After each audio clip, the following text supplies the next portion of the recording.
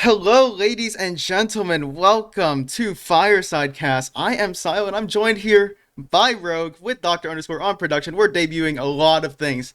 The Draft Cup, a new Fireside stream HUD, everything, all that good jam. But we're here all together around for the Miggy's Charity Highlander Draft Cup, hosted by us on Fireside Cast in collaboration with Miggy's Gift and more.tf. I'm very excited for this, Rogue. It's been a long time in preparation, and we're finally getting things off the ground and running.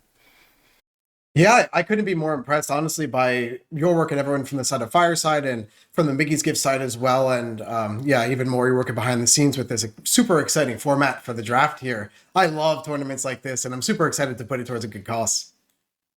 Yeah, and before we talk about the tournament itself, we got to talk about Miggy's Gift. Rogue, you were friends with Miggy. Stephen Miggy Chavez, he was the organizer of the Florida Land back in 2015, FLAN.tf if you want to call it for short. He also was a UGC League anti-cheat admin, and he was a beloved member of the community, and he passed away back in 2017 to melanoma at a young age, gone way too soon at the age of 29. And thanks to you, Rogue, we were able to get in contact with his mother, Mary Lou Chavez, and we're not only doing this as a competitive cup for all of the players that are playing in it, we're running it in his name. And I'm very proud to be running it in his name. This charity was created by his mother in order to raise awareness about melanoma and the dangers of not getting your daily checkup with your dermatologist. Make sure to get it every year, guys. It can be a very, very bad thing if you don't. Just see what happened to Miggy. You want to take care of your own health. Even if you're young, you're not invincible to any of this stuff, so. Yeah, amen to that. And truly, it's incredible to me still what amazing work that everyone on the Miggy's Gift charity side has been putting in here, where, we talk about raising awareness and things like that, but what does that mean? This group goes out and speaks with council members and different types of legislation to get, sunblock made, more, not mandatory, but make it more accessible for people, and like donating sunblock dispensers to summer camps and places where kids are going outside for gym class and stuff like that. And working on the video game side too, of like, most particularly doing some stuff with sponsorships, for example, and not sponsorships, scholarships. That's it, for students and things like that who are going into game design and esports and things like that. And also the last part of sort of their suite of offerings is to help support the lifestyles of children who are in these hospitals for a really long time. Having cancer and different types of illnesses as a young kid is, a hospital isn't exactly the most gleeful place. So, they do a lot of efforts. I even have here our like Miggy's Gift mascot and everything. Get him on the chair maybe, but either way, we'll it's his dog. We're really grateful. Yep, that's right. Yeah, they have even like the Mighty Miggy. They made a children's book for the charity as well, like to help kids who are stuck in the hospitals kind of try and find happiness where it comes. So yeah, I'm amazingly proud of everyone involved in this charity, and so grateful that Miggy had this level of impact on us and now everyone else in the world that they're touching in turn. And Rogue, I do want to point out something here before we talk about where you can donate, is that you have the more.tf charity merchandise shirt, which was designed by the lovely Technomo. If you guys don't know him, Invite Highlander Scout, plays for Froggyland. No shoutouts to Sar, though. You don't get any, brother. You get a negative shout out. Nah, I'm just joking. But if you guys want to donate to the cup, you can type !donate, which links us to the Tiltify fundraiser. We're actually having some unusuals that are being given away based on the milestones that we reached during this stream. So, for example, we started the stream with $2,432.35. If we reach $500 raised during this stream, we're going to give away a $50 unusual that was graciously donated to us by Joe Killer. Shout out to him for helping us organize the giveaways for the stream. When we reach the $750 threshold for the stream, which you can see on the Tiltify page, we're going to give away a $75 unusual giveaway. Then the $1,000 is a $100 giveaway, and then the next two are pretty much going to be mysterious ones. We're not going to reveal them unless we actually reach them. So get donating, guys. We're doing it for a good cause. And thank you to Joe Killer for doing that for us and getting us those unusuals. His trading expertise is great, Rogue. I didn't actually know anything about trading because I've been out of the trading scene for so long, but graciously he was able to donate. And like I said, exclamation mark charity merch. If you buy the merchandise off of our website, all of the proceeds, we're not taking any of a cut. We're not taking any cuts at all of it is going to the fundraiser itself. So you guys are supporting a good cause, and we're proud to be working on this alongside you, Rogue, and Maury from More.tf. As this has been a long time coming for both the Highlander community itself and for people who have been waiting for another Florida land that was probably going to be made, but unfortunately Mickey had passed away before the next one could have been made. So at least we can run this in his honor. You know what I'm saying? That's right. And this is also his birthday week, in addition to my birthday date Really? today. So yeah, they actually do a big push every April for raising some of these extra funds and make a push, especially for the summer coming up with all of the sunblock and things necessary for melanoma. So yeah, there's no better time than now for this type of an event. Yeah, and obviously, guys, if you do not know what the schedule is, exclamation mark schedule, I believe. I made a command there in the chat. What that does is that it will redirect you to the Team Fortress TV article that I made, which is a brief overview of the whole cup, its format, the schedule for today, and the schedule for tomorrow, because this is a 2-day event. And we're going to be bringing back a lot of old faces. I believe, Rogue, for the first casting duo that we have today, we have Xsign and Alto coming to cast together, and Xsign hasn't casted TF2 in a long time, so to see him come back and to cast is a great sight to see, and we're all doing it for a great cause. Like I'm saying, I feel like I'm sounding like an old record here that's just being replayed over and over again, but I just cannot emphasize the work that everybody has put in to get this cup running, and everybody. It wasn't just us at Fireside Cast. I had reached out to a bunch of his old friends. I reached out to like Brick, Vipa, for example. I reached out to Wall, who's actually in the chat. Hello, Wall, and Zoe, and a few other of his old friends, also IRL friends and acquaintances, and they were very excited to see this cup happen. So the thing is that like this isn't just like a single gargantuan effort from us at Fireside Cast. It's really the community at large that was able to make this happen, from the players that are participating in the cup to the people behind the scenes working to get everything done. So Yeah, cheers. And so we're looking at about 4:40 right now. So in just a few minutes, we'll be bringing you a little bit of an intro video for this event where we have a lot of different like kind of testimonials and a lot of old footage and things like that. And yeah, it's fun too, like, kind of bringing together all those old memories of us like messing around at LAN and everything. Thankfully, a lot of the audio is cut, which is of course just all of us screaming over each other. So yeah, but there's a lot of great memories that were made there, and yeah, this I think aspect of the community is what he was all about. Even those original Florida lands were very often run for charity, poor charity. In addition, and we didn't even have Highlander lands before a lot of those, so it's amazing how like all of us coming in here like working with a really great charity and also such an awesome format, and also everyone being really all hands on deck, just like you said, CEO, of people coming in really lancy and air to help support this event. So yeah, I couldn't be more excited, and man, no spoilers, I guess, but yeah, in addition to having X-Time, like the OG, what a great commentator, and also the draft format here with the kind of signups we got is going to be like killer matches. So this is going to be such a great weekend, huh? yeah, I can attest to that. Me underscore and anglers, we were actually in voice chat on the Fireside Discord at 3 a.m. last night, and we were just doing a bunch of last minute prep. Like 3 hours earlier, Lacey and I were working on the viewers guide. Like we were in that time crunch, and we just wanted to make sure we got everything ready, and we somehow did it. Really a big gargantuan effort from Doctor Underscore, who actually made the new HUD and got everything set up for the stream, and he's going to be pulling off 8-hour shifts today.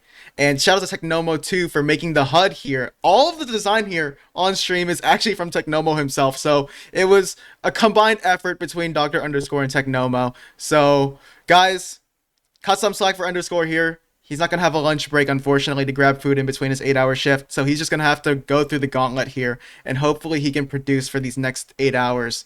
If you do survive by the end of the stream, Underscore, maybe I can give you a treat, but I don't know. That remains to be seen.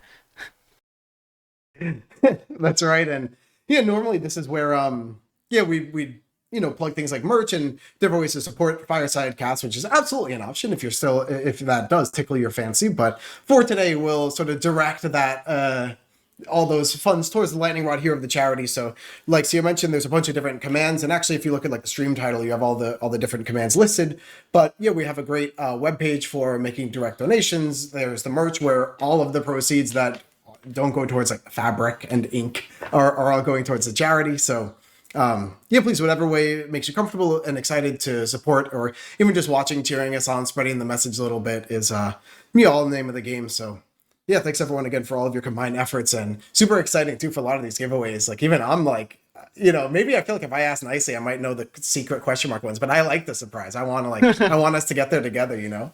Well, we're already close to our first milestone here as we have $450 donated. Actually, I see a name that I'm very familiar with, Rogue. We have Dunning-Kruger's Medaway donating $100 alongside Wish, Jacob, a piece, and then Yogurt, the Invite HL admin for RGL, donating us $150. So thank you to them. But also, we're in a 2-minute time crunch before we can go to the tribute video, which will then also, after that, at 5 p.m. Eastern time, we're going to do the draft phase, which is going to be hosted by you alongside DT and Fish. So what exactly is this cup? We have a $550 prize pool in keys fundraised by, I want to give a shout out to Nightfall from Fireside Cast for contributing to the prize pool. Maury, also a deep contributor to the prize pool. And Mopsy, shout out to Mopsy for donating $50 towards the prize pool. It'll be split between the two finalists, an 80-20 split. We're going to be playing in a 4-team double elimination bracket similar to Invite RGL playoffs minus the bracket reset at the grand finals. It's just going to be straight up BO3s, no advantages. And to that, we're going to be going through a draft system. So I don't know if you've watched, really way back, but there was a draft cup that happened before. Thank you to Demento for giving us, or Jacob, sorry, for giving us advice, specifically to Maury for how that draft cup happened. But we're going to be drafting 4 teams of very high established Invite players from both Sixes and Highlander, and they're going to be duking it out in this double elimination bracket. But Rogue, do we have any final words as we hit the 30-second warning into playing the tribute video? I'm excited to kick it off. Cheers to all the players. Cheers to everyone here putting the event together. Yeah, we got a lot of fun stuff coming your way, and I cannot wait to dig into the picks here. So looking forward to it. I do want to say also that we have hit our first milestone for the $50 unusual giveaway, meaning as this tribute video runs, we're going to start a giveaway in the chat, courtesy of Stream Elements. Thank you. And the winner of that, make sure to contact me. We'll get that unusual to you. But underscore, I believe we have the tribute video ready. It is 4:45. Let's play the tribute video for the beloved Stephen Miggy Chavez.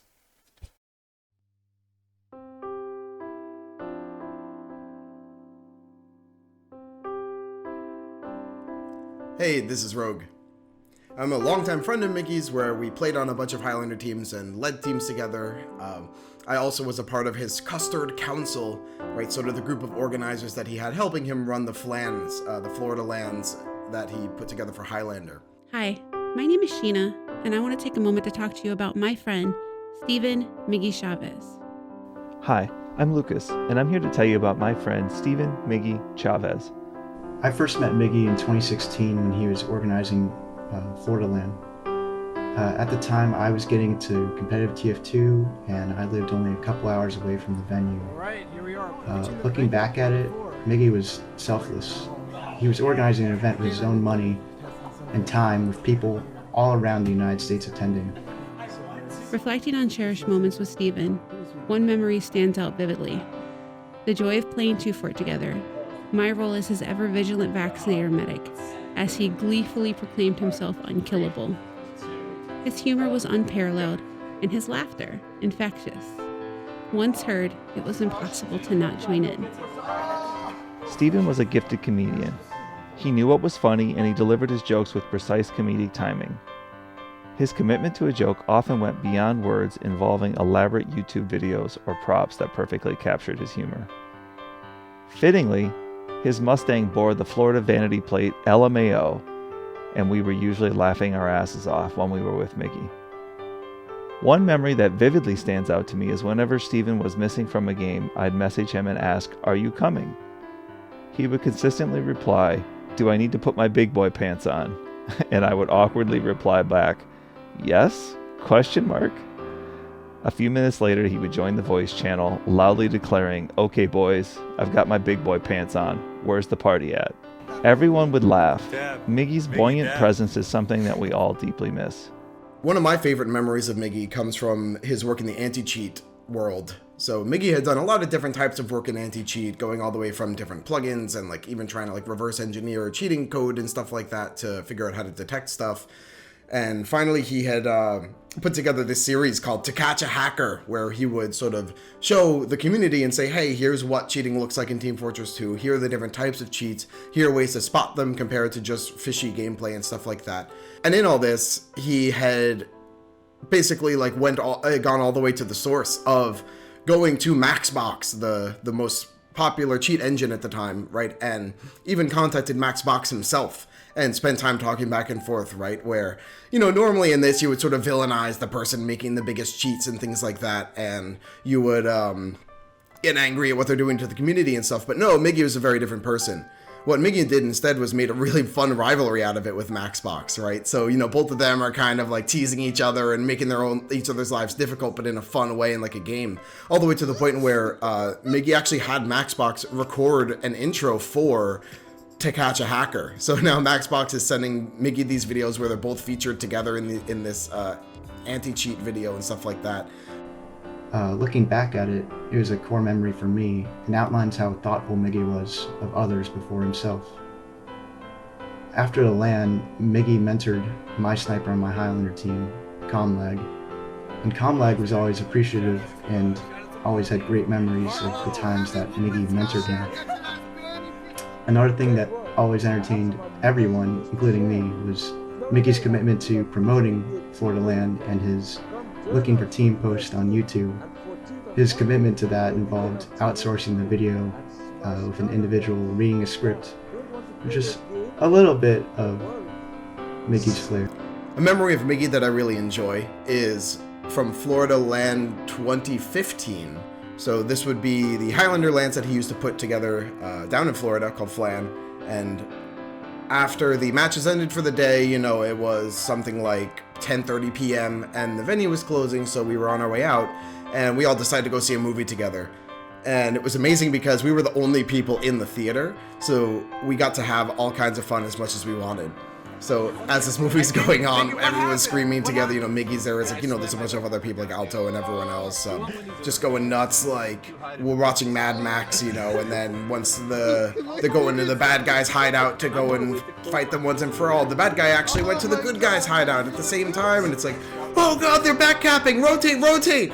And everyone's screaming at the top of their lungs, like jeering almost like a football game this late at night. It's, you know, pushing midnight and getting to, just unwind after a long day. So I really cherish that memory of Miggy because, you know, he'd put so much work into these tournaments and, you know, try to bring us together as a community, and especially as a Highlander community where LANs weren't really a thing, basically, until he had put the Florida LANs together. So, yeah, I'm really grateful for that memory that Miggy kind of facilitated, and, you know, especially for his attitude to have so much fun, like, screaming at the top of our lungs in public, but it was just kind of our own little world there with the theater to ourselves. Stephen was more than just a friend. He embodied a spirit of genuine care and compassion for everyone he knew. His presence illuminated any room he entered with an infectious zest for life. It was as if happiness itself radiated from him, leaving an indelible mark on all who knew him. Stephen's dedication to the gaming community, particularly evident in his fervent commitment to TF2, was nothing short of remarkable. Countless hours were selflessly devoted to enhancing our shared space, whether by aiding Valve in combating cheating software or hosting his beloved Flan. That was simply who he was and who he will always be remembered as. We all miss you deeply, Stephen. In his honor, his family has established Miggy's Gift, a foundation dedicated to providing scholarships, extending hospital outreach, and raising awareness about melanoma.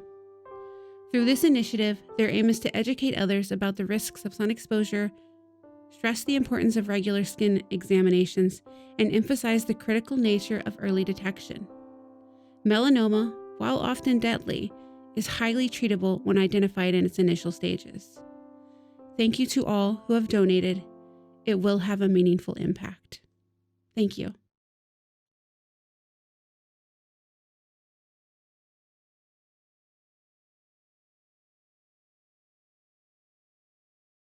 What a beautiful video by Bethnix, and thank you to Bethnix, our video editor on Fireside Cast, for making that video. But before we go into an intermission, we have two more things to say.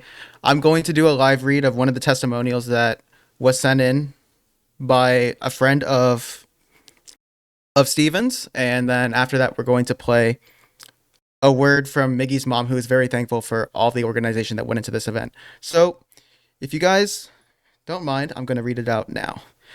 To Miggy, to Steven, to the man who I was happy to call a friend 13 years ago, to the man who saved my life 7.5 years ago. To this day, I can vividly remember exactly where I was when I was ready to give up everything. Where I was when I got your text, despite you having no feasible way to get my contact info. How those texts steered me away from the path I was set upon, and how those texts are the one of the reasons that I'm still here, writing this in your memory. When I think of you, my friend, I still envision and recall our numerous talks, ranging from our shared passion and interest in Sniper, to our many battles against one another on Sniper, to our lengthy Dragon Ball Z talks. You were the Kakarot to my Vegeta, as we called each other over and over again. To your love of Star Wars, to us coming together to defend Koth Arctic B3 as the best map ever, to playing in Wolf and Elena's IRC Pug group back in the UGC era. To our talks about your mind when it came to anti-cheat in TF2, and to our times playing Xenoverse 2. I remember everything, and won't soon forget, because those instances talked about the person you were. You were someone who not only could completely dominate the room around him with his charisma and wit, you also carried a level of care and love that I have yet to see in anyone I know. You truly cared about your friends and family, Stephen, and I know that we all care for you as much. We still do, and will forever carry your name in our hearts. It still hurts me tremendously that I can't hear your voice any longer, or message you to talk about literally anything, ranging from life advice to casual talks about TF2, Dragon Ball Z, Star Wars, and so on. But I know that wherever you are now, you're doing the one thing you were best at, making everything and everyone around you better, because you truly were a one-of-a-kind person. I love and miss you tremendously, my friend, and I hope that one day I'll get to finally meet the man who was the Goku to my Vegeta, to get to meet the man who saved my life. Your friend, eternally, Zoe. Thank you to Zoe for submitting that, and sorry we couldn't get into the video. I just felt like it was way better to say on stream out loud. And with that, before we go straight into an intermission, let's play a word from Miggy's mother, Mary Lou Chavez. Good evening. My name is Mary Lou Chavez, and I am Miggy's mom. I would like to take a moment to thank each and every one of you who helped organize this tournament by participating, making a donation, or leaving a heartwarming testimonial about your relationship with Miggy. Losing a child, regardless of his, her, or her age, is the worst human experience you can ever go through.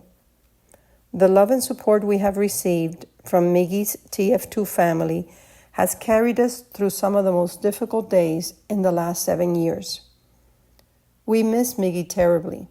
His absence has left a huge hole in our home and in our lives. After his passing, we learned of many people he helped during his short time on earth. Miggy taught us that we are the best version of ourselves when helping others. This is the reason we founded Miggy's Gift. We wanted to make sure his acts of kindness and legacy would live on through his foundation. The funds you have raised during this tournament will go towards the gaming initiative at Nicholas Children's Hospital. The goal is to have every single room in the hospital have access to gaming. This will allow all patients, including those in isolation, the ability to play video games. We know Miggy would have totally supported our participation in this effort, and we thank you for being part of it. My final message to you: please take care of yourselves and make sure you get seen by a dermatologist at least once a year. Young people tend to think that they are invincible, but Miggy's loss has taught us that skin cancer does not discriminate age, color of skin, nationality, religion, or social economic status. Skin cancer sucks, and it can come knocking on any door, anytime. If you wish to request information about melanoma skin cancer or just drop a note to say hello, please feel free to email us at miggysgift@gmail.com. Thank you for loving and remembering our son. God bless.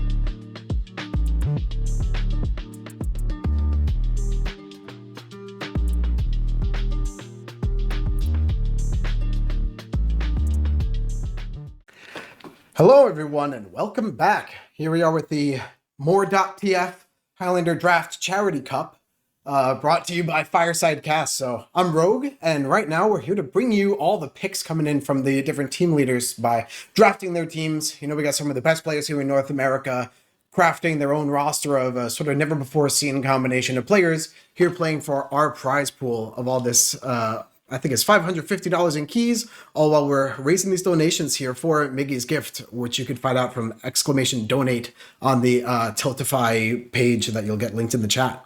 So by my side, I have some of our expert analysts, some of our champion players here who have put in a ton of time in the Highlander scene and know all of our contestants, all our combatants here very well. So I'm joined by Fish and by DT. So in order, how you both doing? Doing good. Excited to be here. Excited to take part in such a great event for such a great cause. So, yeah. Thanks, Rogue. Doing good. Very excited. Sweet. Well, we'll get our picks underway. And just as I do that, I'll let everyone know that we reached now 3 unusual hat giveaways in our fundraiser here. So keep an eye out and let production know if you end up being one of our lucky winners. But with that, it looks like our picks are starting to roll in. So how about you take us away? Okay. The pick is in.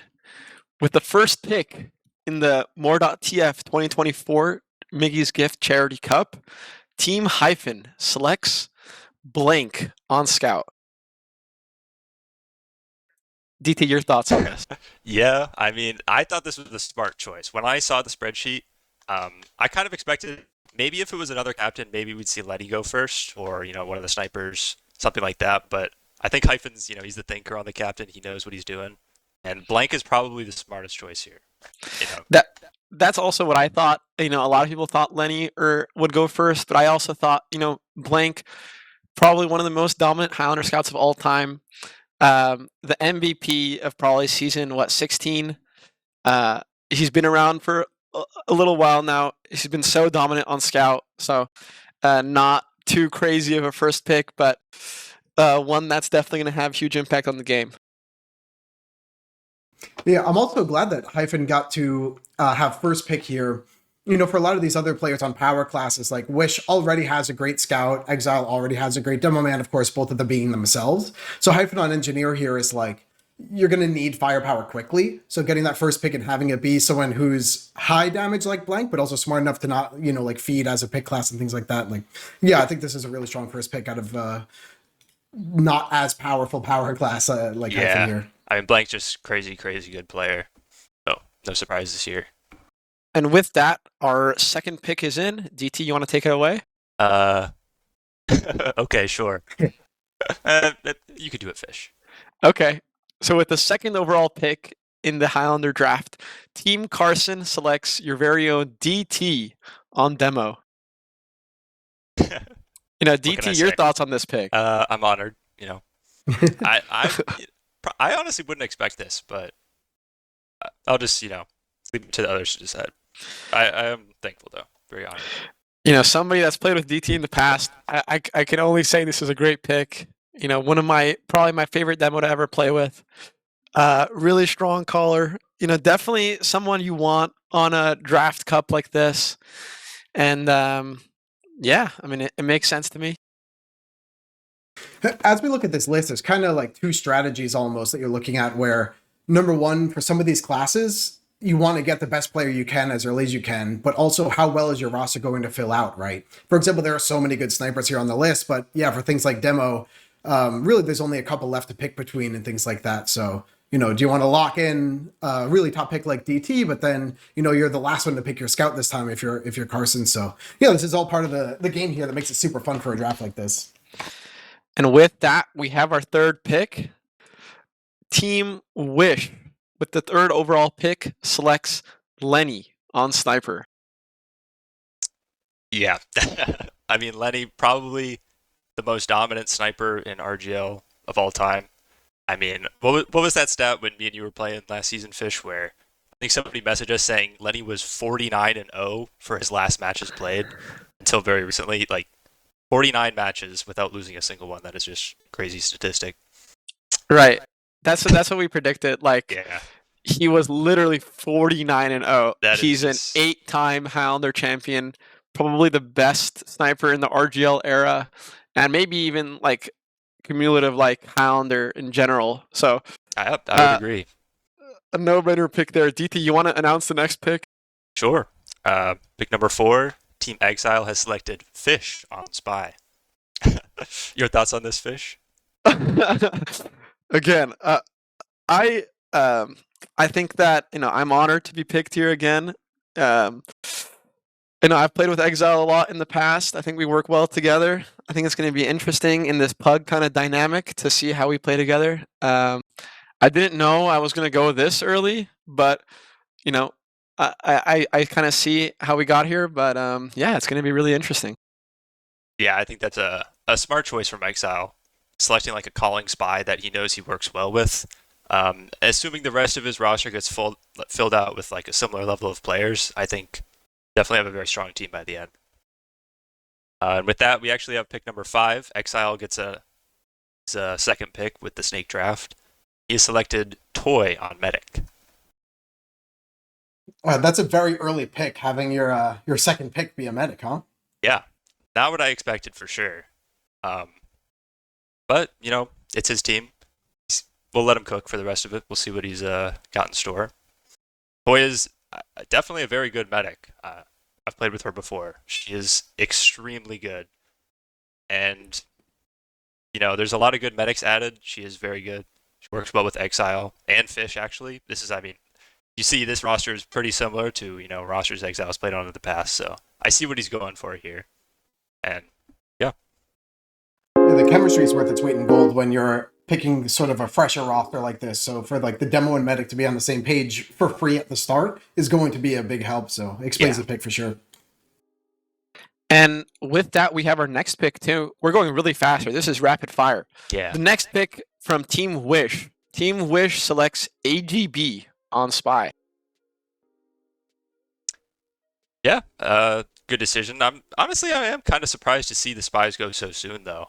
I thought maybe people would be jumping on the snipers, trying to make sure they get their favorite sniper. But I think the level of talent on sniper is so even at like the top level, that people want to secure like the bigger differences first. Even though Spy is class that can be shut down more so than sniper.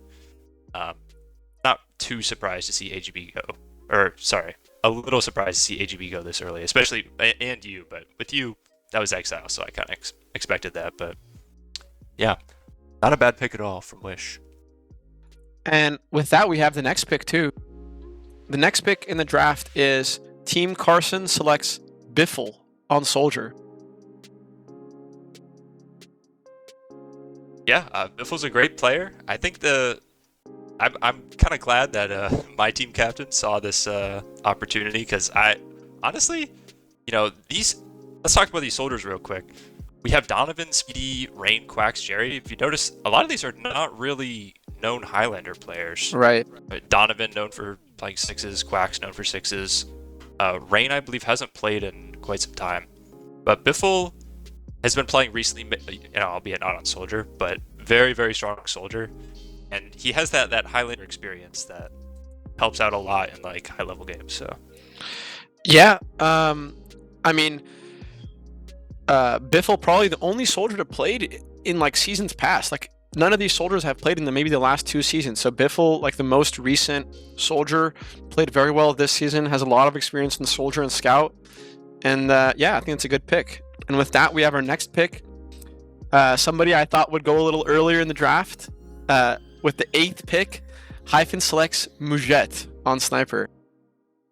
Yeah, this this is more what I was expecting from Hyphen. He's pretty smart with the picks usually, and no exception.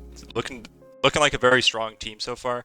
Although I will say, interesting how he, with the distribution of the captains, the classes they're on, he is on NG, so he's got to make sure he secures these like really good, strong difference-making classes early. Blank first pick was great for that. Getting Mujet this, I don't want to say late, but I think it's a great value pick for him, especially considering he's about to get another pick right now. So, yeah, want to take that one? Yeah. And with the 9th pick in the overall, in the More.tf Cup, the theme of spies continues with Hyphen picking J-Eazy on spy. Your thoughts on Jay-Z as a fellow spy player? Phenomenal. I think that Yeah. J-Eazy's phenomenal spy in terms of like getting kills, able to like have huge impact on a game on spy. Like there was nobody like Jay-Z this season, and I think it's a no-brainer. It makes sense, and that's a very scary pick class combination on that team with Mujet yeah. and Jay-Z. For sure. I mean, I'm a Jay-Z super fan personally. I think maybe mechanically one of the best spies. Well, I'd honestly argue that he's mechanically the best spy. Just if going off aim alone, his revolver aim is insane. You see clips of him where he just hits like 10, 11 shots in a row, collects 3 kills, and like post-fight, just an insane spy. Yep, and with that, I believe we have our next pick. Carson, with the 10th overall pick, selects Blake on Medic. And I'd like to get your thoughts on this Rogue as a Medic player. My pleasure. I mean, anyone who might have followed like the invite rankings from Bowl, I mean, for years and years, Blank is number 1 on that list, season over season. And yeah, Blank is a really exciting pick, I think, for a group like this, because Blake is by far also the most like consistent and like kind of calm, cool, and collected medic out of this group. So yeah, it's interesting for players that have this kind of smarter way of playing with each other, right? Of like, you know, DT works really well with the coordination, Blake does as well. Biffle is like super calculated as well, of a player that's like not, you know, mega feeding, super damage, a ton of picks, whatever, but like very calculated, stays alive, finds the right spot. So this team is shaping up to be a kind of like big brain kind of group. So I'm interested to see how they shake up against the rest. Definitely. And I had the pleasure of playing with Blake at the tail end of this season for the first time, and it was a great experience. I thought he was a really good medic. And with that, we have the next pick in.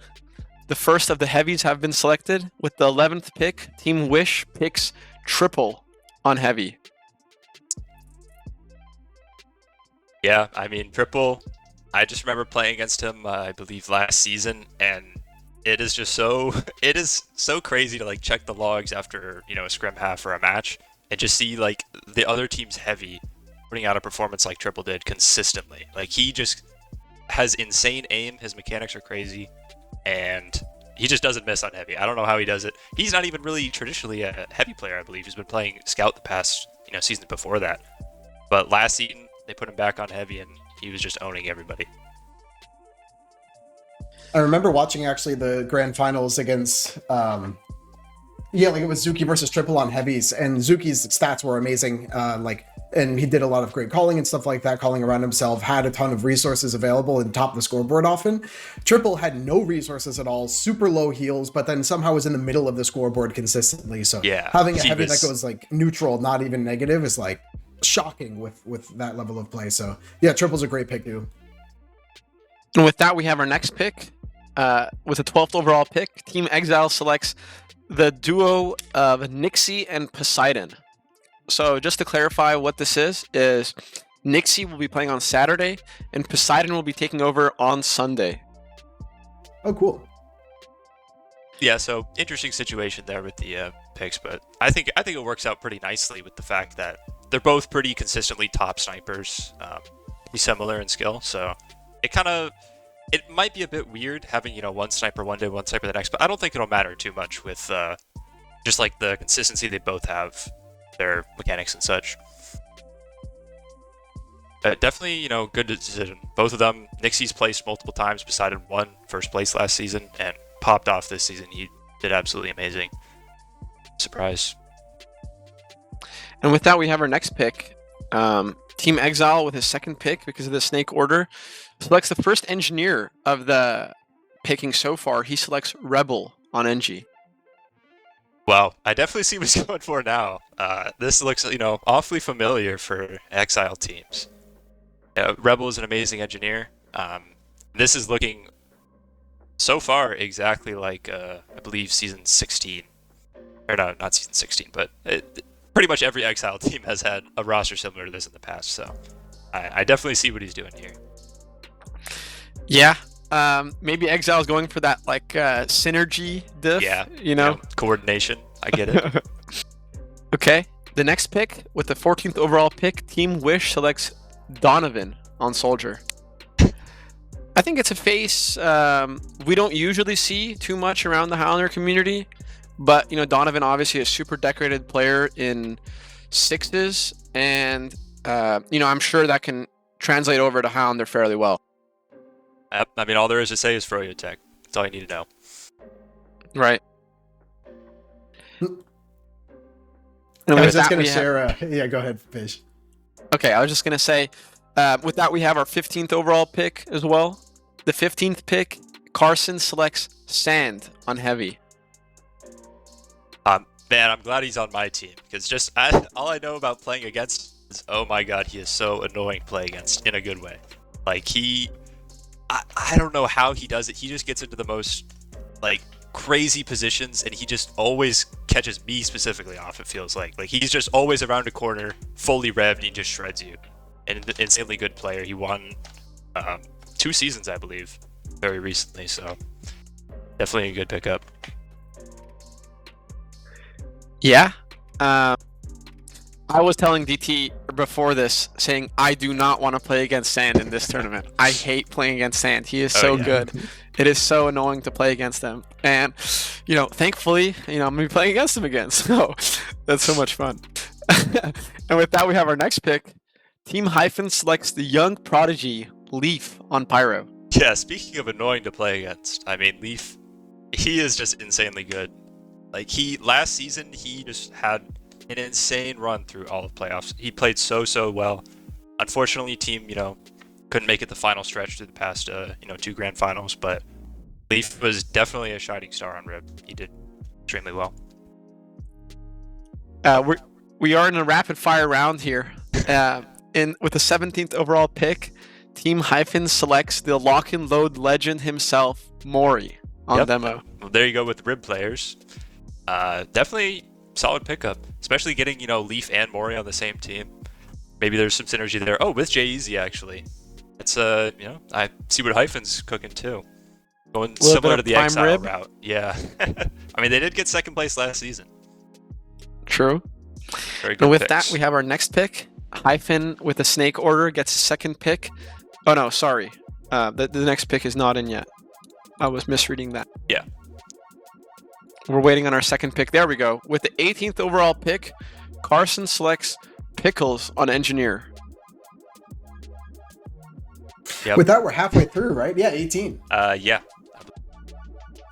I love the way that these teams are shaking out where, you mentioned the Exile team is very much like the chemistry team of people who played together. This Carson team is very much, the thinkers, like calculated, Sam, Yeah. Blake. And then, we also have the turbo aimers from Team Wish. Like, Wish is going to put up crazy numbers without the beam. Donovan's going to put up crazy numbers. Yeah. Triple's going to put up Lenny, AGB, like every one of these players can carry the game. So like, Yeah. super exciting, like all the different kind of themes we have so far.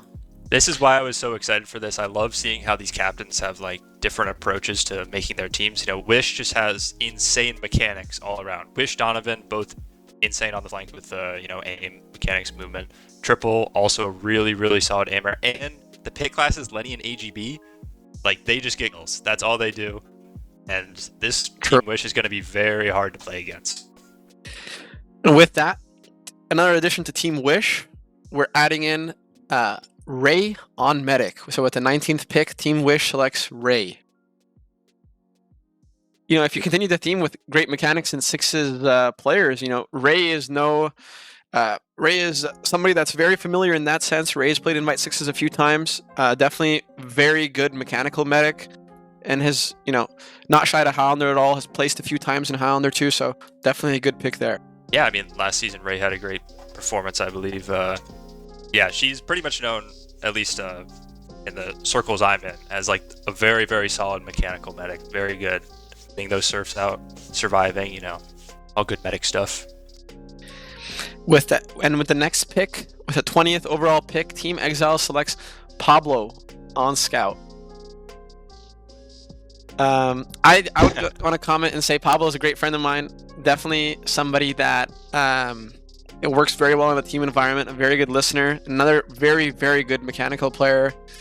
I had the pleasure of playing him this season again. Exile continuing with that Witness Gaming theme. Yep. Building that roster. And he is also now rounding off his flank with the second pick. So it's a 21st overall pick. Exile selects Speedy on Soldier. Yeah, I haven't had an opportunity to play with or against Speedy. I'm kind of a newcomer, and he's been around. He was the earlier RGL seasons, I believe, and BC. But from what I've heard, excellent player.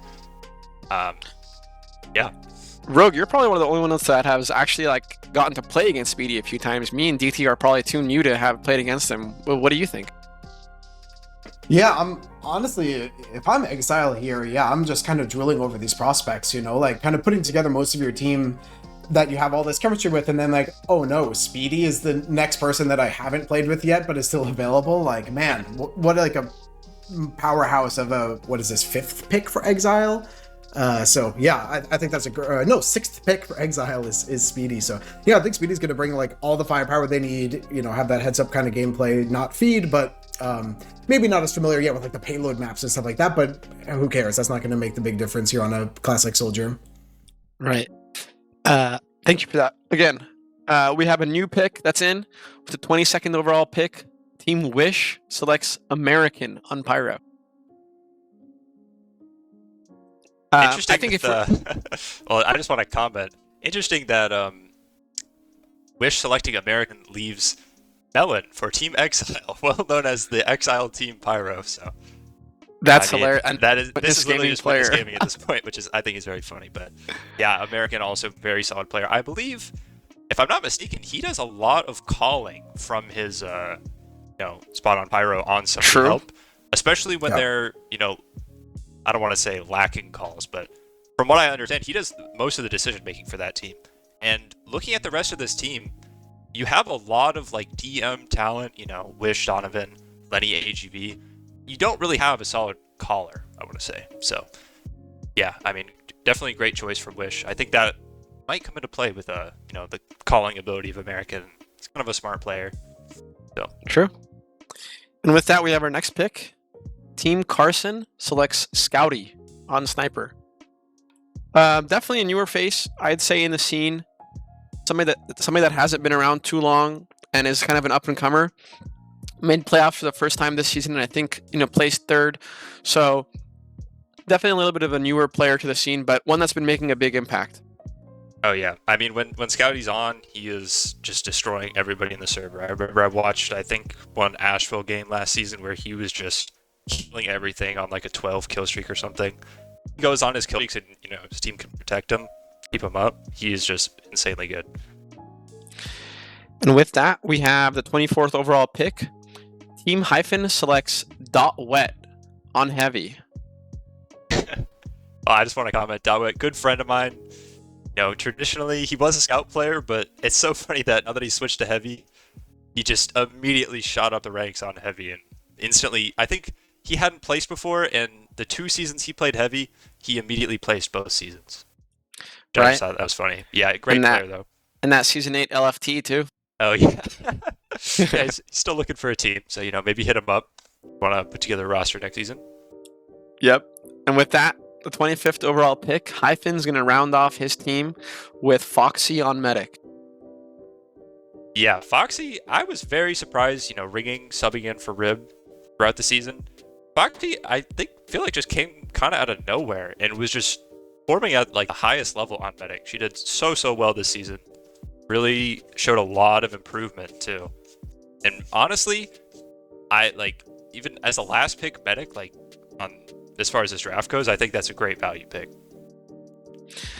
I remember working with Foxy as a mentor actually a little while ago, a year or two ago. And sometimes with mentoring, people are really diligent and inquisitive and work really well in that regard. But when I watched the Foxy demo, I'm like, oh, you're just a genius. Okay, got it. Let me change my style a little bit. And so, yeah, Foxy was like immediately, obviously to me, like this will be a great like high invite medic any day now. And I'm really glad that time's come. So I think Foxy is like such a fun pick for especially this type of team, like with Dotwet and Mori in the combo. So yeah, going to be very exciting to see Foxy play with Blank. Looking awfully similar to Rib. Yeah. Foxy, Jay-Z, Leaf, Mori. And with that, we have our next pick. Carson selects one of the last 3 spies. We've been wondering which one was going to get picked, Micah, Spoo, or Lucky. And Carson selects Spoo, or Pajaro, on spy. Well, Spoo, you know, gets a lot of hate, most of it jokingly, throughout the Highlander community, especially around pugs. You know, people joke with the Spoo team and whatnot. But his, you know, record kind of speaks for itself. He's consistently been like a top placement level spy. So he'll be fine. He'll do very well, I'm sure. A lot of people going crazy in chat over the Spoo pick. The Spoo team. Carson has chosen to introduce the Spoo team to the Draft Cup. The Spoo team. Team Carson should be changed to TST. Yeah. Doesn't matter With if he's that- not the captain. And with that, the next pick is in. The 27th overall pick, Wish selects Kira on demo. Yeah. Now, I'll as somebody let that's you like- go, as someone who's played with him recently. yeah, as somebody that's played with him, like on his first season of Invite, I thought like, wow, like Kira is a crazy prospect. Like he was so good from the get-go. I just knew that, okay, one day in a few seasons, this guy's going to be a top demo for sure. And I think Rogue probably saw the same things in him when he got to play with him last season. Agreed completely. Yeah, it's, you know, having that kind of like leadership aspect of demo of like saying, I am the caller, this is not a discussion, is something that can't be taught. And Kira had that really deeply ingrained. So yeah, taking that kind of focus to a tournament like this, I think will be a really big help for their team as well. And with that, we have the second to last pick for Team Exile. Team Exile selects Melon on Pyro. So, you know, as we were saying, that Witness Gaming theme is continuing. And it's looking more and more like it. I think that'll actually be a big help for this Exile team. Exile had a pretty, I don't know if I'd call it an advantage, but definitely at least some benefit to being on captain and essentially first picking himself on demo as a top demo. But his ability to like pick this team and essentially create Witness Gaming is pretty funny, and I think that'll help his team a lot. Just they'll have a lot more coordination, you know, pre-existing coordination to work off of for essentially a bug. Right. And with that, Team Exile has made his final selection. The probably most famous player of Season 17, Team Exile selects Chalk on Heavy. Man, I love Chalk. Just such an amazing guy. Hilarious to have on your team. Always, you know, producing content, and he's a great player too. Second place speaks for itself this season. He had an amazing season. Very strong heavy. Interesting to see how he'll mesh with these Witness Gaming players, considering I don't believe he's really played with any of them before, but I think he'll do good. And then, yep, he's definitely newer to this like circle, but I think he's like he fits right in. You know, he's played so good this season. Yeah, nothing much else to say other than that. And with the now we have the next pick. The next pick is in with the 30th overall pick. Wish rounds off his team with Exa on Engineer.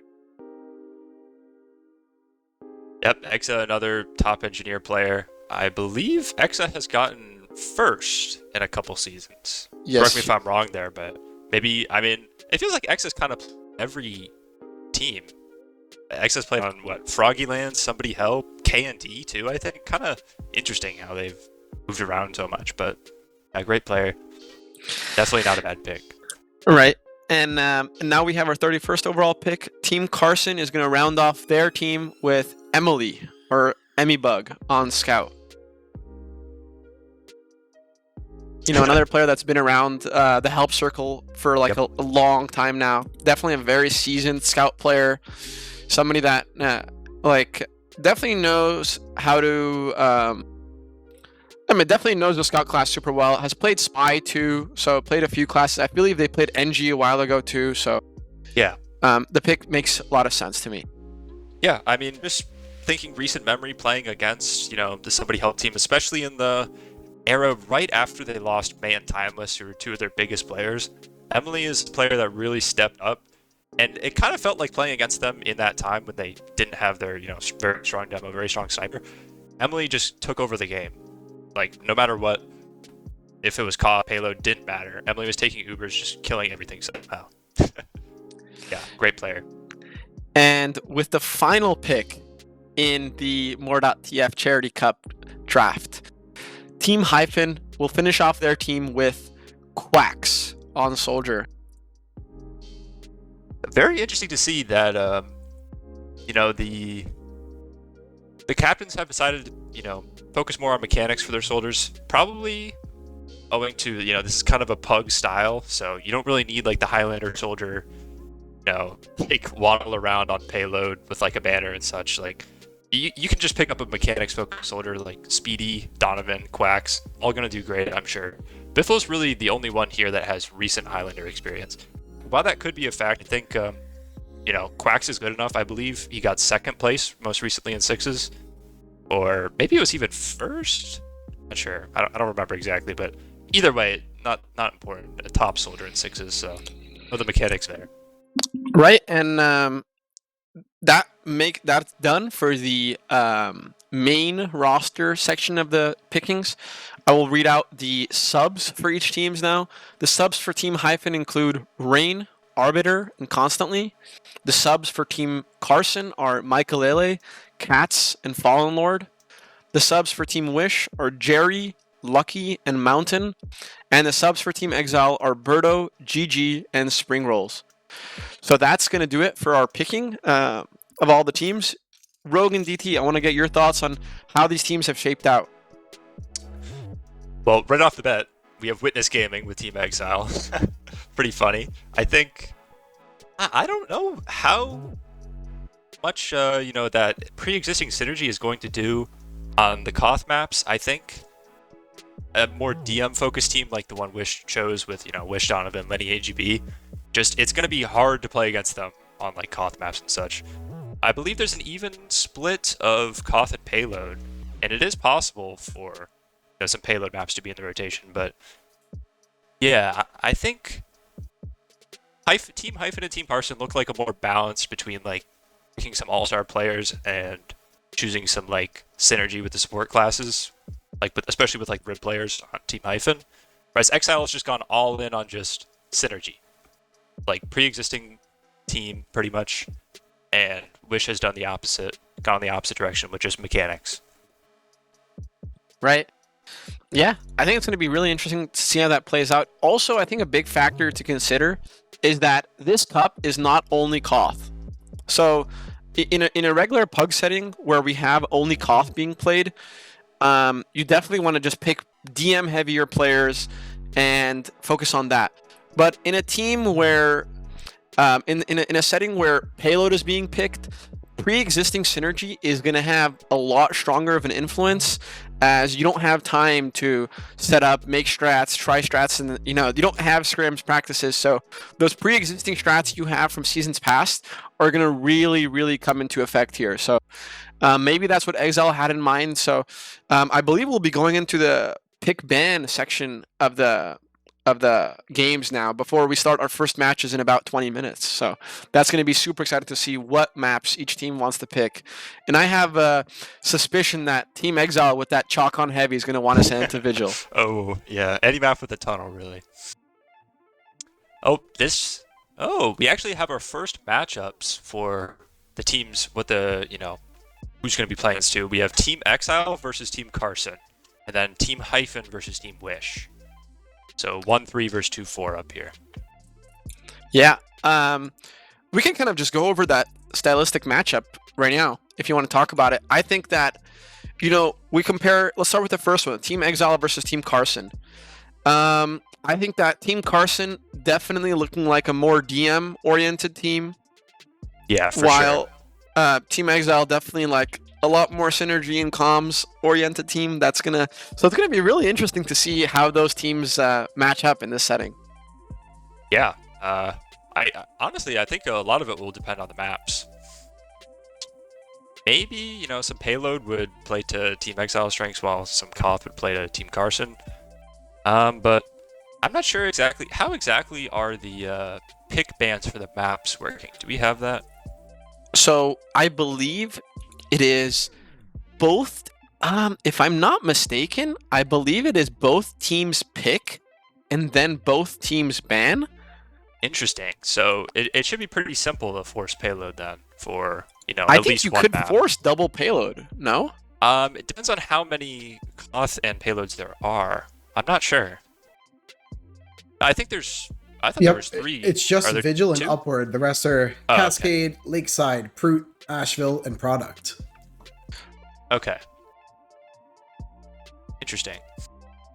Yeah, we'll have to see how these maps come out, but for sure an interesting matchup. And then for Team Hyphen versus Team Wish, all I'm looking at the pick class is Mujet, JEZ versus Lenny AGB. That's going to be a crazy match to watch. I mean, both they're both so similar too. Mujet, Lenny, both just top snipers pretty much, almost equal in skill.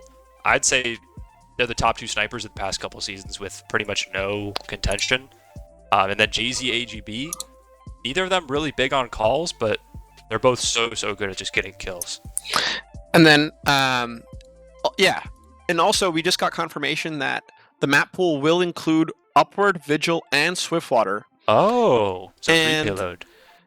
The order of the picking will be Team A picks, Team B picks. So both teams pick, and then both teams make 2 bans, and then whatever map is left will be the final pick. So an interesting strategy against a team like Team Exile, who I'm guessing will want to play payload, will be something like Exile will pick a payload, they'll pick a Koth, and then the other team will go to ban the next 2 payload maps. And Exile will kind of always have the choice of which Koth map he wants to play. So that's a pretty big advantage in my eyes. If you can always just assume that a team is going to ban all payload against you, and you just have to choose which Koth you want to play and which Koth you're most comfortable on, then you can really get some momentum going as the matches continue. Yeah, that's for sure not a bad position to be in, being able to choose 2 out of the 3 maps effectively. Assuming you can scare the other team into actually banning both payloads. I'm not sure though. Would Team Exile really want force payload given the opportunity? I just think playing Swiftwater is kind of a gamble in a situation like this, even though you have some, like we said a million times, pre-existing synergy with the team players here all witness gaming pretty much. I don't know if you really want to get to a map like Swiftwater where just a pug team on offense can just get a 5-minute time. Even if you're a good team, that can put you in a really good spot.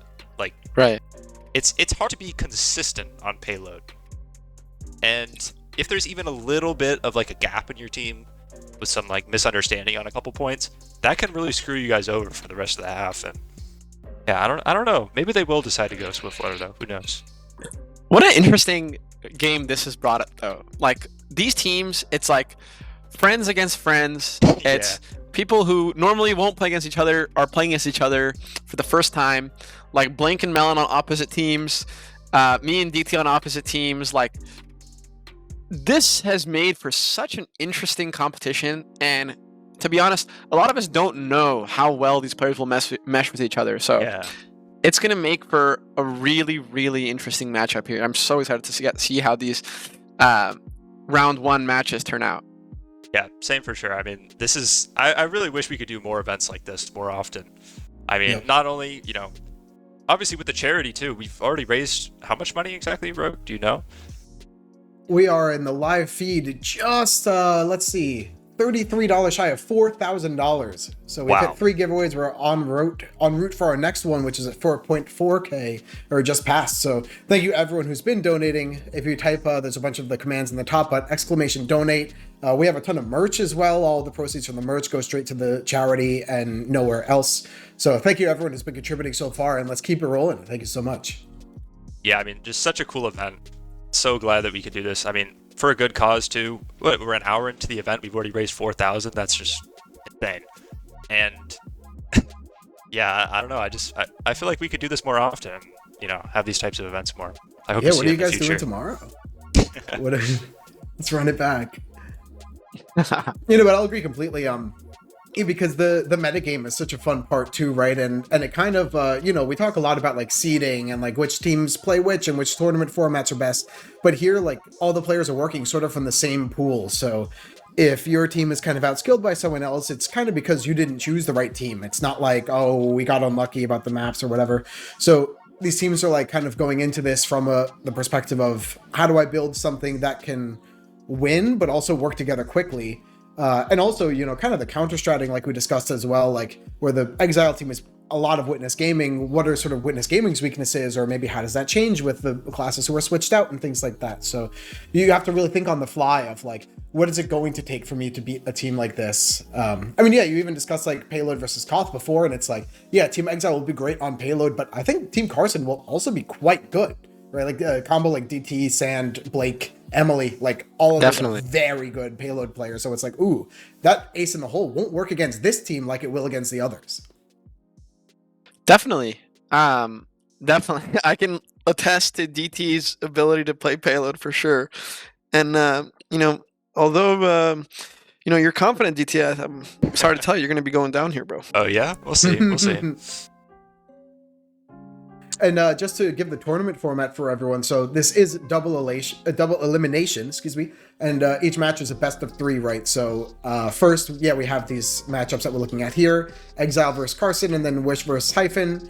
Then the winners both play each other, the losers both play each other. So someone will be going home after this evening, after the first 2 matches. Whoever loses both is out the tournament, and then the rest of the teams move on tomorrow to then whoever won out today is immediately going to grand finals. So then tomorrow there'll be basically like the losers finals, like semifinals match as well. So basically, even if you get a fluke win or an upset loss or something like that, these teams are still in it and still going to compete against, you're always going to play at least 2 out of the 3 your opponents. So yeah, there's a long road ahead for these players with a good number of best 3s. Yeah. Okay, I just got word that we'll be getting the pick bans in about 5 minutes. So until then, we can talk about a little bit of the strategy behind that. So the feature match, I believe, will be Team Hyphen versus Team Wish. So a little bit about that one. I think that my initial glances at it are, I really don't know. And I couldn't tell you, because both of these teams so DM heavy. Both of these teams, so good, so strong, such strong pick classes, such strong snipers. It's going to be really hard to see like a clear path for any of these teams. Yeah, the flanks too. Interesting matchup, sure. I think that Team Hyphen will be leaning towards Koth a little more, and Team Wish will be slightly more comfortable with Payload. And the only reason I say that is that first overall pick in the draft being Blank on Scout, and just knowing how much he can change the game on Koth. Oh yeah, 100%. I mean, sending your top scout to a payload map is I don't want to say like a death sentence, but you're kind of chaining him down to the cart, and you really want to avoid that when you put your first pick on Blank, he can just completely change the game on Koth. Like, not uncommon for him to drop 500 DPM, put up absolutely crazy numbers, and just completely control the game by himself almost. So Koth will definitely be favored. I think it should be, at least for that. I might push back a little bit, because at least for me, if I'm Hyphen, I'm looking at a map like Asheville. Like, how am I going to survive against Wish on the roof, right? Or if I'm thinking of something like Lakeside, it's like, oh god, how will we exist anywhere near the point if Lenny's on Sniper? But at the same time, I think maybe a map like Fruit, or a map like the New Cascade, which seems to be in the map list. Some of those maps I think might serve them in the way that like Sniper and Scout aren't as clearly dominant in that way, but they still have a lot of room for their DM to shine. So maybe cuts like that will level the playing field a little bit more. Yeah, I won't totally disagree. I do think that can come into play, especially on like there are some Koths where your Scout can kind of not have as much freedom as others. For example, like say Prute or something. Scout, I think, might outshine by like Soldiers a little bit. Soldiers can do a lot of work on that, as opposed to like Product, where it's kind of just Scout's playground. But I just see Blank doing so much work for them that Koth definitely seems to be the best pick for them. Dude, playing Blank is scary, man. Yeah. I haven't been against Blank in a long time. I mean, I've had the pleasure of playing with him all these seasons, so that's going to be a little frightening, having to play against him again. Another like one to watch on Team Wish, clearly, I think is going to be Lenny. I mean, unanimous MVP of last season. Probably, like I said, the greatest sniper of all time in Highlander. The most decorated player for sure. So they need to be able to pick a map like Koth that's okay. We can force our DM advantage, but let's not let Lenny be in a position where he's not going to get pressured and is just going to win the game for his team. Yeah, like a map like Asheville where you can kind of just feed for Lenny, like have your soldier just perma bombing him, kind of shut him down. It's not as much of an open map as some of the other Koths. And you can still allow Blank to do a lot of work.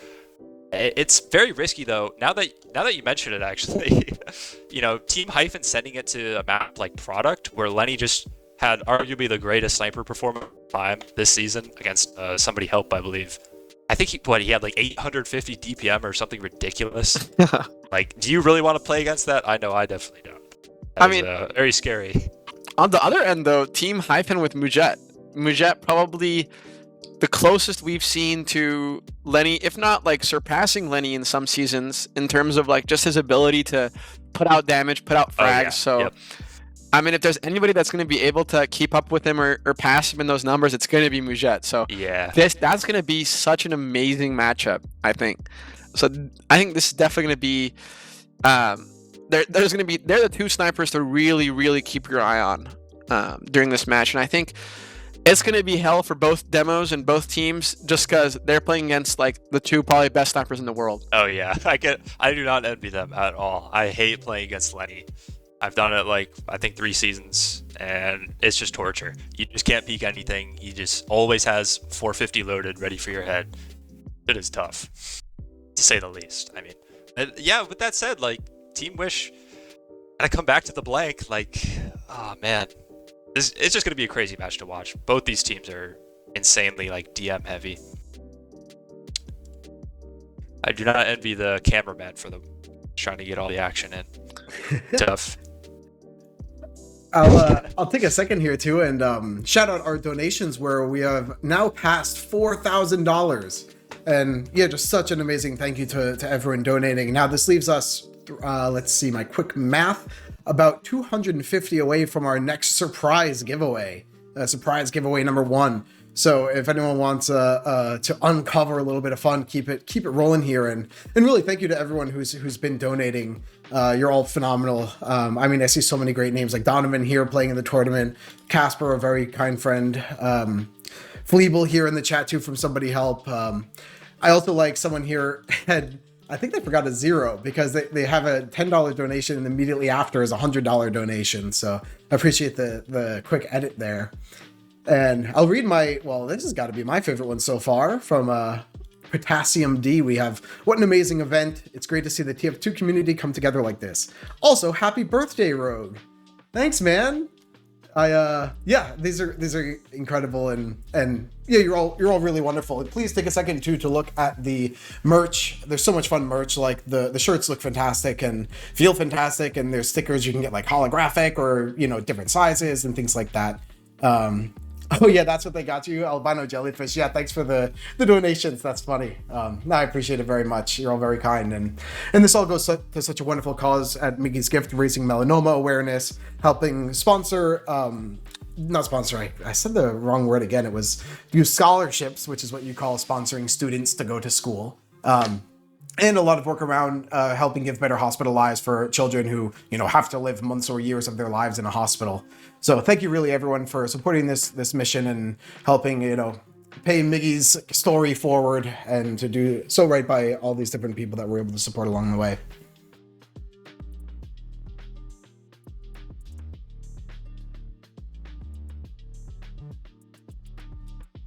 There's also a bunch of commands. Don't forget, you could do exclamation donate for information there, exclamation merch, or what was it? Charity merch. That's it. We have unusual giveaways. You can see information about the prize pool where there's plenty of cash up for grabs for whoever takes this tournament win home this weekend. So yeah, thanks everyone for all the excitement here. All right, I think we got, what, 7 more minutes till matches are supposed to start. Real quick, Fish. Oh, we haven't really talked much about the Carson versus Team Exile matchup. Your thoughts on the matchup, Fish? I don't know. I see me on one team, and I think that team's going to win. So, We'll see. that's all I have to say about that. I do think this is a very interesting matchup. I hadn't really noticed before, but if I had to pick a team that this is most similar to, or my team, Team Carson, it looks a lot like Squirtye. We have Pickles NG, Scouty Snipes, Podge on Spy from last season. Very similar roster. Blake on Medic, good player.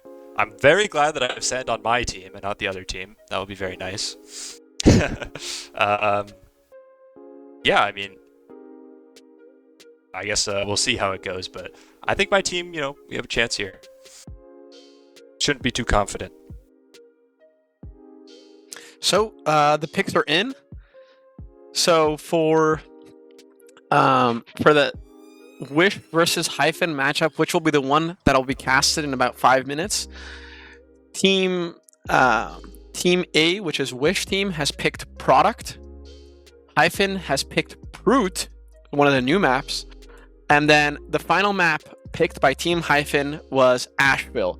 So an all-cost match there. Product, Proot, and Asheville being played by Wish and Hyphen, which is the feature match. On the other hand, we have Exile versus Carson. Team Exile selects Vigil with that chalk pick. Oh, no. The dreaded chalk on Vigil. And then Team Carson selects Asheville. And with the final pick, Team Carson selects Product. So we have Vigil, Asheville, and Product being played in that series there. Wow.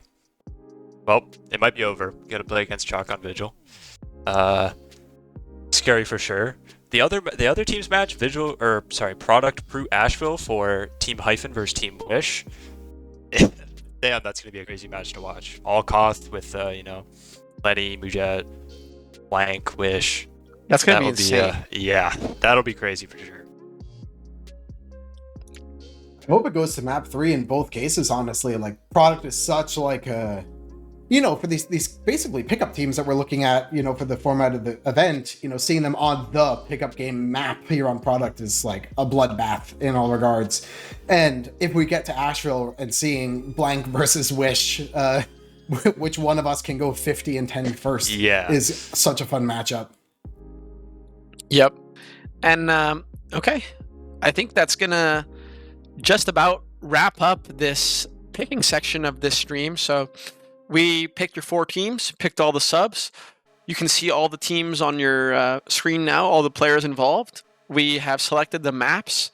You guys will be seeing Team Wish versus Team Hyphen as your featured matchup starting in 4 minutes. And that should be led by Eckstein, the return of Eckstein and Alto on the cast. So thank you so much for joining me. And any final words, boys? Just want to say shout out to everybody who's donated. It's amazing. $4,300. If I stream it correct on the top left, that is just a crazy amount to see in the first 2 hours of the stream. That's unreal. Thank you to everybody who donated.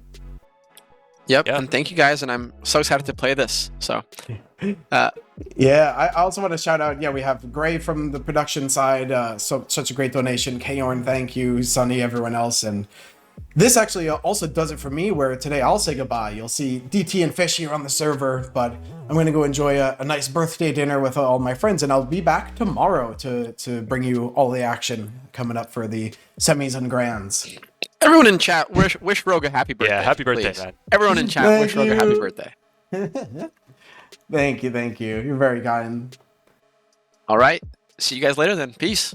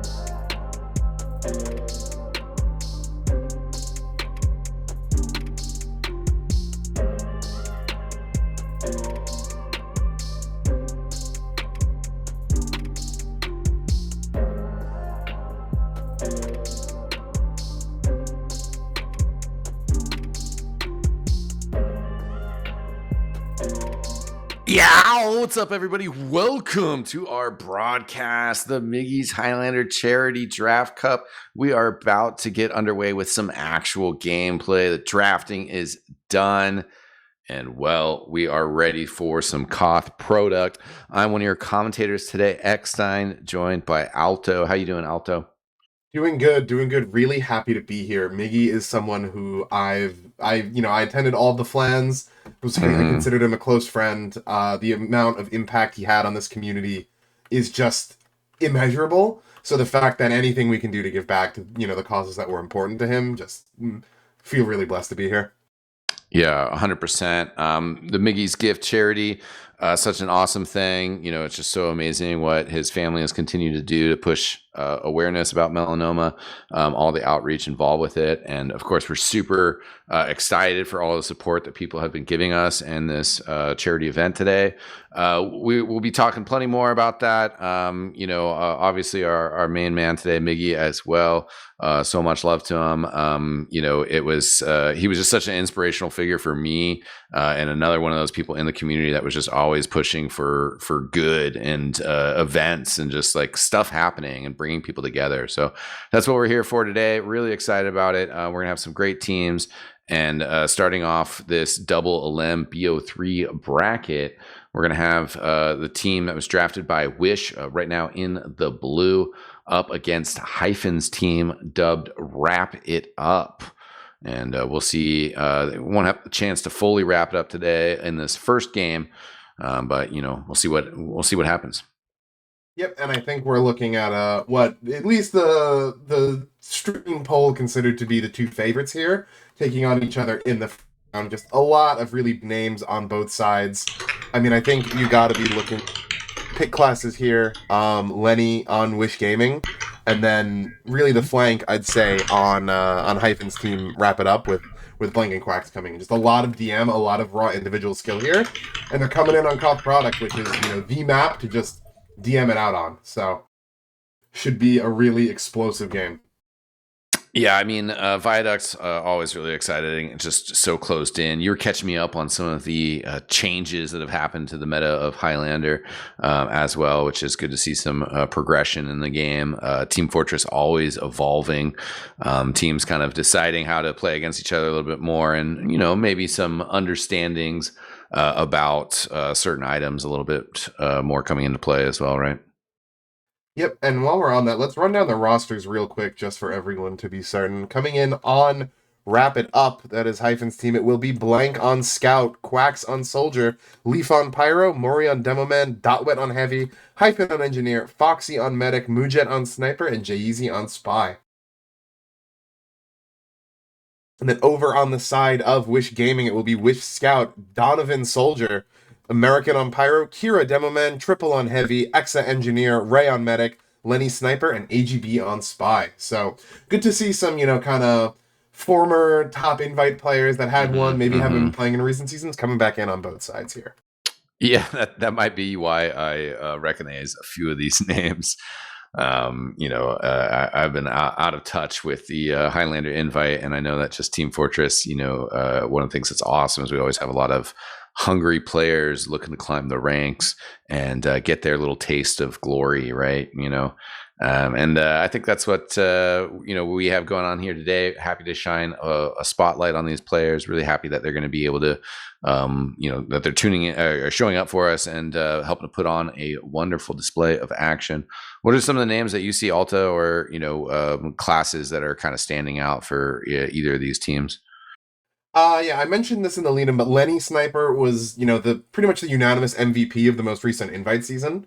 His team won. They even had they kind of got a bit of an upset loss in playoffs, but because it's double Elam, they came back from losers bracket, fought all the way through, won in the grand finals, and then the bracket reset, and Lenny was easily the star of all of that. Whereas you're looking at Blank Scout on Team Hyphen, the number 1 overall pick of the draft, and he's joined by Quacks, so a lot of DMs sitting on that flank. I'm also going to be looking at the 2 demo men here in Mori and Kira, both of whom are the 2, I might say, maybe less accomplished demo men, which, Mori came second in invite last season. Not to say that's not an accomplishment, but DT and Exile are names that have been kind of hanging around top invite for a few years at this point. And I'd say that they're kind of coming back up. So going to be interesting to see, to me, how the demos are going to essentially be able to control a lot of space. Anyone who had been watching Invite playoffs will have seen the absolute lock and load usage come in, and Product is a map where there were definitely mids in playoffs determined by just, one med got double piped, adios. That's going to be that. So hard to not look at just the Highlander trinity of, Scout, Demo, Sniper. That said, I think AGB versus J-Eazy on Spy are both going to have a lot of impact. AGB, works in, he gets in, the brain cycles and decloaks in plain sight, but you can't see him, some real ninja type things going on, and J-Eazy just was playing some insane Dead Ringer Revolver Spy in playoffs. Always alive, always behind. Anyone catches one of those lock and load pipes, you've got, 100 damage from that revolver coming out almost instantly, ready to clean up, so... Lots of star power on these teams. Yeah, it should be really exciting. Highlander always just brings out all of the fun of Team Fortress, spies, engineers, heavy weapons guy. There's a little bit for everybody, which is part of the fun. I really like seeing when a engineer can successfully put some forward pressure on this map.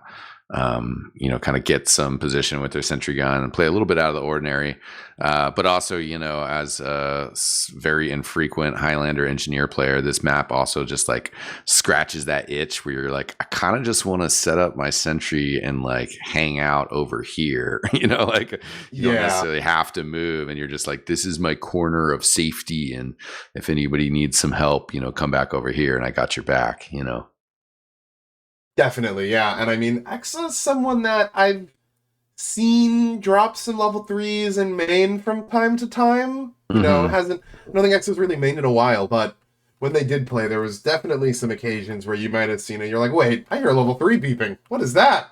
Then, a soldier bombs in and gets absolutely obliterated by it, not being aware that it's up. So, and with, these, despite, really high calibers here, these aren't really established teams, probably going to be a little bit more of a pug vibe going on, so definitely might see some kind of oddball strategies coming out that you wouldn't during a regular season. Right. Maybe a little bit of oddball items as well, We'll see what happens. Yeah, I'm thinking back, we had a grand finals one season where both teams, this was not an agreement on product, just both ran full-time crits. Because I guess however the meta in scrims that season was developing just led to crits being really good, and then we kind of never saw it again. So there's a lot that could come out here. My kind of personal guilty pleasure is the jetpack, and I've been seeing that slightly more often coming out from player. Maybe it's even if just on a sack, right? Get your pyro in there. I hear it and I hear it and I get excited. My heart rate starts increasing, the blood gets pumping, vision focuses in. There's a pyro flying across the sky. Where? I'm a soft spot for the Scottish resistance, but I also like picking bad strategies sometimes, so I can't help myself. When it works, it feels so good. Yeah, you just lock everything down, You dead a trap somewhere, kill one person, and then dead a trap on the other side of the map, kill someone else. You're like, all right, I'm smarter than both of you Check, combined. check. Yeah. Yeah, I'm not 100% we'll see Jetpack or the SCO-Res in these games, but I will be very excited if we do. Players, if you're listening and you want a shout out, you now know how to get it from us. Yeah. I think though we do have 18 in service, so team's probably just putting a little bit of final check, making sure everything is ready. Mm-hmm. I'm not going to ask you for a prediction just because I know you haven't been too close to the scene. But just looking at these two teams, I gotta be leaning towards Team Wish. I think a lot of people had them marked as pre-tournament favorites from the very brief stream poll and chat that I was reading. But it is going to be so hard to contest Lenny, especially on product. I think that coming into other maps, and it's going to be a lot more even. But just with how locked in Lenny is, especially on this map, he's done things to teams on this map that are unspeakable. So I'm going to lock in a 3-1 in favor of Wish Gaming here. 3-1. Yeah. I mean, I think that Wish Gaming does have that stronger roster. It might be a 3-0, Viaducts and Koth maps in general, I feel like, we'll have super close rounds. But yeah, like with Lenny on their back and then some of these other players that I know are just big threats, they're probably going to close it down. But there's good players on the side of Hyphen's team, Blank and Quacks. I got to watch out for. Obviously, though, it does come down to like whether J-Easy can kind of like disrupt that sniper game, and some of these other kind of key players, Mori, Leif, what they're going to be able to accomplish. Yeah, and I mean Mujet on sniper for Hyphen's team, no slouch at all. Consistently competing for placement. Sometimes you could have argued may have been the best sniper in a season, but maybe it's recency bias. But just, having casted Lenny's recent playoff run and knowing that Mujet wasn't maining this season, I gotta give the nod to Lenny. And on this map, sniper is just going to be so powerful. When we move into Prute, I think things are going to be really different. But really, what I'm looking for from Team Hyphen right now is to at least weather the storm. You probably realize you're unlikely to win this match, but make it close, make it competitive. You get onto Prute where Lenny can't dominate the game the same way. Mm-hmm. And then I think things can really open up for them. Well, we are going to be finding out here shortly, as we did get word that players and server is going live. So thanks again for joining us. Miggy's Highlander Charity Draft Cup. Of course, just stay tuned for information in chat about how to donate, what's going on with the different giveaways, and all of that. We will be having some readout of donations and messages from people in between maps here. So thanks again for all the supporters and all the players, all the viewers, everybody tuning in today, and spread the word because still plenty of action ahead of us. Absolutely. So once again, Wish's team in the blue, wrap it up in the red. Hyphen's team, we are live, heading out here.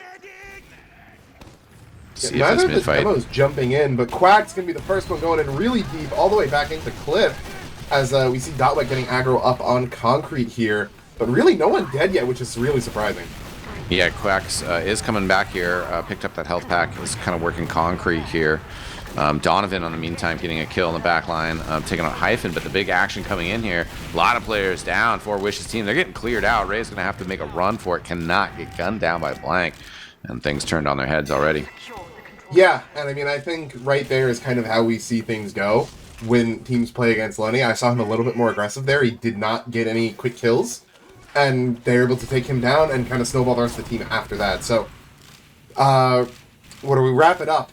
Gotta remember these names. I'm thinking run it back from the season. Really coming out strong on that mid and taking down Lenny is going to be the consistent team if they want to do this. A lot of pressure in main, though. Donovan in on the med. Not going to get the force, though. Yeah, pretty good pressure. Went sky high. Now gets picked out of the air. Wasn't any sort of air shot, happening, unfortunately. Red team, wrap it up, has backed up a little bit. With Wish getting some space here, but still no forward players. Lenny getting that snipe, taking down Mujet on the back of that. Wish pushing forward a little bit here. Yep, Ubers are going to come out. They know their sniper's down, too, so not a lot they can do except hide behind point or use out aggressively. They know they have the brief ad, but Ray, 95%, not going to go down, and that Uber can counter pop in right away. Yeah, great job getting that pop pressured out. and not having to use it, building it up themselves. Looking forward to inch onto the point here now. Wish and American leading the way. Donovan's still alive, jumping around.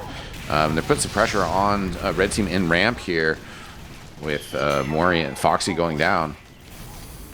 Yeah, huge bomb from Donovan. Gonna find Foxy on the back out right in main. So no med there means that even though they run everyone back in, they're gonna get this force out of Ray. But it's still likely gonna be pretty much dead even here because of Foxy going down on the back out. Mm-hmm. Quack's getting taken out there by a reflected rocket amidst all that chaos. AGB taking out the teleporter, causing some havoc as Wrap It Up trying to push forward here. Off Uber push. And they're losing some players. Yeah, I think Quacks might have messed up the jump coming in off of Pride. Moonjet gonna find the shot onto Kira. And AGB coming up next. So Moonjet rocking a 3 streak right now. Find himself a little bit of a hat trick. And that demo and spy being down means they've got no comms and when they're walking up, and no demos to deny the space. So even with the sniper up, we may see some pressure coming in here. And it looks like everyone on Wrap It Up gonna start taking the space behind Rock. Yeah, Uber's just starting to come into play here again. Ray just gets theirs. Red team pushing forward, pressure on the point at ×4. Here comes the Uber charges from both teams, actually. Wrapping up, though, pretty nicely forward. This will be pushing Wish's team back. Yeah, I mean, just really good job to get in there. They, despite, being the ones pushing, they got the force out of Witness first and to win that Uber, take control of that space. But Lenny sitting up on Rock, going to be controlling a lot of space. AGB coming in, not going to be able to find Dot Wet. The frag's being traded back and forth. Mori going down means no demo on the defense. Things looking good for Wish Gaming. Yeah, they're still having trouble getting on the point itself. Also, pressure coming in here. Moojet blank. Quacks just bumping around, getting work done. Yeah, I say that demo going down, but right as that happens, Wish gets sniped. Moojet takes a more aggressive angle, and everyone on Wish Gaming forced to scatter. Lenny peeking up from Cliffside right now. Gonna see if he can find anything. I think he's up in the SVS 2-0 right now, but Wrap It Up still in the lead in terms of time. But Lenny finds Mori again. Quack's going in to try to find the sniper, but gonna get denied. Frags coming across everywhere for Wish Gaming. Moojet gets stabbed. The Uber's gonna come out, but it is gonna be just a couple players up for Wrap It Up. Foxy running out on just a sliver of health. Looks like they will escape, but Cap going over to Wish Gaming. Yeah, Wrap It Up just didn't have the presence to be able to stay on point after that Uber charge faded. Did a good job contesting things there, but it was a nice Uber from Ray, getting that flash on Wish, keeping him alive. And does look like Wrap It Up are trying to inch forward, though, off Uber with these kind of spawn advantages, but losing Mori again there. Now some more action coming in. So AGB gets a stab on the Pyro. Foxy having a retreat and not healing anybody either. So Ray will have a clear Uber advantage. Maybe a sack wave. Yeah, you might look to see that coming in. They do have the time to run it, but probably just going to maybe look to see something. Jay-Easy getting caught out in the backline. Unfortunate, no spy. As Quack's going around through spawn to the back of Cliff. But really aggressive positioning. They're walking up right here, but without Uber, it's going to be difficult to do anything. AGB gets the knife melted, but Moojet drops the medic. Ray going down. Lenny, Kira going to go next, and the dominoes are collapsing. Yeah, it looks like they should be able to pressure this capture. No need to really wait for Quacks to get the spawns. Just get the clock time going. They have this Uber charge advantage as well. So Mori going to push forward, get some pressure. The heavy poking out on this grass side, but able to back up. Looks like Wish will push out through Cliffside. 12 seconds on the clock, so they're going to need to get some feet in place shortly here. Uber charge is around and available as the bomb across attempted by Quacks. Kind of stuffed here. Heavy does get on the point. He's the only player there. Everybody else is trying to get in here, but the Pyro's going to push them off, and the round ends. Yeah, and I mean, you look at the scoreboard right now, guess who's at the top? That is Blank, #1 overall pick coming in. Lenny, despite winning that SVS 2-0, really not picking up too many frags elsewhere. Maybe just the 2 on the SVS, the 2 on Mori, but Moojet coming with that med drop, easily the frag of the round. And pre-tournament favorites are going to lose their first round here. Quack's big bomb across. We'll just kind of go behind, pick up the health pack. And Mori and Moojet both go down quickly here. Quacks finds the med. Yeah, Wish's teams lost their med, but otherwise mid-fight going pretty well for him. Okay. Yeah, they're gonna find the demo and sniper off the bat there. And once that happens, you know, even if your med's alive, you're not winning that mid fight. Good job by Quacks to kind of come in, salvage that, get the med pick, ensure that they're at least gonna have ad. But you know, you lose demo and sniper. Those are your two big area denial classes. You're gonna win the mid off of that. And red team trying to pressure forward. They know that they have this big ubercharge ad. Blank just standing on the point, getting some pressure there as Mori trying to eke forward. Foxy's got to be a little bit careful, but able to just kind of stay back, get good heals out. The cap's going to extend Moonjet spawn, but Ray caught out in main. Great aggressive Uber right there. Yeah, they were holding on to that ad for a while, and Wish and company definitely kind of poked their head forward a little too far. Maybe weren't expecting the Uber quite right in their face like that. Exa with the Frontier Justice kill on the left side, but barely a silver lining for Wish's team right now. Yeah, I mean, just you knew you had the ad coming into that. Just needed your men to be a little bit further back. AGB, though, going to get caught out, and Quacks coming in hot, going to get taken out by Triple, though. No kill onto Ray. So numbers add in favor of Wish Gaming right now. Yeah, good attempt by Quacks there. Was trying to work with Jay-Z, and the chaos was almost capitalized upon. Jay-Z does get cleaned up, though, as still lurking around. Here comes the Ubercharge from Wrap It Up once again. Ray does back up to Concrete Site Health Pack. They've lost a few players, but still have that Ubercharge building. Yeah, but there is Lenny finding the kill onto Dotwet. Defensive heavy, always a big kill. It's a lot of health being taken off the side of Wrap It Up right here. Wish, though, going to get caught out in main. So not sure if they're going to be capitalized. Good pressure from Quacks on top of the house there. Uber forced out, but Kira bounced backwards. Most of this is just going to get burnt. Stuffed by the mini sentry and that juggle. So down a minute on the clock, and Wish certainly we're hoping things had gone a little differently for him there.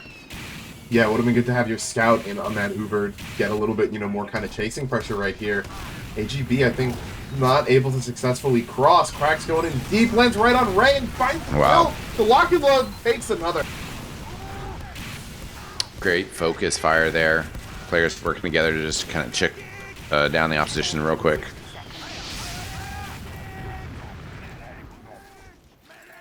And with Jay-Z lurking in the background, I mean, Wish kind of dragged backwards in the wrong direction. Trying to get forward on the point now. They are going to run into an Uber charge. Donovan, big jump around the houses. Kind of misses the angles, loses his momentum. Good work from Blank, though, on the side. Kills Wish. Quack's getting some work done as well. Picks up a health pack. Big bomb from up top. Landing on top. Oh, yeah, Jay-Z getting that stab in the meantime. Oof. Yeah, just really, really good defense coming in there because the Uber got popped out from Wrap It Up right there, and they got a bunch of kills at that. But the fact that Jay-Z able to come in, find the kill onto Ray, means they avoid having any form of Uber descent. They even drop Mori in that Uber, but Lenny finds the SVS kill. Been quiet for a while. Donovan sent up into the sky.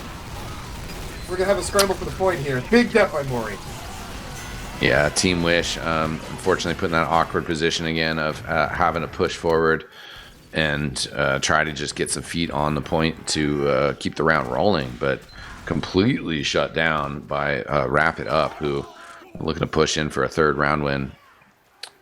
I think we're playing this to 3. I think underscore you're in here. Can we get where? Yeah, I see 4 on the scoreboard, so we'll see where things go. Right now, AGB looking for that early round stab. Not quite going to get it. Kira, the blue team demo man, does get sniped down. But some big damage coming in from Exa, Triple, Donovan. Players dying everywhere. Quacks just found the sniper and the med on the same rocket. Absolute monster bomb coming in right there. Foxy going down as well on the side of Wrap It Up right there. But and even actually with that bomb from Quacks, it looks like Wish Gaming maybe coming ahead. Not able to finish capping it 90% of the way. We might see a mid-fight round 2 coming in here. Yeah, I'm surprised they're not finishing this off. Wish now getting capitalized. Lenny gets a nice snipe on Mori. with Uber charges being equal, both at about 50%. Team's just fighting over the point right now as the capture finally does go down here. Him and AGB gonna find Blank. Ooh, pick classic. Yeah. Jay-Z sniping Kira with a revolver while he was waiting for an arrow. Yeah, Jay-Z wins another gunfight kills, too. They're just applying a lot of pressure here, forcing him out with their number advantage to come in and cap the point. So only 30 seconds off the time for Wish Gaming. And I mean, a lot of people I think might have just think we all kind of saw Lenny and said, oh, this team's gonna be winning, but Blank has been such a threat throughout this game. More backing him up. I mean, you look at the players under Foxy on red team on the scoreboard right now, and it's Scout, Demo, Sniper. I mean, those three classes are all gelling. Hard not to win. Yeah, and again, one of those things of you also look at the actual performance of the bottom players, and Quacks and Jay-Z have been causing a lot of chaos. So even though they don't have the points per se, they've been super active in making things happen. That said, we did just see an exchange coming in there, and Foxy got caught out in the end of it. Mujet, or that was Lenny to be finding the kill. Jay-Z though finds a Demo and Sniper. Yeah, the point's still in the hands of Red, and kind of a big deal. Able to take almost a full minute off that. The capture finally goes underway. But with the kill on triple, their respawn's going to take extra time here, and well, wrap it up. Looking to just kind of quickly recapture this point. Slight Uber disad for him, but I don't think they're necessarily too scared about it. Wish. Oh, is this a crits? That's why they have the. Oh no, excuse me. I'm getting weird particles. It's a regular Uber charge. My apologies. That's like Quacks. Oh, Ray forced to use it. A good pop though, as pressure coming from behind and a demo pill coming from the front. Yeah, that force is huge though, because now Foxy already on 90. You're going to see a really good leapfrog right now in position for wrap it up. Kira getting sniped out too. There's no demo for the defense now. Yeah, that's a great entry kill. Mujit gets another snipe. Uber popped out here. Ray caught out. There's your number 1 overall pick. Blank finding the med kill, and the kills just keep on coming. Yeah, Blank just crushing it right now. I mean, Scout's so important on this map. If you can kind of finish people off, as well as just kind of be this, looming threat everywhere on the map, Yeah, and I mean, Mujet, too, is having a really big performance right now. Lenny's gotten a couple more kills as of late, but Mujet's still on top in the scoreboard, consistently finding these kills. No, I don't think he's won the FBS one, so more than one way to have impact on Sniper, that's for sure. Yeah, which team's trying to get forward here, not having a whole lot of action. Quacks just kind of barely surviving, falling back. He'll get an arrow. Uber charge ready for Foxy, 50 seconds on their clock. Jay-Z sees the rotation, should be calming that, and they're just going to Mori Uber right in front of him. 95% Ray goes down. They're able to consistently catch Ray with these aggressive Ubers. Yeah, and right now Wish's team are getting some frags, are creating a little bit of space here, but with so little time on the clock for wrap it up, they're going to be feeling good about things right now. That said, they got the kill onto Foxy. Ray at 20, but still another few seconds on Foxy's spawn. They're delaying to make sure Kira doesn't get extended.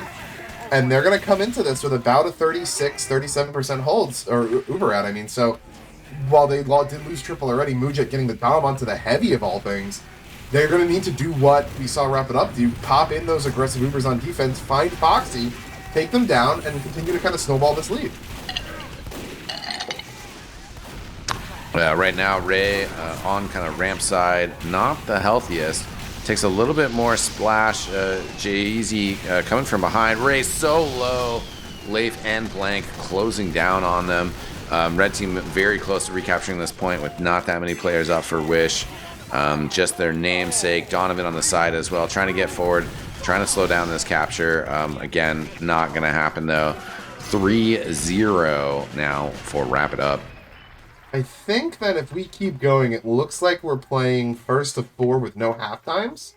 So, okay, got confirmation. So, not entirely what we see in the regular season. Probably done to make sure we just get these matches done in a timely manner, but Wrap It Up's presenting a strong case right now for the rest of this tournament.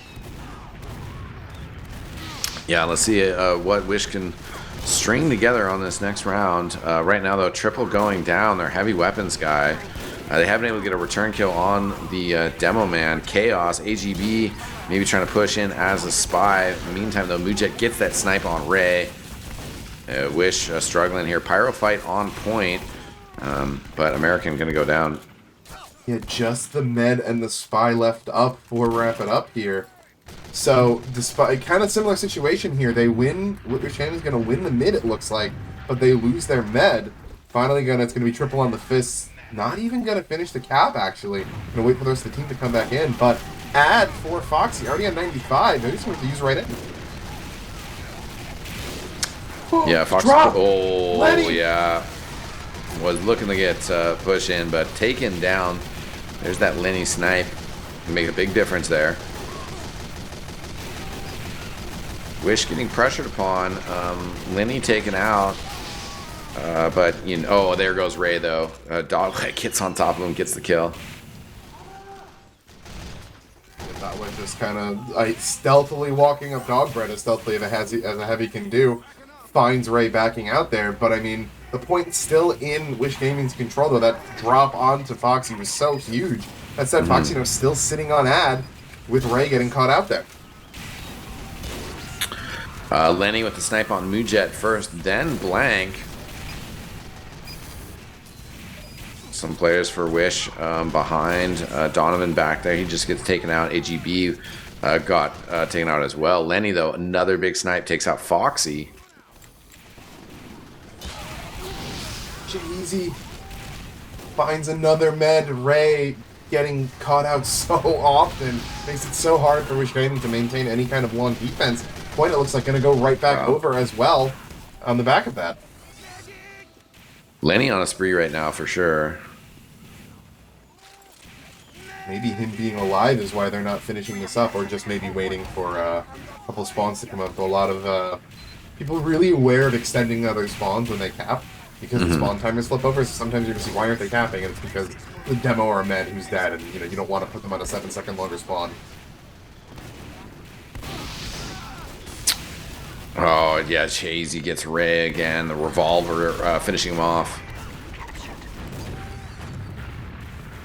Wish still pushing forward, though. Trying to get this capture. The Pyro very weak. Does get the kill on Quacks, though. Wow, nicely played by American. Yeah, Jay-Z, though, just consistently finding these kills onto Ray. It's been a while, I feel like, since we've seen an Uber from the blue team. And I mean, that said, they're actually still doing a really good job of maintaining this. I think Lenny's started to really activate. He's on a 5 streak right now. Mujet gotta find an engineer kill, but not really what you need to repush. That said, that is AGB dead as well, so you've got a numbers ad right now if you just walk, and Foxy has ad. Yeah, Lenny has definitely turned it up. Wrap It Up, though. I've gotten pretty good with their Uber charges. Mori coming in here. Lenny also just got sniped down. And Quacks in here as well. Yeah, he gets that kill on Ray. Quacks and Jay-Z, the only ones down for Wrap It Up. So his capture will go down and get finished. Blue team pressure on it already, though. But those players running in pretty weak. AGB, the only one surviving, going to get a frag. Yeah, I mean, and honestly, all credit to the rest of the players on Wish Gaming here. They've lost their men a number of times this round, and yet they're still up a minute in the time lead, just able to consistently find frags, even if they're not taking them at full buffs. So if they can keep Ray alive, I mean, they're down 3-0, but if they keep playing like this and they keep Ray alive, that could be the type of play you need for a reverse sweep to come in. I mean, certainly in these sort of situations with kind of a draft team, chemistry is really important, momentum is really important. Next time we have level 3s. Oh, and it's dead. Oh, we got the wrangle by Exa. Staying alive a little bit. Yeah, actually getting some work done with that Wrangler. Yeah, Hyphen even had a level 2. Both NGs are on it. Hyphen had a level 2 set up in main, but just got spammed out as the rest of the team was going down. And Wish Gaming really on the verge of taking a round back here, despite the fact that it felt like they've been without Uber. Yeah, they certainly have the upper hand on this round with the clock ticking down, Ubercharge in control.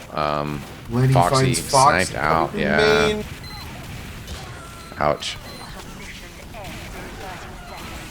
Oh, Lenny is activating right here. Yeah, Doesn't and I show mean, the board. wrap it up, trying to get in here to, force a pop. Something to open up a possibility to get in here and contest this round, but not able to do so. Ray still has Ubercharge, 10 seconds on the clock, and wrap it up. Basically, yeah.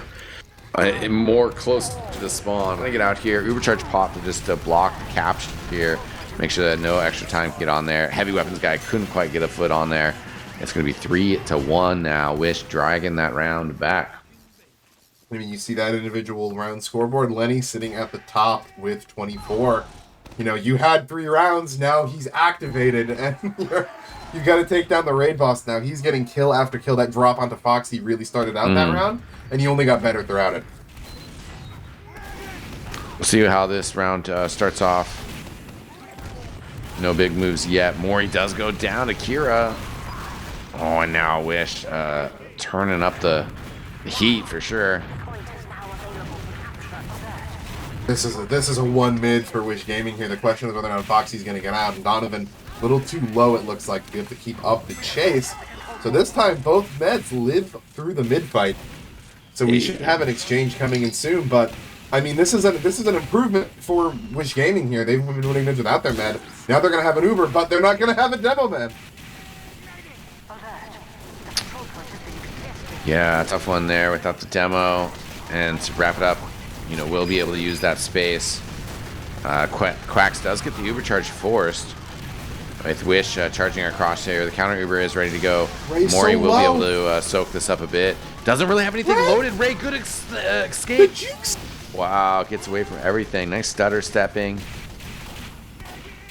Fancy feat out of Ray right there. Kind of looking at Ray as something that have been getting caught out a lot, but really saying not anymore. The switch really has been flipped for Wish Gaming here. They're going to lose point, but still in a decent spot. Ray as well carrying a slight ad over Foxy, despite that being a pretty even exchange. Right.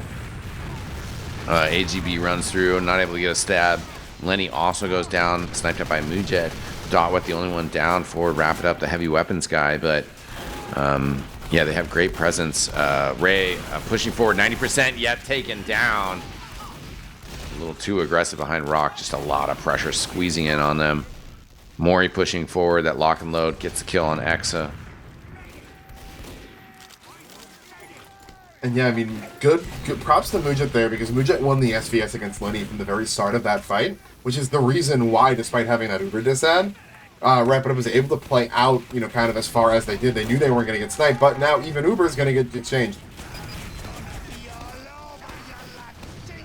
Yeah, we'll see where this exchange goes. Quacks still back there, gets Reflect killed by American. And Wrap It Up half backed up. Foxy getting sniped by Lenny. Now they got to push forward, maybe try to find Ray, who is, in spawn, but they're just trying to find frags. Get Kira, maybe. I think did Ray go down there? I think they did. I'm not sure. Earlier, yeah. Ah, gotcha. Looks like Mori got the kill with the lock and load. Of course. Yeah. Speaking of Mori, waiting for some arrow heals behind Rock was super low, but gets patched up. Yeah, Lenny winning that SVS means that everyone on Wish Gaming can just play up now. Really no fear walking forward, taking that point back. They've got a bit of a time lead they're going to have to overcome. Great reflect from American, and Lenny finds Foxy again. That's going to be almost a flawless sack that out, but Mori finds Ray. Yeah, the kill on Ray is nice there. Ray just sort of kind of juggled, got stuck in place, a sticky coming in. So, again, a little bit of a silver lining. Wrap it up, get that quicker spawn timer. But, losing the point. Still have an advantage on the clock, though. And they have to watch out for AGB a little bit as they push in here. Who's AGB doing like a full wrap play? Yeah, and Lenny finding Foxy. Yeah, I think again. Is that the third med kill he's gotten this round? Something at least. Yeah, keeps just getting those mid kills. Huge deal. I mean, that's been a big difference. Lenny kind of activating. I mean, really, it honestly feels like if you kind of stopped the game after that third round and swapped all the nameplates, you'd think this would still wrap it up with, Foxy consistently running into deaths. Very reminiscent of what Ray was doing. Mujet putting a lot of kills onto the combo. Now what Lenny's doing, and there's another one! Yeah. I mean, that's definitely product. Such a sniper map, and Lenny just getting the clutchest of kills there. So tough to deal with. Now Mori gets taken out by Lenny as well. I don't And know if Wish just in Fireside... control of the point. I don't know if Fireside is any Locking it script down. writers, but a reverse sweep here would be incredible. A way to start out this cup. And with the way that Lenny is playing, he might just bring them back from the brink. Yeah, I mean, this round looked a little bit better than last for Wrap It Up. So maybe they can kind of make some adjustments there. This round not over. I mean, Koth always is a little bit crazy, but they certainly are in a tough spot. Wrap It Up. We're going to have to get the capture ends the flip over here. It's nice to be able to get the capture while there's still some time left on the clock, but it's going to be an overtime situation. Yep, so the cap will go across. Overtime is secured for Wish Gaming. They just need one cap now in the next minute. That said, Foxy has bad. So if Foxy is able to stay alive, stay out of any sight lines, they can pop in, kind of repeat what they did find Ray. They could nip this comeback in the bud. Yeah, it's very doable. I mean, they've gotten a lot of really good results with their aggressive forward holds. Dotway getting sniped down by Lenny. Hopefully, there's not too many more casualties to that sniper gun. They're going to pop the Uber charge to help deal with that. Blank getting a lot of it as they're trying to just push them forward. Now 70% on Ray, though, and not a whole lot done with that Uber charge. The flank player's taken down as well. Quacks and Jay Easy are going to be having to come out of the spawn room to contest this. ×4 on the point. This capture time puts so much pressure. And there you go, 3-2 now is the scoreline. Yep, and I mean, now we're really finding ourselves with a game right now, and Lenny, I mean, just finding Foxy at least 3, maybe 4 times that round, really putting the team on his back, and I mean, I'm hoping you're beginning to see why I was putting so much gravy on Lenny coming into this, because when he's on, he is just a force. Right. Now, Moore getting a big kill on triple, but at the same time, Foxy goes down to the pipes. Mori also getting sniped by Lenny, so big deaths for the side of Wrap It Up, who just haven't been able to wrap it up. Yeah, Mujet goes down. Easy capture for Team Wish. Yeah, I mean, again, another SVS onto Mujet, and unless this Lenny problem gets solved, then the 3-0 lead might as well be 3-0, really. Lenny gets more snipes. Although here comes the big frags. Ray has the Ubercharge popped out, losing pretty much all the other teammates. Mori and Hyphen pushing forward, trying to punish Ray.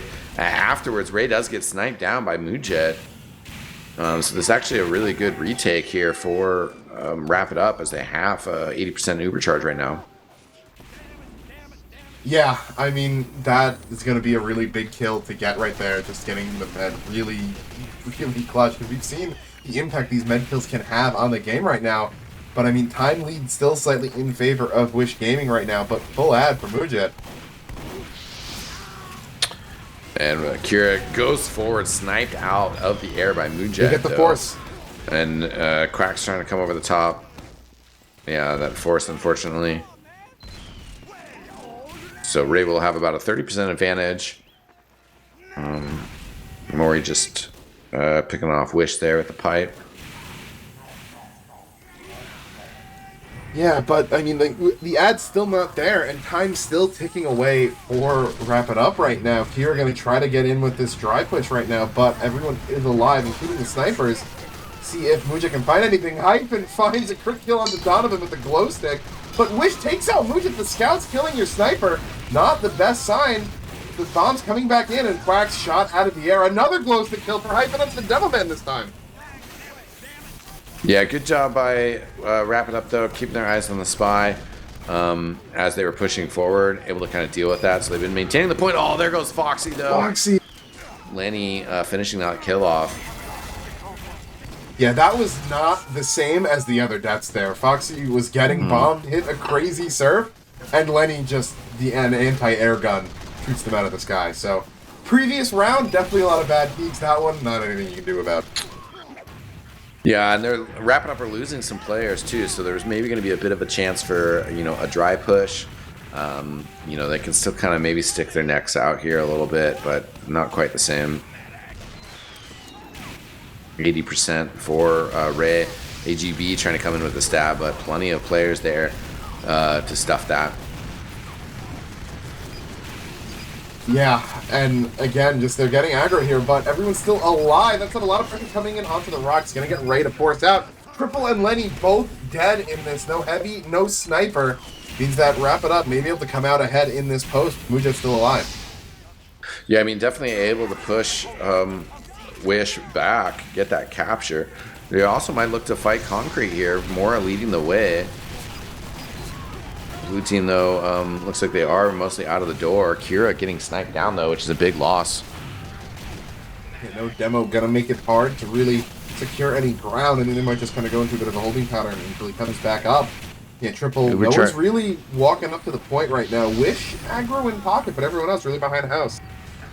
Yeah, Ubercharge ready for Foxy. I mean, they haven't had the issue yet, but I mean, you almost wish that they would have used that Ubercharge aggressively versus giving Lenny the chance to get a snipe in. I think that maybe was the call here as they kind of just come in here trying to get some pressure on Ray. Ray, though, safely tucked away, 90% though, and a lot of the players from Wrap It Up have been able to retreat backwards. Losing a few key members though, and a lot of them still kind of banged up here. Yeah, they're going to have to concede this, most likely. Donovan just got a gift of pulp package in the server as he's going forward right here. But the sack coming in from Mori, going to find the fourth. I think he got a taunt off because he knew he was going to die, so good for him. Able to get a little bit of sauce onto that force. Yeah, really great play call, though, from Wrap It Up, though. I mean, you know, they're looking at the clock, looking at the circumstances, realizing, like, hey, we can kind of just back this up. We can send in a sack wave, and then we can kind of charge back in. Hopefully use this Ubercharge to get the capture or to, you know, hold the point for those last 20 seconds. Good skip jump from Quacks coming across Donovan at the same time trying to fly in for a bomb. Yeah, and Lenny, though, Ray, though, taken down by Mori. Some trap somewhere got the kill. They're going to pop the Ubercharge, make sure that they can win this post fight. Blank leading the charge against Wish. Nice little flash on Mori as well. 40 seconds, and the fight not completely emphatically won, but they are getting this capture finalized. Yeah, I mean, still 20 seconds left for Wish Gaming to kind of come back in and get their kind of last-ditch effort here. And if they lose here, it will be Wrap It Up taking this first map, and we'll head to Prude. So if they want to tie it up, Wish Gaming really got to come alive right now. Yeah, it's a dry push. They dealt with the stickies, though. They dealt with the sentry gun.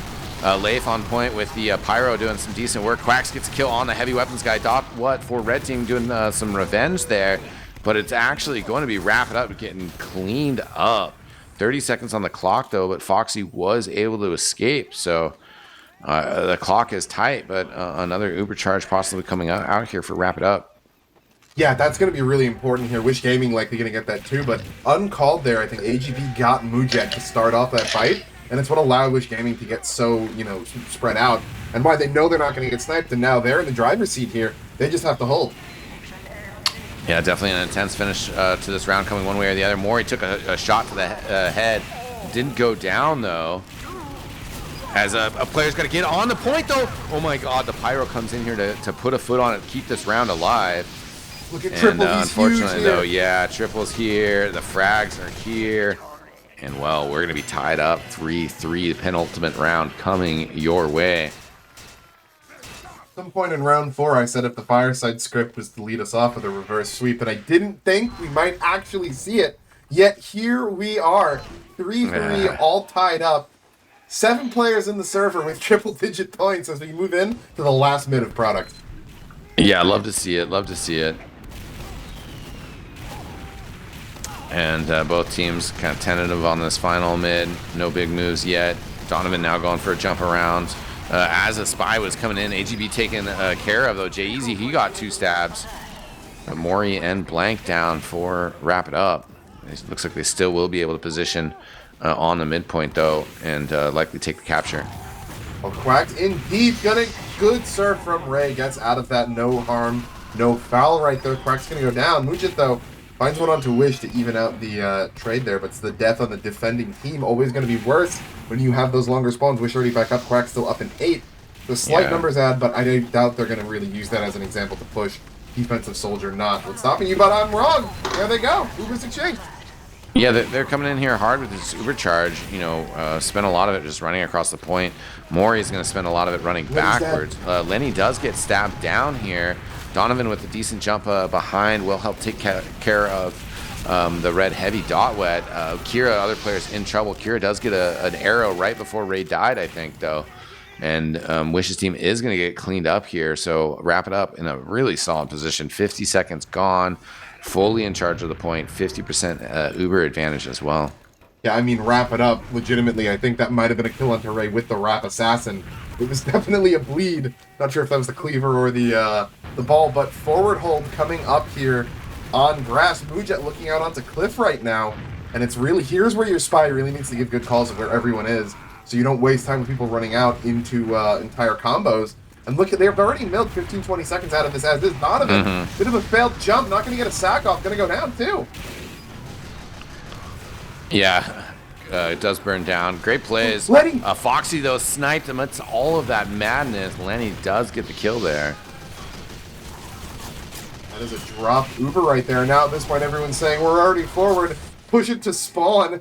They get enough kills too that they force Ray back into spawn. They've actually given Foxy time to respawn here. Ray gonna have nearly full ad coming in, but they continue this forward hold. They're almost at 2 minutes off the clock. Yeah, I mean, they're in a great spot clockwise. Would have wished that somehow you could have kept a bit of the forward hold going on to maybe force a really early Uber charge. Ray gets dropped. Now the drop goes the other way. Mujit, what a snipe. Foxy will have to watch out for Lenny's blue sniper dot lurking around, but wrap it up in a great position to do so. 3 minutes still on the clock for Wish. Takes so much air out of the sails because you say, okay, we lost 2 minutes, but we're finally coming back in. We have added. Nope, there goes your med. Yeah, now there's only so much time on the clock. Donovan trying to get in stuffed. AGP also had gotten stuffed. A little bit of work coming out now as Maury's gone down. Ubercharge coming out here for wrap it up, but Blank able to just kind of charge pretty far forward with this. Doesn't quite get the kill on triple, unfortunately. He will be able to heal back up. So we might actually see the cap go for Wish and not a complete shutout on this final round. Quacks does get out here to try to maybe force it, the clock in, going to 0, which is a small but an important difference. Yep, and I mean, yeah, not overtime, which means that you can give up a cap and still come back if it's, you know, if it's close enough. It's really important to swap those spawn timers around for even one fight. But, you know, we saw a little bit of forward pressure come out onto grass. They're not comfortable holding it, though, from Wish Gaming. But, I mean, they're just going to have to chain together death after death onto Foxy. Kind of like that, what was that, the 5th round? I think was the one? How things happen. But J-Easy caught out's a good step. No more comms, no more, you know, instant backstabs. As Uber popped out here. Foxy solo chase back to Cliff, gets the pack, though. Yeah, Foxy able to kind of get a little small surf there, really get back into safety. Now in some trouble again, though. Wish is there. Uber comes out. At least Maury's there with some stickies to try to fly forward. Doesn't actually get that much air out of it, though. It kind of doesn't quite matter, though. Maury's on top of Ray and just a good old fist fight breaking out. The sentry gun getting stuffed on ramp. It looks like Red will be able to complete the capture here. 2 seconds on the clock. Nobody from Blue close enough, and wrap it up. Finally does take this map. 3 rounds in their favor to start things off. 3 rounds against them. And then they finally get that 4th one. It took just enough calibration, you know, 3 rounds of losing to finally figure out how to win, even with Lenny going off. And I mean, I gotta say, the first time I've ever seen this exact format, you know, 1st to 4, but no half times, and It's pretty exciting seeing it all in one constant stream without any breaks in the action. Yeah, without a doubt. Speaking of breaks, I think we're going to pull in Jay here to read some donations and kind of just break some things down for us. If they're ready to do so. Oh, hey, guys. What's up, Hey, Jay? Xine. Thank you for calling me in.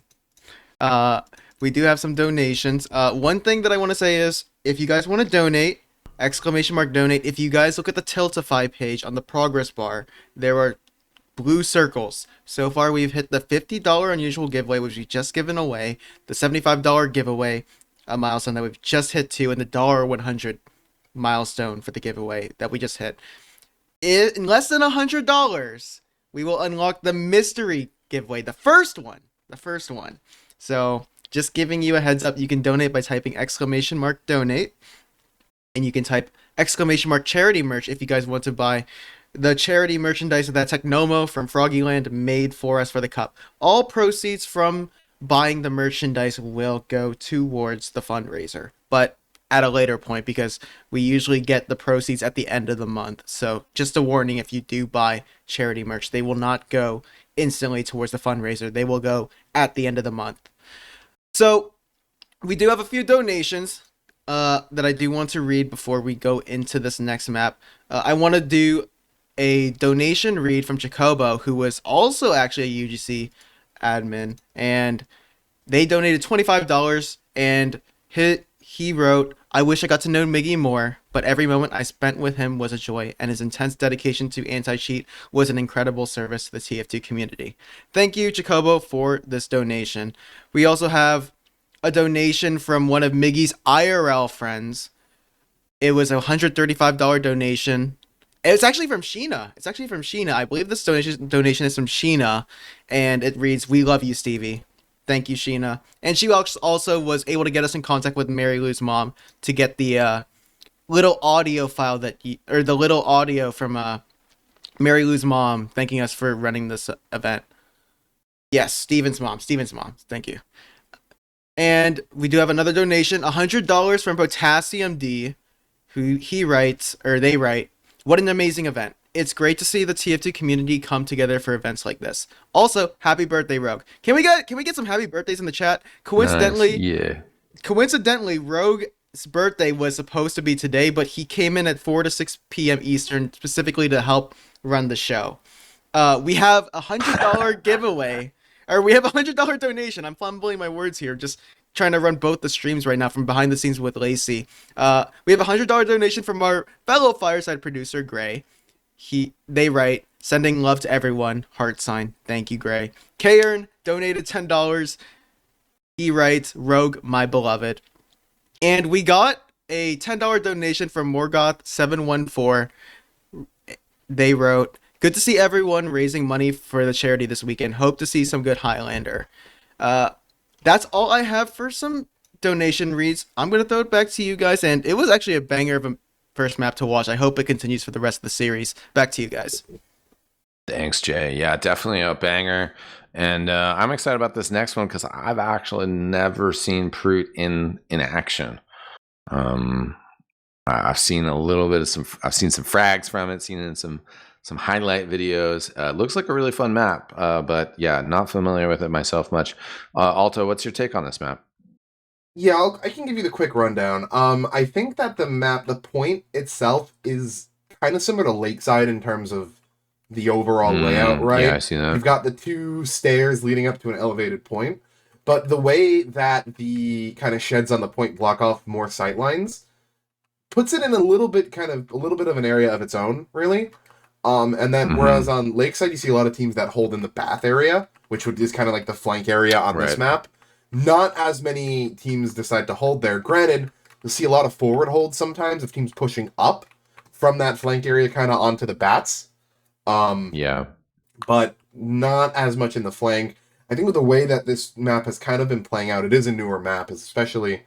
I'm unsure how much of it is with the map. I was a big, tester of the map, and I think it's got a lot of potential. Still some things to figure out, but especially with the lock and load, a lot of teams just playing behind point, happy to chuck those faster pipes into the two chokes onto point. and it's very difficult to do anything about because you can't really reflect them like that. Soldier, incredible class on this map. You can see that little beam above the point is basically the only thing holding soldiers in place. They can get behind, do a ton of work. You know, it's very hard to chase. There's a lot of packs in the back line.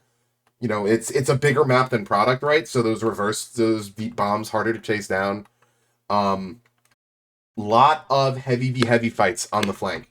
You kind of think you probably saw in that last match how you had a lot of the heavies playing concrete side pretty frequently.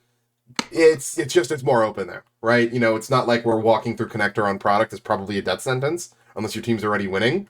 You can make plays happen here. A lot of spies are going to go for those, you know, heavies playing alone in the middle of the fight.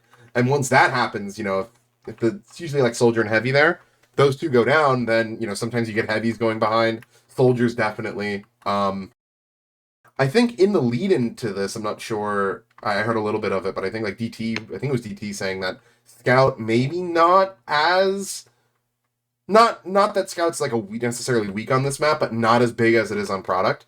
And you can kind of see how the more open point might make that a little bit more difficult. Last point, I guess, snipers are pretty safe on this map. The way that the angles line up, I'd say it doesn't force as many SVSs as it would on like a product. Where like on product, yes, if you're sitting rock, you can see everything, but everything can see you. Right. This map, if you can kind of see those roofs like right off of bats, snipers can sit there, rotate between the two to shoot the two ways onto point, and both snipers can be sitting on those roofs and never have to shoot each other. So soldiers and spies are kind of the primary ones you look at to kill the snipers there. SVS is a little bit more difficult to take, and that's, I think, one of the things some people are having issues with on this map is that sniper safety. And then the new thing is then in the newer version, if you look maybe to the left of that or the right, closer to like the flank area, you see that little ledge with the frog in the bucket on it. People call that frog spot. It's a new angle that kind of got added that a lot of snipers are taking advantage of. The frog bucket. Yeah, I see that. Nice little landmark. Yeah, I'd say that's kind of the crash course. A lot of teams like to hold on the cliff area. You know, the opposite side of flank. Kind of similar to product in that sense. My personal calls, I'll just differentiate leaves and stone as the two ways into point.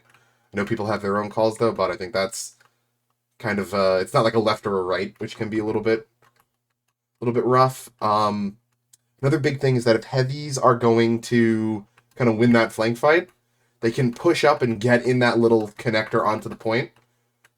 My call for that is wedge. So if you hear that, that's what I'm talking about. And like if your heavy gets into their wedge, it's kind of wraps for that fight a lot of the time.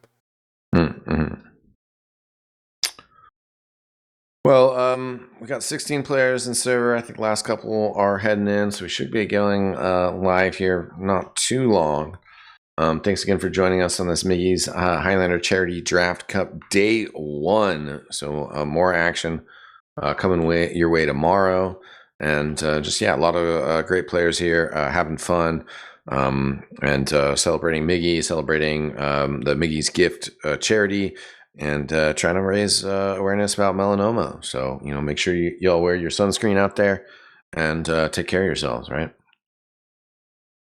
I was very proud of myself for going out on saw a baseball game when I was on vacation recently. Really sunblocked up because I fry like bacon when I'm in the sun, and no sunburn. Which later that night, I'm like, damn, I know I'm getting to be an adult now because I'm adequately putting on sunscreen. Yeah, I mean, you got to go hard with that stuff sometimes. Yep, but I think we do have. I think Mujet's just sitting in spec right now in server, probably as the teams are. You know, because these are kind of pug rosters, and this is a newer map. They probably want to just run through their strats a little bit. You know, it's not like product where everyone's played that map a gazillion times. This one's probably a little bit more. You know, okay, what do we want to do on mids? How are we gonna push? How are we gonna hold? You know, run through that. So maybe a little bit more of a setup time coming in. Yeah, and I think some people just joining us in the chat, you know, welcome. This is going to be our second map. The team's color changing on us with Wish's team now on the red. They fought back valiantly last map. Were down 3-0, pulled back 3 rounds. Unfortunately, not able to get that final 7th round going their favor. We'll see what they can get going on this matchup. Lenny, their sniper, was kind of leading the way. As my co-caster Alto mentioned, maybe a little bit different experience for sniper here on this match. But there's still plenty of tools in the bucket for both teams. I think looking at Prut maybe a little bit more specifically, we did see Blank, was the #1 overall pick. As a somewhat of a sports fan, it's cool getting him to say that in TF2 terms. Comes in and really dominates on product. And we mentioned Prut, probably the worst scout map of all of the Koth options. Not that it's necessarily a bad scout map, but compare it to the other ones in the pool, probably the weakest. So maybe that was picked as a way to strike the balance between keeping Lenny on a Koth map, whereas you want to, make Blank, as weak as possible, because I believe it was... No, I'm wrong, actually. It was Hyphen's team that picked this map, so they are feeling confident enough on it as we're going live. Yeah, I think we're getting reset on the round. We should be live now. And Koth Prut getting underway our 2nd map here tonight. Yep, Sticky's getting lobbed over the... behind his Quacks, already in deep, as is Donovan. Donovan onto Mujet! Already, that's a sniper dead. Yeah, it's a nice pick. J-Easy taken care of as well. So blue team losing a lot of players. There goes Foxy as well. Both Mets. Ooh, is that the Natasha? It is. Triple really not wanting Blank to have any fun on this map. Yeah, nice little mini sentry gun assist. Donovan putting some good pressure on here. Donovan, bit of, good distraction last map, but not the most impact with some of their bombs. But able to get some work done already this map. Yeah, I mean the one kind of saving grace there is that it's gonna throw me off with the 2 teams switching colors, but Wrap It Up was able to get the kill onto Ray there. So that they're coming in on basically even Ooze, but otherwise they got pretty much melted on that mid. Yeah, and the Iron Bomber coming out here instead of that lock and load. Kiro is trying to use it to lob some shots over into the corner. Right now, a fight going on the point. Wish controls the point already, though.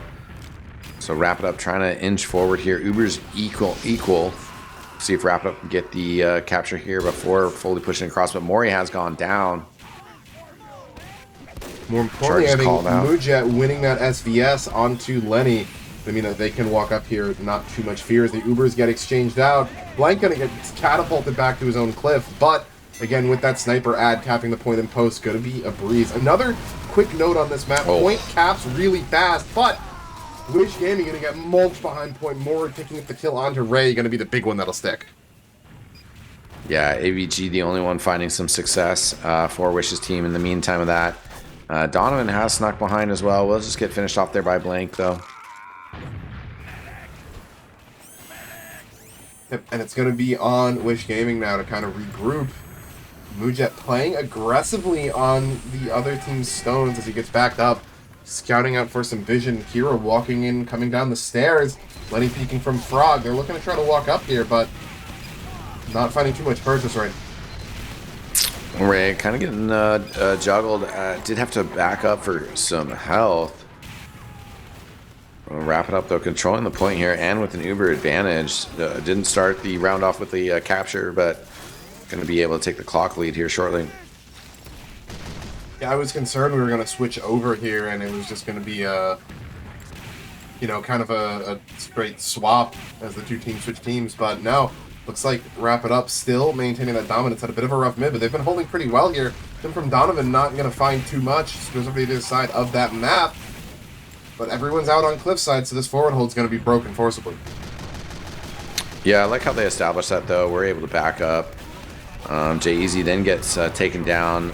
Mori also getting dropped, which is a little rough now for Wrap It Up. And we'll have to concede the point. Yeah, and with that fast cap time, it means that sometimes you get cases like this, right? Well, actually, no, I must have missed the Uber come out, as the Uber did get forced there. But yeah, no, never mind. Add on the side of wrap it up here, so once they get comfortable, they can take this back in. Yeah, looking to get in there. Need to disrupt Lenny's sniping ability a little bit. Spam is doing some work. Uber charge coming out here, though, as Donovan jumps over the top here. Mori, good push forward. Does get the kill on Ray. Just taking out the medic. That is all important. And also going to be able to retreat back. Well, got Foxy out, and then AGB stabbed him in the back there. Yeah, able to get the med good on their Uber, but they lose their demo med and sniper in post. Might as well be the entire team on that. And with a lot of cap time coming in, you know, they didn't even cap in the first place. Time still ticking down for Wish Gaming right now. Yeah, not bad at all. And I mean, they're going to be able to kind of contest this capture as well to, you know, squeeze a few more seconds out of this. Counter push coming in here, though. And, oh, yeah, Ray thrown to the wall, taken down. Still have some numbers, though. Yeah, it's going to be really hard to compete with that, though. Even though their med is dead, they wait for the spawn.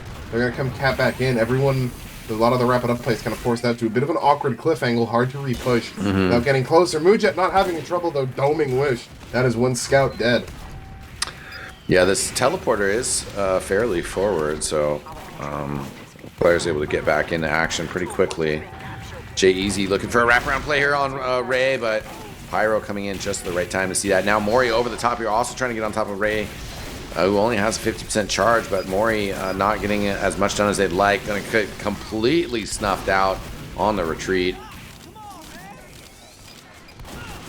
Yeah, I mean, really not too much gained on that ad. They didn't even get the point back, so things still looking good right now for Wish Gaming coming in to Team Hyphen's map pick, actually. And there, it looks like they're in pretty solid position to take this first round. Quacks with a big bomb. Great reflex. Yeah, we will have some significant overtime here with all that capture time that was already in place.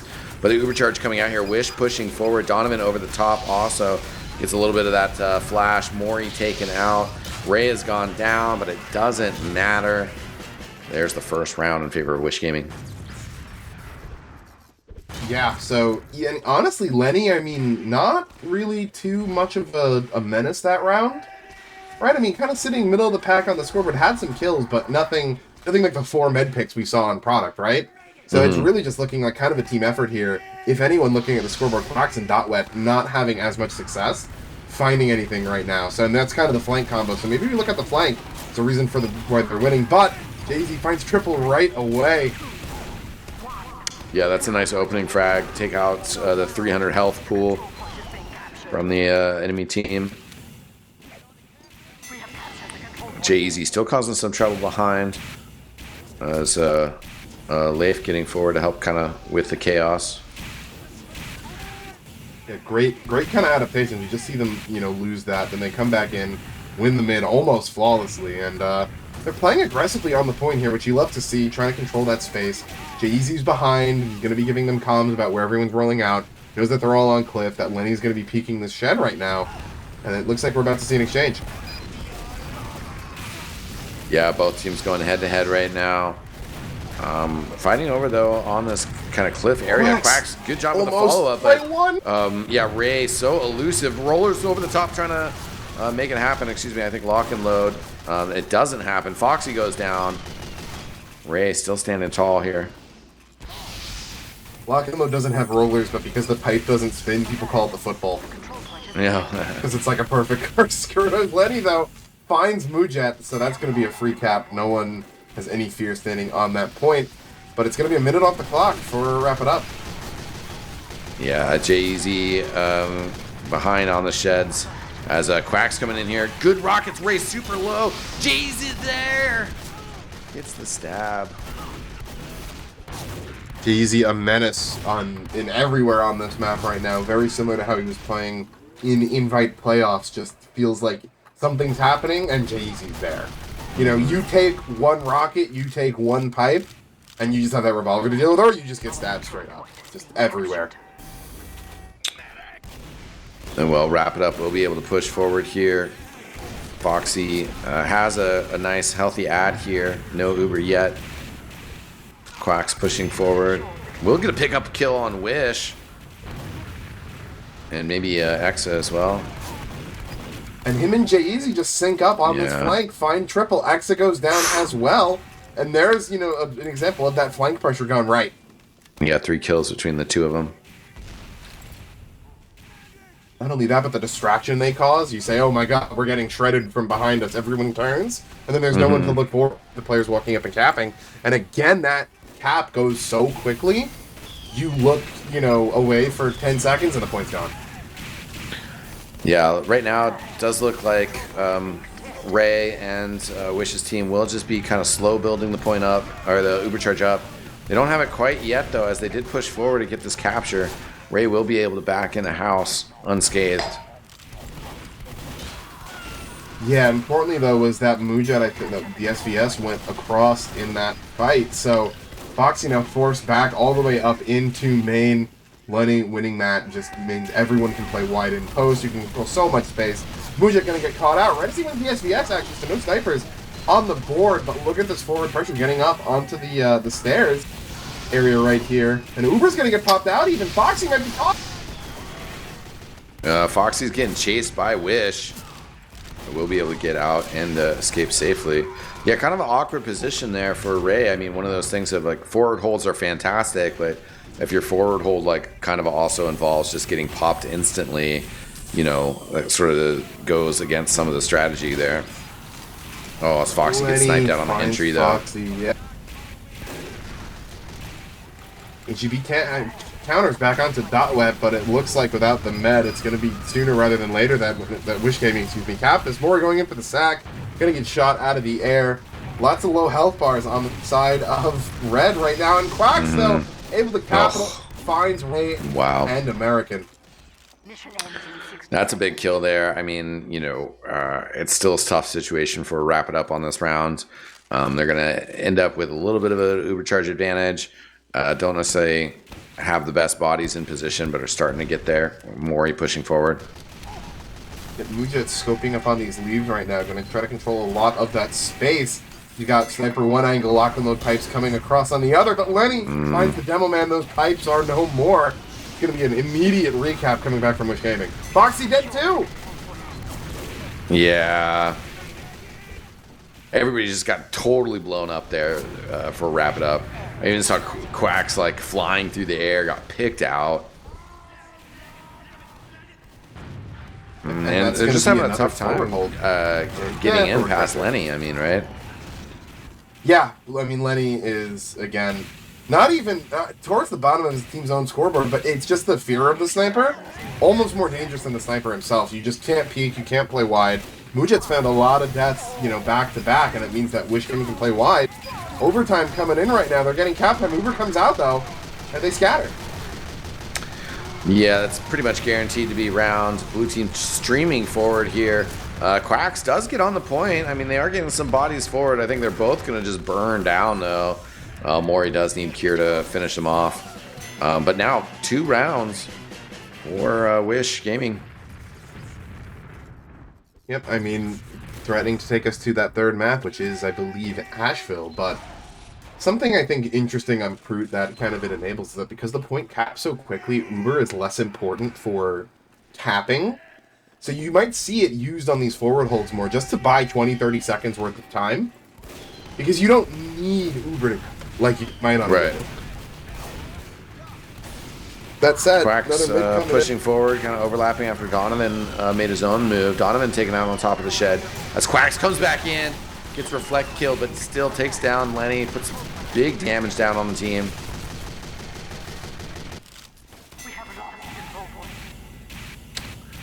We'll be able to get Wrap It Up, capturing the point though. Yeah, just taking a look in chat. One of the giveaways went through, and the winner's got a pretty good name. So congrats on winning the shirt, buddy. I'm not going to read that out loud. But yeah, point did go back across over to the side of Wrap It Up there on the back of that mid. I mean, just great bomb coming through from Quacks right there. Jay-Z going to find the telly. Uber popped across. We're going to see an exchange. Yeah, a little bit awkward. Leif actually gives American a nice little shove forward. Wish and Donovan going down for Wish's team. They're trying to get this capture on point. The block coming out here from Leif, though, and Kira in some trouble, but Mori sniped down from Lenny while being juggled. Took him out before the arrow heal could come in. Lenny picks up another one up against Mujet. There goes that capture. Yep, coming right back across. Ray sitting on a slight ad right now, but it's basically even. So, unless you see a dry coming in right now, it's going to be an Uber you're going to have to push into on the side of Wrap It Up. They're sending a lot of people, not quite flank side, but maybe wanted to spread the buffs. They're going to rotate down these stairs. Muja popped up on Frog spot. They're going to walk up leave side.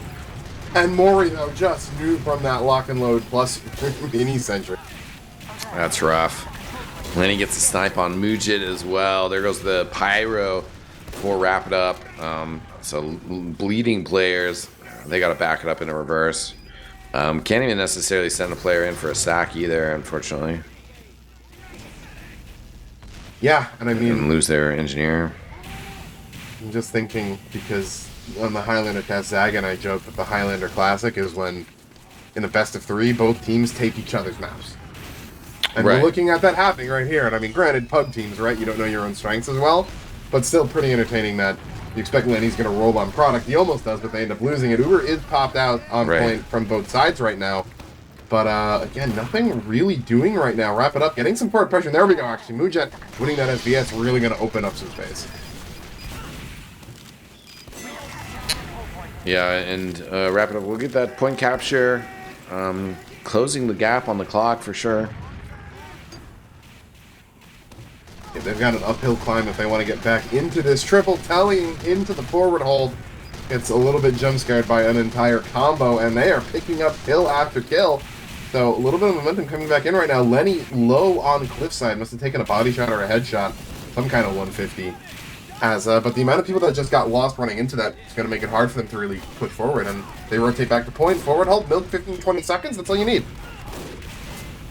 Yeah, after Jay-Z had gotten taken out, Wish pushing forward here. They have lost Lenny, though. They're trying to get on top of the point. There's a mini sentry there. Uber Charge comes out first for Ray. But Wrap It Up, pushing forward here. Exa dodging a little bit of these Demo Man spam coming out. Jay-Z with a nice stab. Taking out Triple and Kira. Yeah, two really big. That's pretty much all the combo just evaporated. I mean, AGB is going to even out onto Mori, and actually it looks like the cap's going to go through, so good job on AGB to ensure that Mori is not going to hold up the cap. Then I guess they are waiting, don't want to delay Donovan maybe? Or no, it just looks like players on Wrap It Up getting forward, kind of point sacking here, delaying it, getting even more time off of this. They're going to lose the scout, but it gives time Muja to win the SVS to Lenny now in a long spawn. Mori just getting stabbed, so some of this getting a little bit more difficult. But just got to keep Foxy alive. Yeah, lots certainly of a few eggs players traded down for Wish Gaming. But also AGB gets that stab against Mujet, so Lenny will have an opportunity in the sniper of a sniper. AGB another stab onto Mori. AGB really coming alive in these last few minutes right now. As look at this forward pressure right here. They want to make sure the Uber gets popped out early. No demo. This is a pyro heavy Uber, and I'm just gonna be honest, that sucks. Yeah. Yeah, an awkward one for sure. You know, they're trying to get forward, win this fight. Exa forward on the engineer, throws down a mini sentry gun on top of the roof. The AGB though gets a stab on Foxy. Yeah, has been going crazy. Yeah, really picking this round to leave his mark. And that's that's going to be a ball kill coming across onto Wish. Kira, though, going to go down next. That's maybe a little bit more important. No defensive demo means that it should be a pretty free walk to Wrap It Up right now, and this round's going to come down to the wire. Yeah, Mujit, nice snipes. And Quack's getting deep in. Doing a good job of being elusive, jumping around the house. 30 seconds on the clock here for blue team. And Ray has full ad, though, so they're going to have to deal with this full ad coming right in. Foxy on 70, so it's going to be borderline if that Uber comes back up. Jay-Z finding Lenny, huge pre-fight pick. Here comes the Uber charge across the point. Yeah, Foxy is still at 90%. These Uber players, though, aren't really getting much cap time. And Quack's jumping forward. Here comes Mori, the surge forward. Uber charge coming out. Medic was probably just holding right click there to make sure that it pops. 0 time on the clock. You just got to fight off some red players to make sure that overtime doesn't happen. There goes American shut down. And well, first round for Wrap It Up coming up. And good on them there. We saw some good aggression coming out in a lot of different places there. I mean, nothing too, they're not hard committing to any of these forward holds, right? But they're getting up on flank. They're going to find themselves 1, 2, 3 kills that stalls that push back by 15, 20 seconds. They do that twice. That's, 45 seconds. That's enough to win the round. Mm-hmm.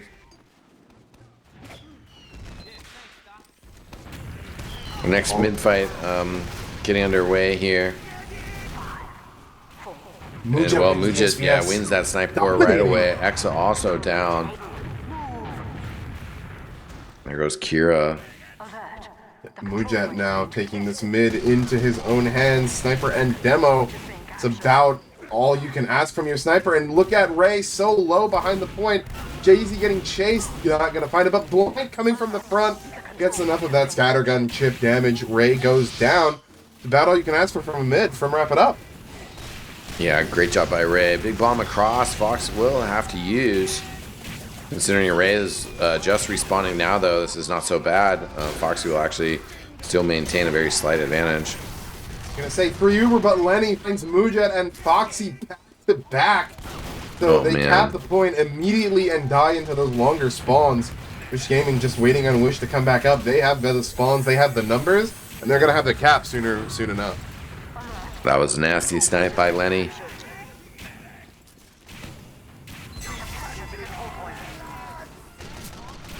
And Wish will go down, but his team has recaptured this middle point. Just 20 seconds behind on the clock. Not that big of a deal. Teleports flowing in, though, for Wrap It Up. As Mujik gets the Pyro. That Blank coming in gets Ray. Yeah, just walking forward takes out the medic. Daisy as well, still in the backline, harassing Lenny. Just drawing attention, giving more time for his team to cap the point. Look at that Wish, can't even attempt to contest the point because he's got to take a fight with the scout, or the spy, who's just camping a pack. Yeah, what a big exchange here for Wrap It Up. Gives them a lot of confidence in this round. They hold the upper hand here now. And Dotwet here playing aggro in the other team's wedge. Might run into some of it. Mujat finds triple, so Heavy to fight him in this flank. Kira hit up low, and there's the Uber pump down. Great Uber charge. They're going to crush Ray. This whole team over on Cliffside. Kira does scare off Quacks, but everybody's just in so much danger. And they can just stay here.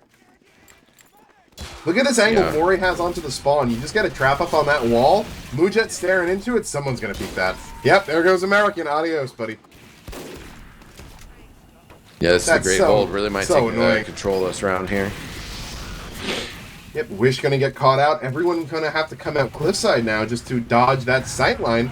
But again, Kira gets caught out. Aggro peek from Mujat. And this board hold gets so much time on the clock. Yeah, and just pushing him into the sniper's angle is brutal.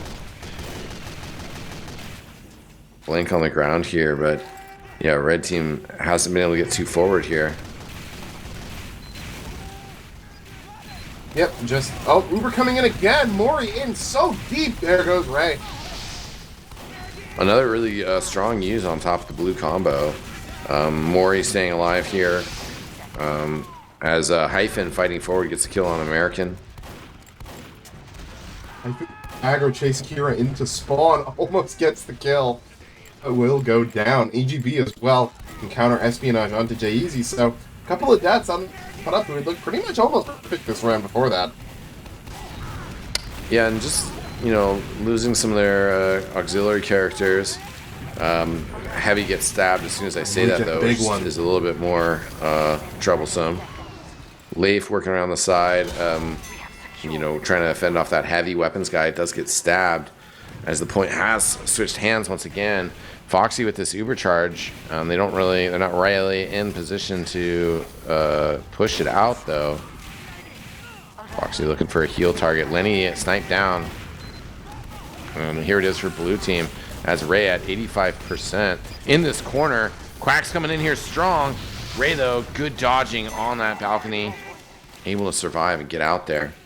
Yep, and now that's going to be ad for Ray. They can pop in. Probably going to do that right now.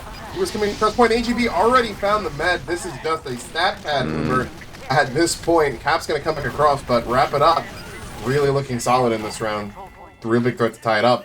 They've got about a 2-minute disad. And Muja gets Ray right as the Cap goes through. That's a 20-second spawn. Wow. Oh, that's brutal. Yeah, they're just going to push off Uber here with the heals advantage. Blank working the side. They get that sentry gun down. Blank's just trying to get this point captured, which I love this pressure. The clock is so low, and, well, really, Wish's team doesn't want to fight. You capture the point, they have to get forward here to get some time on the clock. This is still going to push this into an overtime scenario. Hopefully Foxy can get the Uber charge while they still just keep trading kills here. Quack's in a great position, puts a ton of hurt on Kira. Does get the kill. Mini sentry gun takes him out. Blue team just has to recapture here. Mori edging that point right there. Blank getting in as well. This is really tough for Wish. He's pushing forward, no health. Taken out. We have a tied game. Again, 2-2 this time. Yep, I mean, we waited and we had 3 rounds one way, 3 rounds went a different way last half, 2 rounds one way. Now we're all tied up again, so we shorten this to a BO3, but I think momentum in the favor of Wrap It Up right now. Yeah, I would say so. You know, winning the first map as well. You know, they have the opportunity to put this match to rest without having to pull out that third map. It Quacks in deep on this mid as always, but Blank and AGP both had to start out with. In comes almost a girthy air shot onto Donovan. He's going to land with just a few health. That rocket Smith. And he 4 kills on this mid. Every death on Wrap It Up to him. Yeah, that's pretty brutal. Wrap It Up have still managed to block the capture. Gotlight gets a kill on Wish before going down. Ray, yeah, Jay Easy was maybe coming from behind, but changes their attack plan. And Lenny getting the counter snipe, yeah, it's 5th 5. kill. In a good position to maybe get a 6th here. As the Uber Charge comes out here, Mori will run head into Kira's Uber Charge though, and then just needs to back up. Lang kind of trying to push forward as Mori is still getting some spam out here. Quacks on top of Shed. We'll just drop down on top of Kira. With Blank's help, they take them out. Both souls, I think, going in there. Just Donovan going in. Gonna get not too many great rockets off jump Leaf there to deny that. And the cap time slowly coming through. I mean, Kira, though, getting caught out, I think really kind of tilted that fight. Jay-Z finds triple in on Leaves. It's caught between a rock and a hard place. Ray's got to get out of dodge right now. Go back to spawn. Keep that 55%. Cap goes over to wrap it up. But a minute off the clock for Witness. Not bad off the mid-fight. Oh, here goes AGB, though. Wish. Got that stab on Foxy. That changes everything around.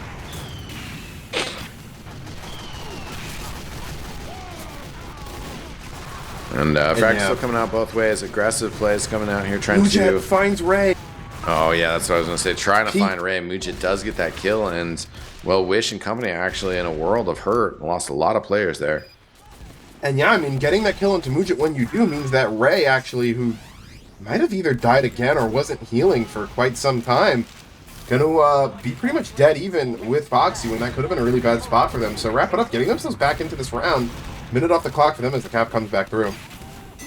Yeah, they will concede the cap one more time. That will help with some of their spawners. Although Mori goes down as we're trying to push forward here. Both medics equal on the charges. Yep, and just again, Leaf so far forward there. Might have been kind of caught out. Knew he was going to eat some damage if he backed out. Ends up going down. Jay-Z in the back line. Got to try to make something happen. But good aggression from Wish Gaming on the point here. Yeah, they seem to be on top of it. A lot of pyro shots behind them to check their backs. Triple pushing up from cliffside. Donovan coming in as well to help out there. Very low health. And the fight on the point, both the Uber charges are out. We'll fade slightly earlier for Foxy. And well, so far, Wish's team, getting a lot of time off the clock. That's basically going to mean that this defense can spread out, play wide on point. And the flank group was trying to come through, but it gets called out. They're getting stuffed. They're actually going to find Wish and Donovan right now, but really no presence in the cap at all. They're walking up leaves, but they're called out. AGB decloaking right behind Foxy, gets the stab. 3! That's a hat trick. Wow. Brutal run through there, and all of a sudden wrap it up. Most of their team wrapped out of existence. There we go. Everyone ready to play on point right now. Just get forward. Time now over a minute and a half in favor of Wish Gaming. They're looking to push this onto map point. Yeah, right now, Wrap It Up Gaming trying to contest. Jay Easy looking to come in here, gets Lenny. Won't be able to get another stab, especially as the Ubercharge comes out. American gets the flame kill on the Spy. And well, Dot Wet, good position coming in here. Doesn't get a kill on Ray. Players will be coming in here to get on the point, get the capture. Overtime will come out though, and with 2 minutes to hold this point, that's pretty rough. Definitely, yeah. And I mean, with Prute capping so quickly, overtime means more, right? Yeah. Because it's not about, in Prute, you're going to see a lot more caps usually going back and forth. So just overtime means that even if you get like a cap that you might have only been able to hold for 6 seconds, it's enough to win you the round.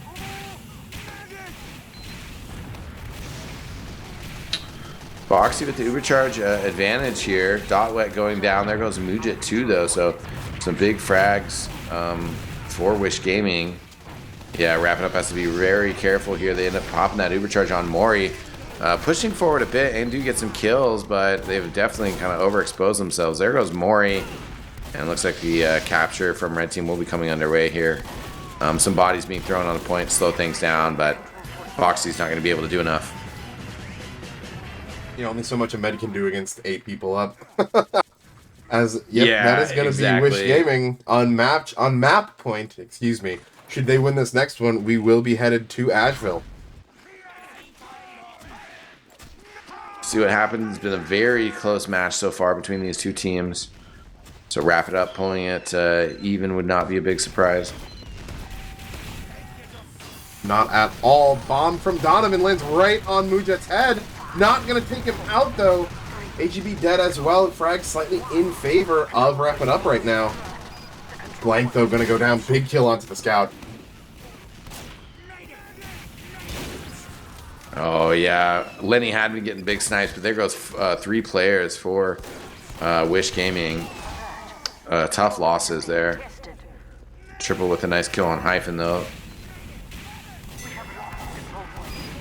Definitely, yeah. And I mean, just, you know, what you need to see from Wrap It Up here if they want to keep this going and maybe just wrap it up on Prute here, not take it over to Asheville. Gotta have a strong mid. They're pushing up flank. They want to try to get forward here, but Mori sniped out before the Uber. Great kill from Lenny. Ubers are now traded, but it's going to have to be Quacks playing the role of Demo Man, and he only has 4 things loaded. Blank and Dot are going to go down, and Wish Gaming should be lining themselves up for a cap. Yeah, Mujit looks like... Oh, doesn't crater. I think he landed on the health pack, or sorry, he got arrowed. Yeah, and I mean, that was just one of those tough situations where they were kind of forward holding a little bit more. They could have seen that the entire team was pushing out cliffside and maybe use that Ubercharge a little bit better. Glow stick in the kill feed. Jay-Z going down to that. Triple pushing up onto Villager here. Gonna get a lot of space. Forces people back right now, but Dotwet going through, getting behind on flank. He's gonna get chased out though, taken down by Wish. Mujet finds his 4th kill of the life onto Exa, but an engineer, not enough. A heavy, on the other hand, maybe something can push off him. Yeah, Triple goes down, and then Hyphen, Kira trying to get in here. They don't have an Ubercharge. Neither does Blue Team. Blue Team just a sliver closer, though. They get it. Ray finishing it off right now. Still behind this kind of house. Looking to push forward with Kira, though, and maybe get a recap. Here comes the Ubercharge exchange. Mora face-to-face here. Will be a flash on flank, though, so Ubercharge for Blue will go down early. Mori just stuck, juggled, taken down. Kira not all that healthy on point. Does get an arrow heal, though. Yeah, and I mean, the cap goes across back to Wish Gaming, who's going to pull ahead of the time lead. Most likely, although maybe not. That may just be a very brief cap, as Blank already on it. Should have it capped up in no time. Lenny watching through leaves, not going to find anything. But yeah, that was an 8-second cap. Yeah, great recap there for Wrap It Up. I mean, Blank getting on the point there. That times 2 really moves things along here. So they'll have a slim advantage here. Let's see if they can kind of stuff Wish Gaming a little bit here as they're coming in. They do have eyes on it. Blank sees what's happening. Donovan, he's the one who kind of gets stuffed. Getting chased down, will get cleared out of the air. AGB also cleaned up, so no spy threat here. Space taken, but also players dropping. Yep, I mean, but with point in favor of Wrap It Up, they're going to pop Ray here. taken down. Ray, 95%, a little bit too aggro there. Yeah, I mean, Blank and Jay Easy just kind of on top of him there. And this remaining fight pretty important. AGB did get a stab on the heavy weapons guy, but makes things nervous. They also see the sniper dot, so Wrap It Up playing this a little bit cautiously. They want to make sure that they can hold on to their advantage here and possibly take this round, tie things up. Kira popped up and dropped. Mujet finds kills number 6 of the life. AGB dead as well, so this cap, they don't even know if they want to cap right now and extend their demo spawn. They're going to wait. And not even going to get it. Lenny getting forced back by the lock and load. That's going to be Mujet winning the SVS. Lucky kills 7 of the life. Gets revenge for Blank. Point still being held. Yeah, great. Oh, Ray taking out reflected a shot. Gets the kill there. Oh, Wish team captain was fighting really well on the side. Taking up a lot of attention. Foxy now in trouble. Does get the Uber pop off. As the bomb was coming in. 12 seconds on the clock. And Wish Gaming a little bit short on bodies. Lenny actually finds Foxy, here, though. which could maybe be the opening they need, but they lose their sniper for it. No Ubers on the board right now. Heals for Ray, but Jay-Easy coming in. Oh, gets forced big back. bomb from Big Quacks. bomb. Quacks, That's it. yeah. Meat grinder. Wow, so we have a tied map once again. 3-3. Another decider round. This could send us to a third map. Could just wrap things up for our first match of the night. Excited either way. It has been a banger thus far as we come into what will be the last mid of Prute. If Wrap It Up win, they will take the dub. Wish Gaming wins, we go to Asheville. Both medics still sticking with Uber charges. Nothing crazy coming out in that regards yet. Mujit, Lenny both getting a kill. Now some more frags coming down. It's Wish Gaming losing the bodies. They do get a kill on Quacks, but lose AGB. They don't really have too many bodies to throw forward here, but they do keep their medic alive for now. Yes, indeed. Both meds coming up here. Aggressive plays. From Wrap It Up Gaming, but they get a little bit of work there. I think it's interesting as we move to Prute, maybe because that point caps so quickly. I feel like we've been talking about the Ubers less and the players themselves more. It's maybe a bit of a note that I've made, because you don't need Uber to cap. So, whether or not you have or not, probably a little bit less important. Foxy and Mori very far forward, and they see Triple. They know he's kind of alone. Won't be able to get the frag there, and they do kind of back up. Mujet maybe calling for the rotation. They don't want to get completely wrapped, as both team have an Uber charge here. Ray gets forced out early. Good play by Quacks. Will get taken out on the side alongside Dot Wet, who put some hurt on Donovan. Doesn't get the kill. Here comes the counter forward, though. Mori gets really far forward. Does get a nice flash, though, to stay alive. And then the close range pipe on Wish while still all shiny and invulnerable. A minute off the clock for Wrap It Up, and they're staying strong right now. It almost feels like Dot Wet was calling that everyone on flank was low. And in the Uber, you saw Mori take advantage of that. Didn't even really look for the med, doing, hey, I shoot a couple pipes at flank, I'm going to get 3 kills. And that's exactly what happens. And they're holding the point because of it. Yeah, and they also, slowed down the teleporter. One of those small things, but does make a big difference. Jay Easy right on top of the combo. Kira did take some big damage, but was also getting those arrow heals. Ray shoots out a couple other nice arrow heals, trying to stick with Kira on the point. Looks like the capture might finally go down here. They do lose their sniper, but they'll take that point. Yeah, I just saw via the stream Donovan with a very crazy juggle onto Quacks there. Great rockets coming out, but they finally get the point this round. A minute and a half on as the Uber comes out. They're going to find Jay Easy, and that's about it. Maybe Quack's going to manage to live for now, and the cap looks like it's going to go right across to wrap it up. That Uber really didn't get too much done. Yeah, and Hyphen, the engineer, just battling on point, doesn't fully get the capture themselves. Blank trying to finish things off. The spy gets juggled off the point, does survive. We do have the point go over for blue team. They're holding on to Uber charge here, though. And Quack's over the top here. Pressure on Ray. Does see that they're there. The Uber won't really get too far into red team, so Ray will end up with this 50% advantage. Body count somewhat even, but no Demo Man makes it a little bit tough for Wish Gaming to get forward here. And they're still at this clock disad. Ray popped up on the roof, hit low, the regen just in time. I think Ray got down to 1 there, maybe 3. Quack's coming in. Great shot by Lenny. Skeet shoots him out of the air with a headshot, but the cap comes back across for wrap it up here, and they're less than a minute away from winning this match. J-Eazy behind Ray, sees the whole thing. Most likely through this house. And a push coming across here. Foxy backing up at 80%. They just want to get this Uber charge. They don't mind conceding the point.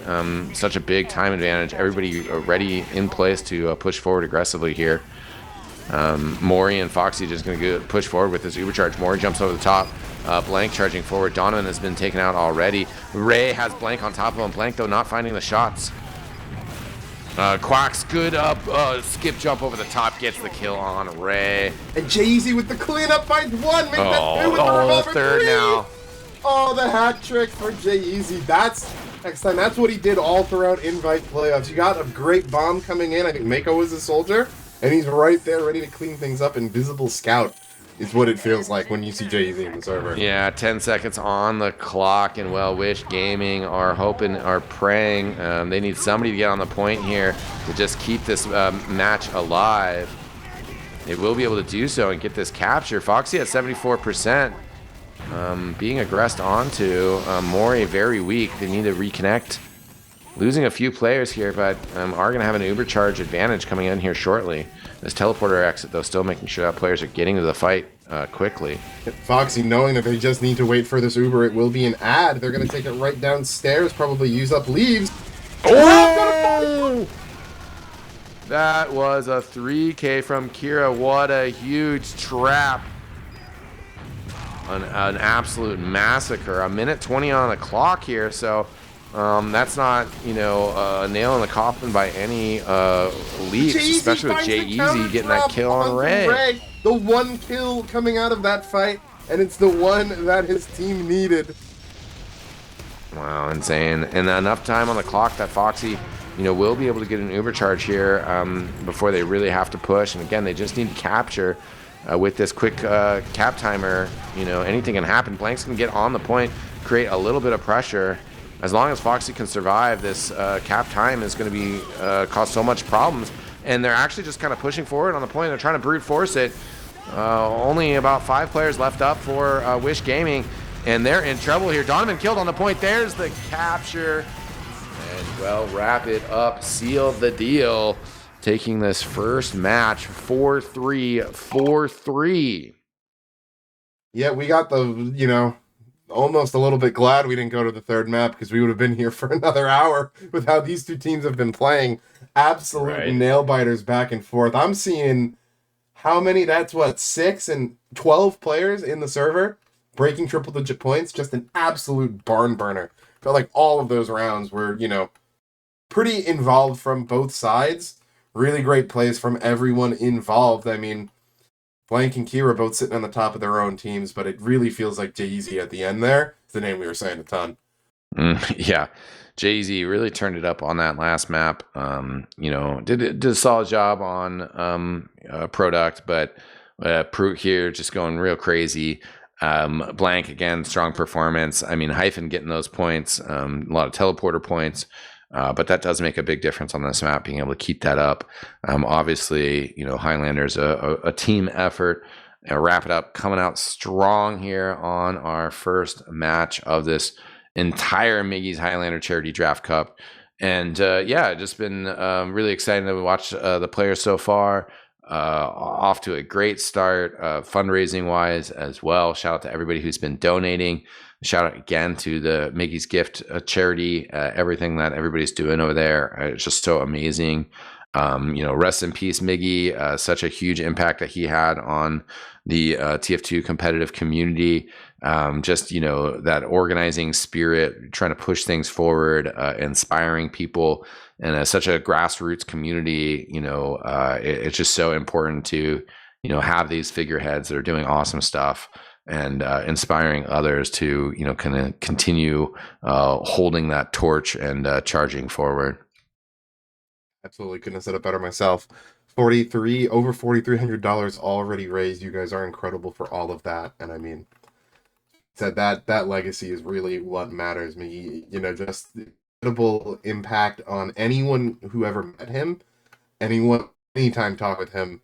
Just an incredible human being. I mean, poured so much of his own time, money, effort into this community with the Florida Lands, with all of the AC work that he did. I mean, I think we're still using his plugin. I mean, that Right.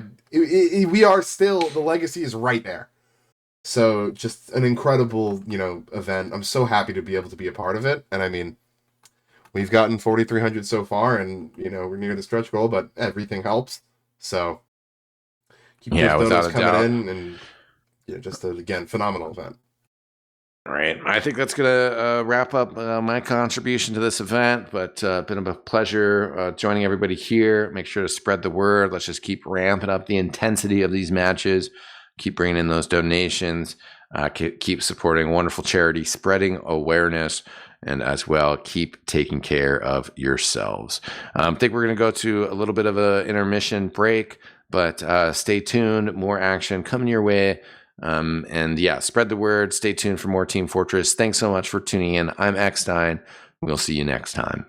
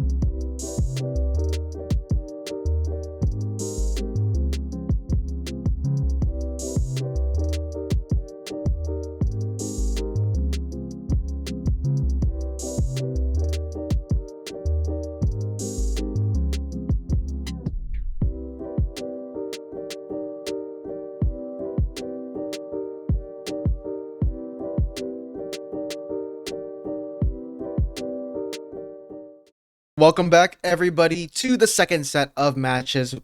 The second one you could find on Fireside Cast 2. We are doing a double stream coverage of the Charity Cup. That match on Fireside Cast 2 is the first lower bracket round 1 match featuring the losers of the previous match that we just watched, which was Wish Gaming versus the Carson team, whose name is I'm currently blanking. I think it's like I don't remember. I mean, it's Exiles team, Chalk's Royal Guard. And we're going to be casting the upper bracket final here. First things first, before we get started and I throw it to my new casters, I want to do a quick shout out to our Tiltify fundraiser, !donate. We just hit our mystery giveaway number 1 milestone. So that will be revealed tomorrow. The mystery unusual giveaways are going to be given away tomorrow. We're going to be doing the $50, $75, and the $100 unusual giveaways today, though. Before we get started, I also want to give a shout out to !donate. That is our Tiltify fundraiser that you could donate to, and !charity merch where you could buy our fundraiser merchandise. All proceeds will go towards the charity. And so far, this cup has been a great success, but I cannot stay for too long. I need to read a few donations, though, before I leave. We have a $10 donation from Shiver. Reads, love the TF2 community, always taking part in charity for good causes. Stay fresh, you guys. Thank you, Shiver, to you too for donating, and we appreciate you donating to the fundraiser. We have a donation. I didn't read that yet. This is from Wall, former RGL admin. Reads, the world lost out on a great person when Miggy passed. Miss you. Hope you're up in heaven and finding lots of canned cheese, memes, and we need dogs to play with. Best wishes to the Chavez family. Peace out, A. Lamau. Heart sign. We have a donation from our fellow Fireside producer, Pika, which reads hashtag all roads, !Rome, by the way, if you want to buy a jersey. But it's not about them today. We have a $10 donation from our upcoming caster, Zenagos, which reads, great cause. They donated $10. Thank you, Zenagos. And we have a $120 donation from Victor, which reads, miss you, Miggy. That's all I got for donation reads. Make sure to !donate if you want to donate to the Tiltify fundraiser. The goal for the second mystery giveaway, the second mystery unusual giveaway, is $5,432.35. Let's hope we can reach that. If it happens before the end of today, great. If not, okay. And we have our upcoming set of casters, so I'll let you guys take it away. Have fun, guys. Hello, Xenagos. How are you doing today? Are you excited to cast some Highlander? You ready to look at some Highlander gameplay? I am fantastically excited to cast some Highlander gameplay. We've got another great match. First one was amazing to watch. I don't know if you were in the stream watching, but I certainly was. I'm super excited. The charity fundraiser has been going great so far today. So far, excellent day. I'm feeling good. I hope you're feeling good as well. I'm feeling pretty good. I mean, personally, I'm excited to do my first ever Highlander cast. That's all I'm going to say. I'm pretty excited. My first ever Highlander cast, being an event like this, it supports a good cause. I mean, it raises awareness for things as well. I'm happy. I'm happy that I'm able to be involved in this event here. So I'd say I'm pretty stoked. Amazing. So in our upper bracket final, we have Wrap It Up versus the Spoo team. Do you have either of these teams that you want to run through the roster of? Sure. I'll run through Spoo. I think that's what I'll run through. I'll run through the Spoo team here. So, real quickly, going through on, I believe this is Scout, we've got Emily. For Soldier, we have BFFL. On Pyro, we have Carson. On Demo, we have DT. Heavy, we have Sand. NG, we have Pickles. Blake on Med. Scouty on Sniper. And I can't read that because my eyesight sucks. Fajaro, I think, on Spy.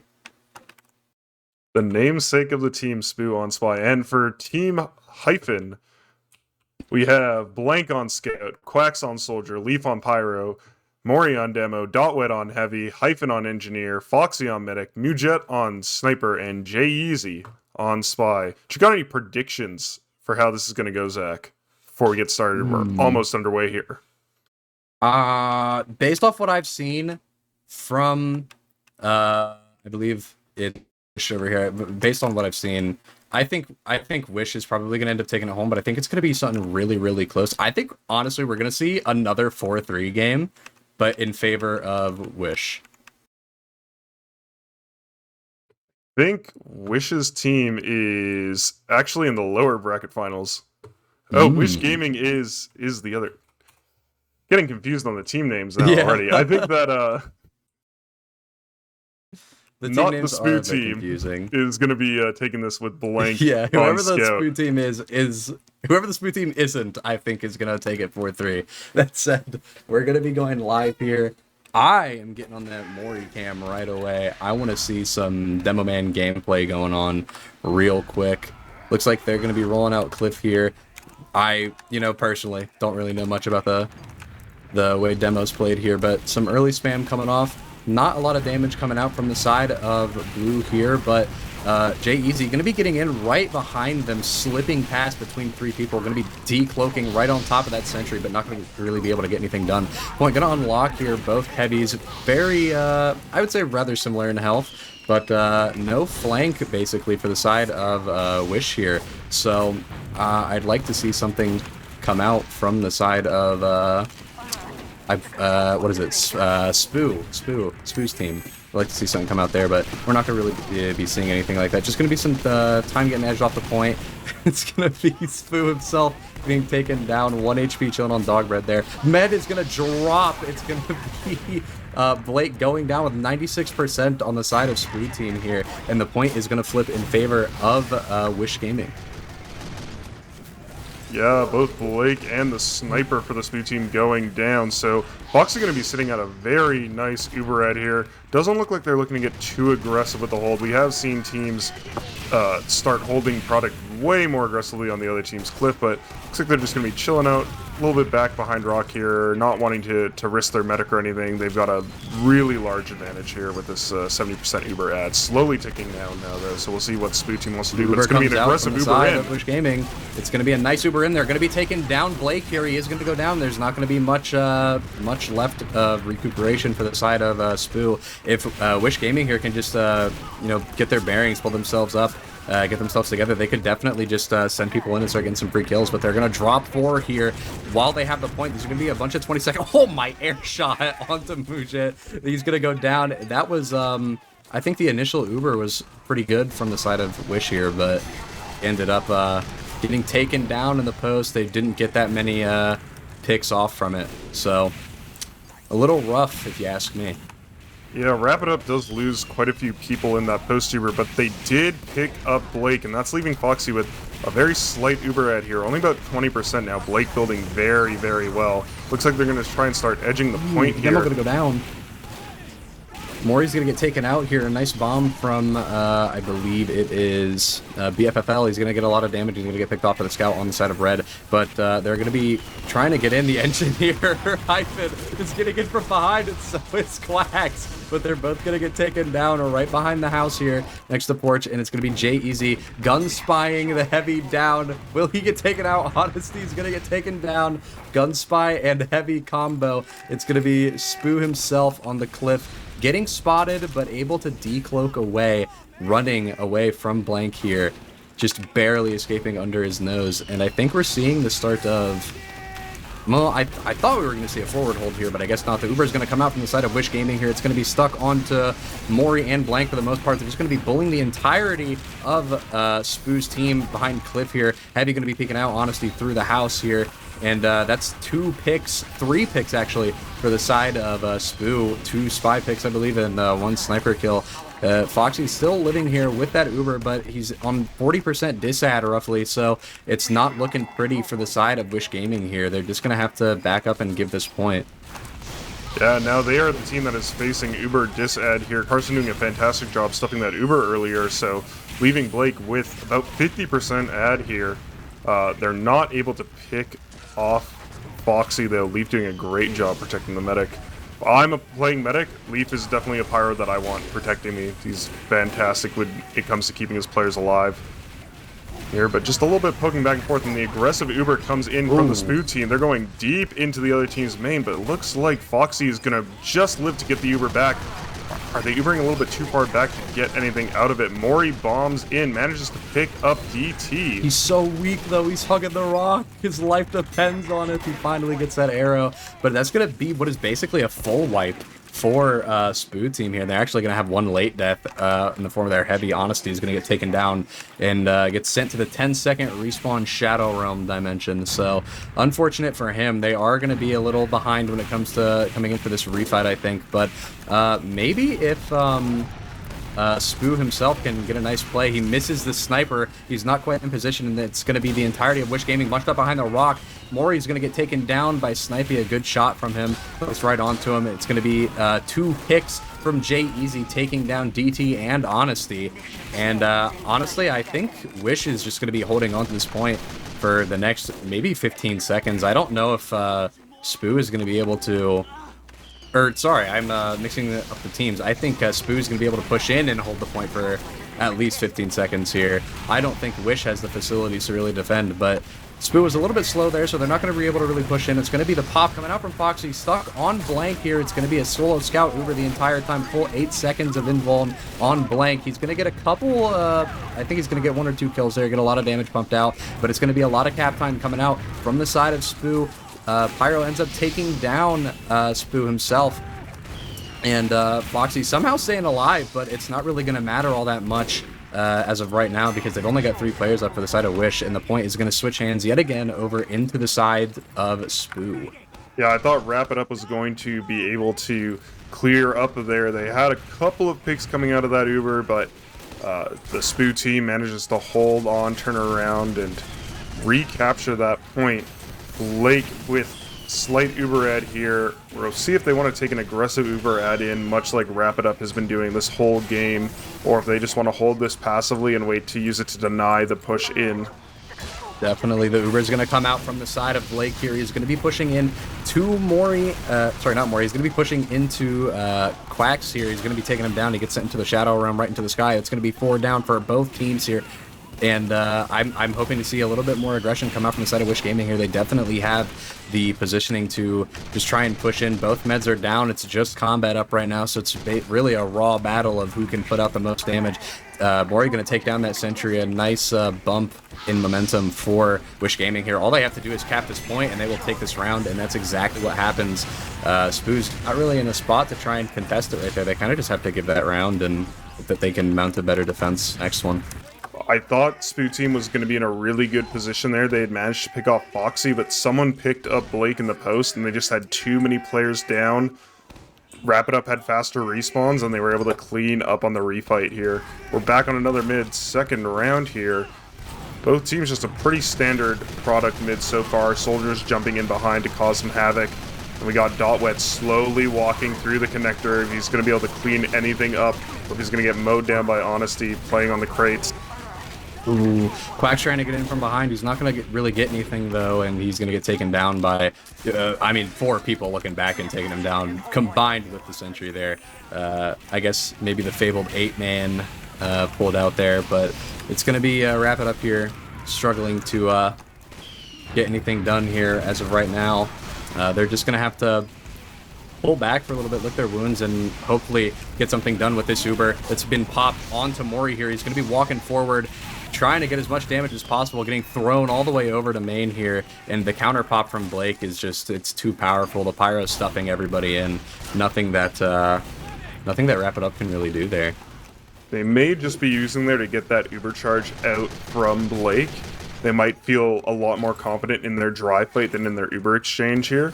So you can see right now, Spoo team backing off a little bit from that aggressive forward hold, despite a lack of pressure being exhibited.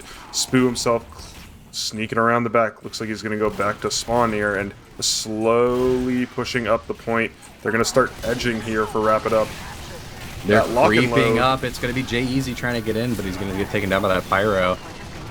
That first pick that I had initially thought was going to get something done for them is probably not going to be very fruitful for Wrap It Up here. It's 2 people dead. Leaf is going to go down as well. The Uber is going to come out from Foxy. They're going to be walking in. Mori trying to get as much damage as he can, desperately trying to kill people, but it's not really going to get anything out of it. It's just going to be the Mini going down, and that's Blake with full Uber right up next to the point, ready to take an instant re-aggression fight straight into Wrap It Up here, but they're dropping 3 here. They've lost their Heavy, their NG, and their Spy, who's now just respawned. The Uber comes out anyway, but it doesn't look like they're going to get much out of it here, and it's just going to be Emily walking forward, almost able to get caught. And Mujit's going to take down Blake there. A nice shot.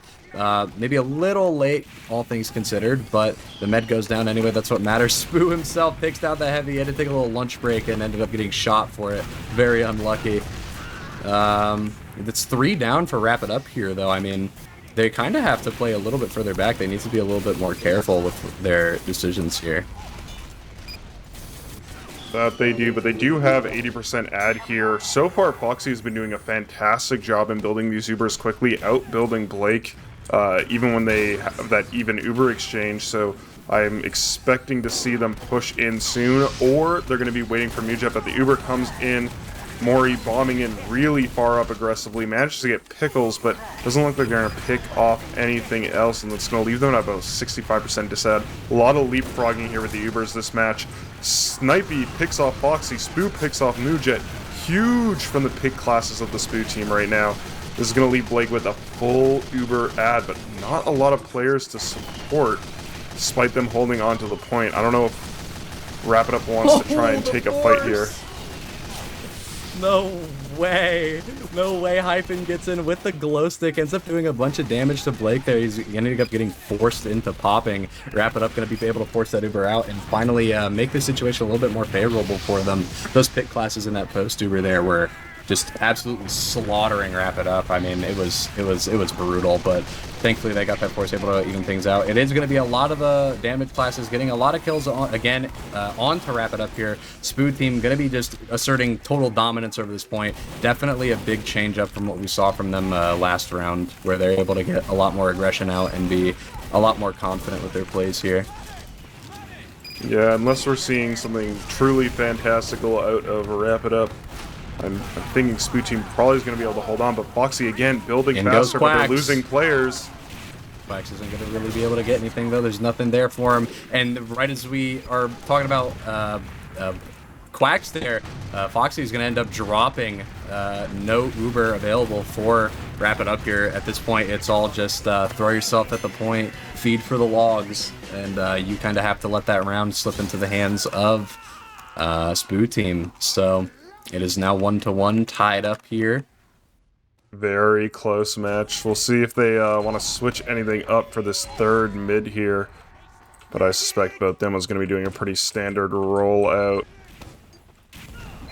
Nothing all too ordinary here.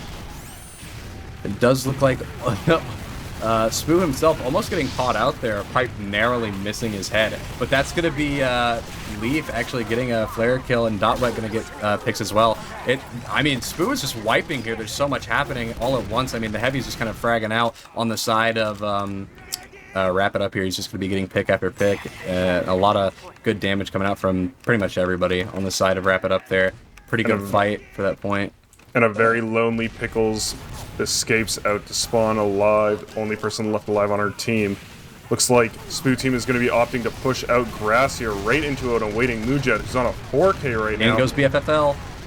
Going to take down Mujet. They have no sniper to help them for this next push, at least for now. Hopefully they'll wait for their players, but this is going to be a lot of time ticking down off that timer, so we'll see what their next play is. BFFL actually sitting by the spawn waiting for somebody to come out. The sniper spots him. Mujit try to kill him.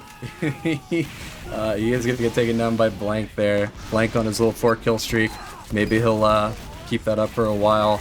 It is going to be just standard re-aggression coming out from the side of Spoo Team here. They're going to be walking over, trying to edge some time off the point.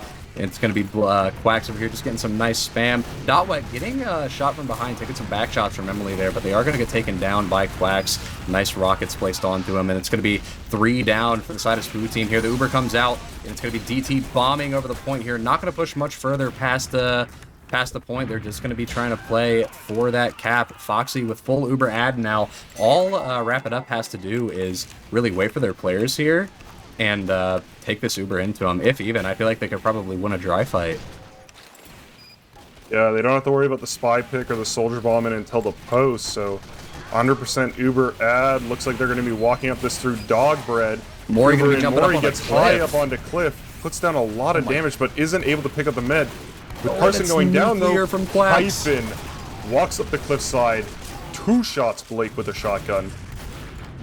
But Wrap It Up does lose a lot of players in that exchange. They're going to be coming up quick, though, because they haven't capped the point yet. So provided they don't delay, they're going to have a lot of spawn advantage over the Spoo team here. Snipey still on that 6-second cooldown on the respawn timer. Pickle stuck on concrete there, fighting a 1v9, one-man army, trying to take down as many people as he can. It's going to be, I think, pretty standard, just regular point hold for Wrap It Up here. And I think Spoo, I don't even think they're going to need Emily for this refight here. I think if they play their cards right, they could get a decent soldier bomb from BFFL. But that said, Honesty is going to go down, and so is Snipey. They have no pick classes set up anymore, basically. It's going to be 4 down. DT is going to be taken out on the side of Spoo team as well. And Spoo is going to be trying to get in behind as well. The man, the myth, the legend himself, he's going to get in through grass here, trying to get into a position. It's going to be 2 minutes worth of time ad almost for the side of Wrap It Up here. Spoo looking at Camp the Telly on a Mujik, gets denied immediately by Leaf. Knew exactly what was about to happen. Snipey gets a headshot off, no kills, playing from Porch here. And Foxy sitting very pretty with that 100% Uber ad. Jay Easy barely managing to slip through those players, managing to get in behind. Foxy going to end up popping out onto Blank here. He's going to be running up through concrete, and now it's a Pyro Uber. He's on Leaf. The Heavy's going to get taken down. Honesty on the side of Spoo. He's going to get deleted by the sniper. Mujit over here going to be taking him down, but he's also going to get taken down. It's a lot of players lost for that Uber. I don't think that was worth if you're Foxy there. I mean, that Uber kind of... I mean, while you may have got some picks initially, there was no, there's no sustain with that Uber. You just lost way too many players. They do lose a lot of players, but 8 seconds left on the clock. They have 2 minutes to force Blake out here, ensure that they do not lose this ad.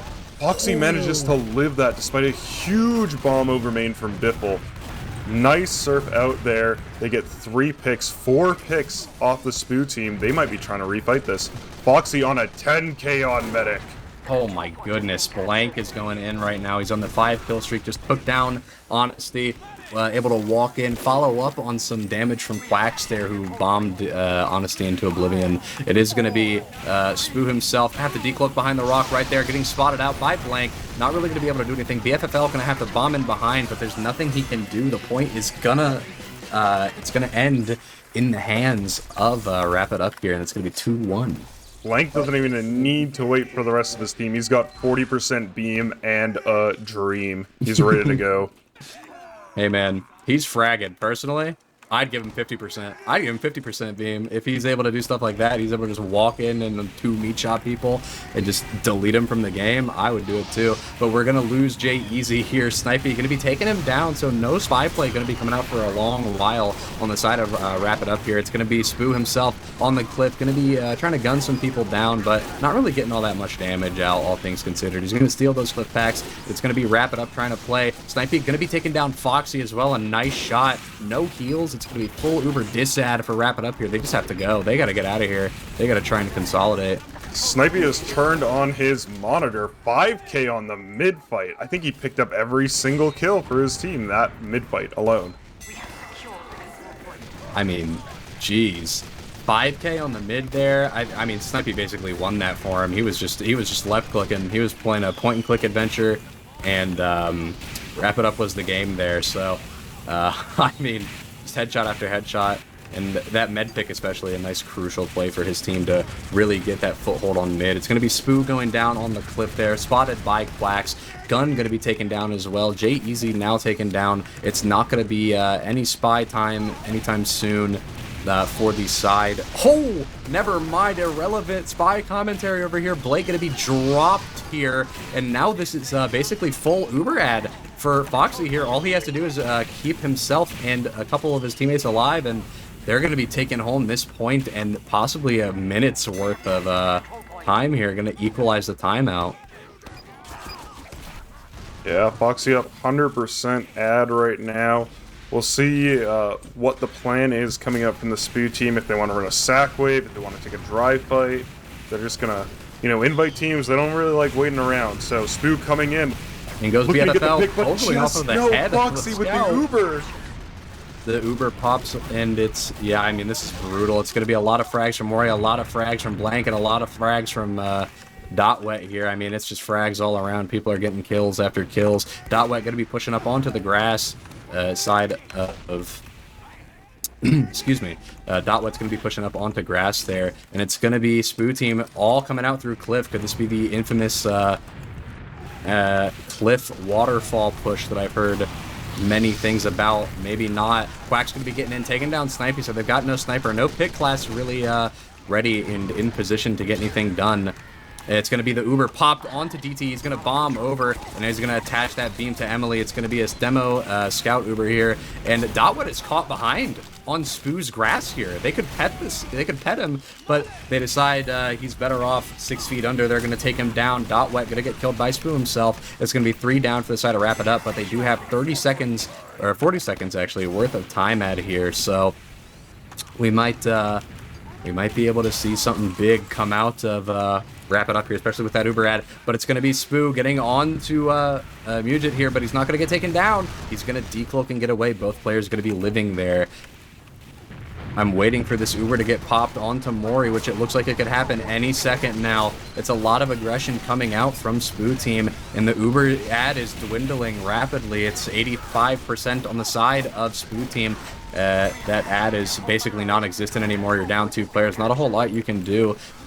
I mean, they're just going to be chilling behind the rock counter. SPU gets a drop. That ad is worth nothing now, and Blake is going to be at 100%. They're going to be able to retake this without using. I was about to commend Wrap It Up for taking that point without having to use there, but unfortunately, they just should have.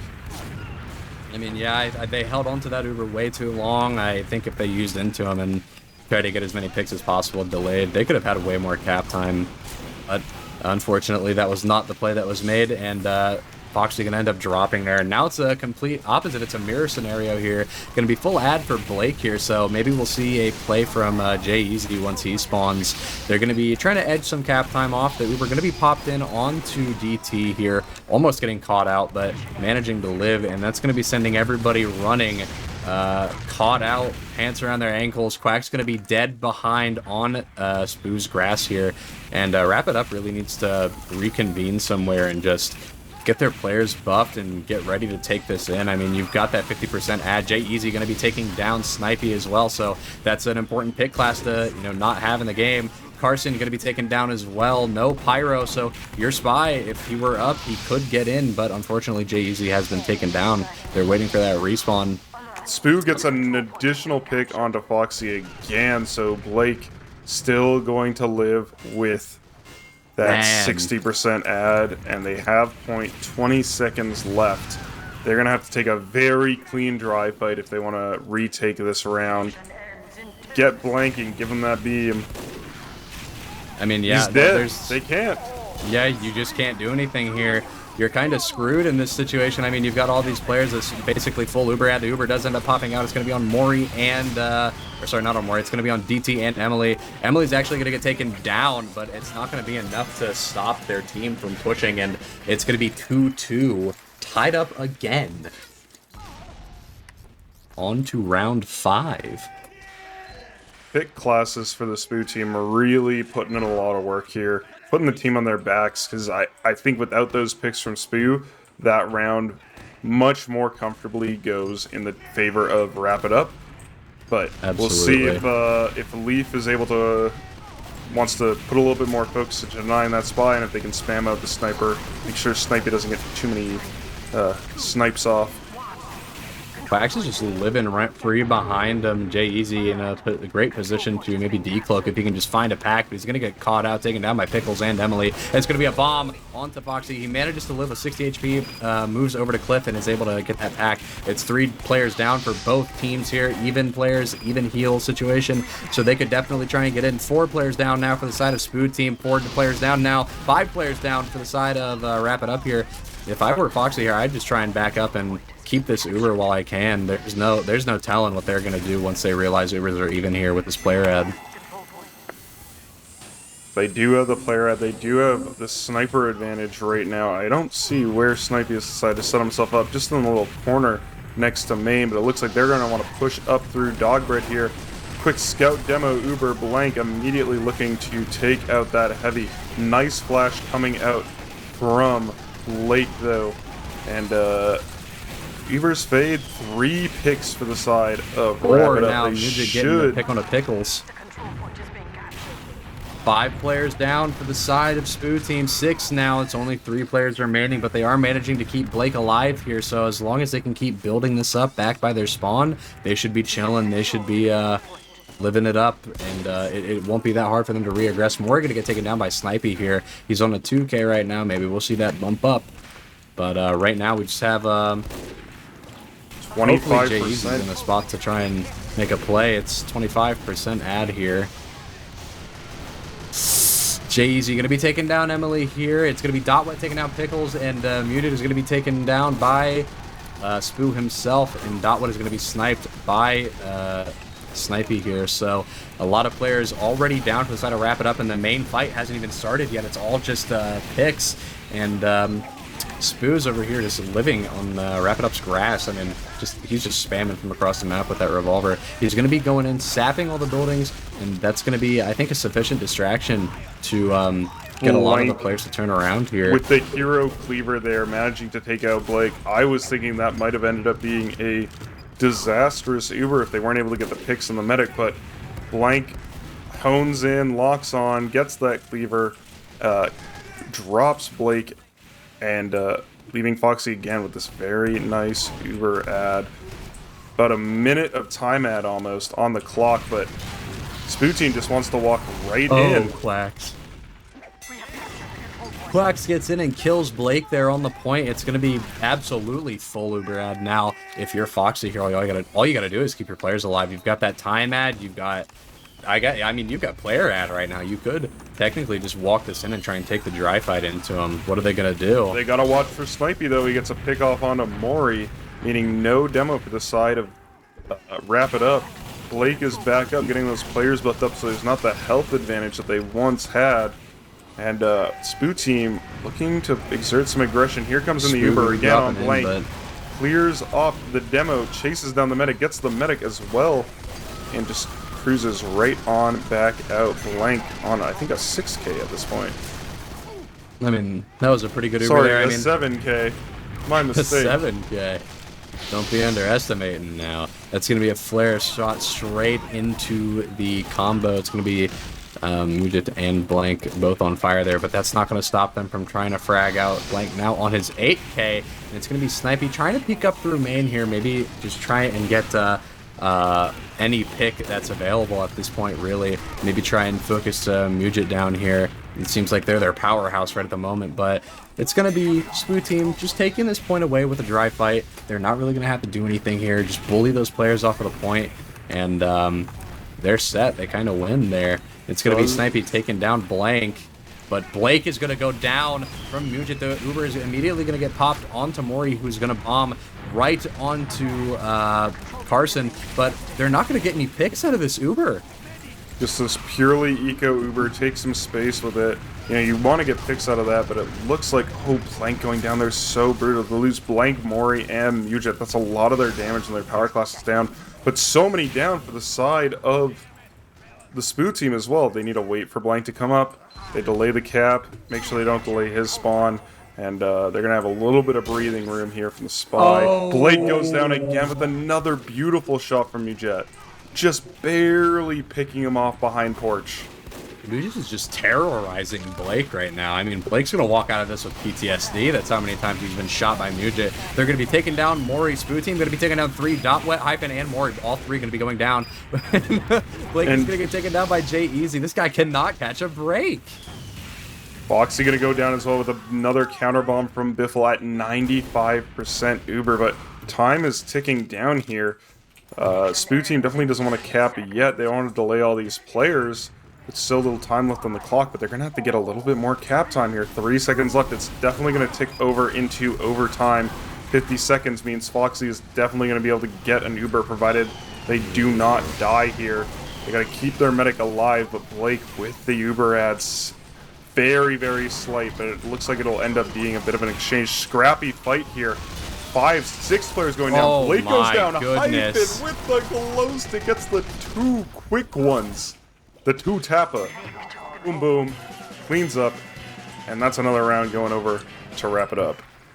I mean, the glow stick play there, dude. Holy moly. I wasn't even expecting Hyphen to pull that out. I thought he was just going to be chilling back, trying to keep his sentry up or something. But no, he said, I'm a man with a plan. I have a glow stick. I mean, I think he got, what, 3 kills in that? I mean, Jesus. That said, it's going to be Quacks bombing in behind early, trying to get some eyes drawn onto him. It's going to be the sentry for the side of Wrap It Up going down, but it's not really going to do their teammates any good if they don't bomb anybody over through to it. It's going to be 4 down for the side of Spoo team here. 5 down now. It's only 4 up, and it's just Pit Classes alive with the med. At the very least, they're keeping Blake alive right now, and it's going to be a drop at, I believe, 70%-ish for Wrap It Up here. So if you are... Actually, it doesn't even matter because Blake gets taken down as well. I just noticed it. I mean, this is just back and forth raw DM at this point. Raw DM, but the scrappiness of this fight means that timer's going to keep ticking down for Wrap It Up. They're able to continuously deny this point. It looks like the Spoo team is going to be getting their players forward, though. Cap this over 30 seconds off the clock for Wrap It Up, and they're going to be looking to just hang out behind house, get their bearings a little bit, figure out where everyone's at, recollect their players, get buffs, and they're walking up again through Valley. So far, been really enjoying those demo scout Ubers through Dog dropping Blake and Snipey.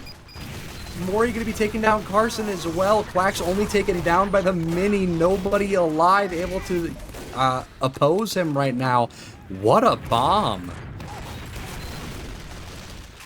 And it's just Emily alive. She is going to be hanging out behind house. Looks like she's going to throw a cleaver and then just hang out back to spawn. But Mujet manages to get that pick off just at the last second. She's going to be in the shadow round for another 5 here.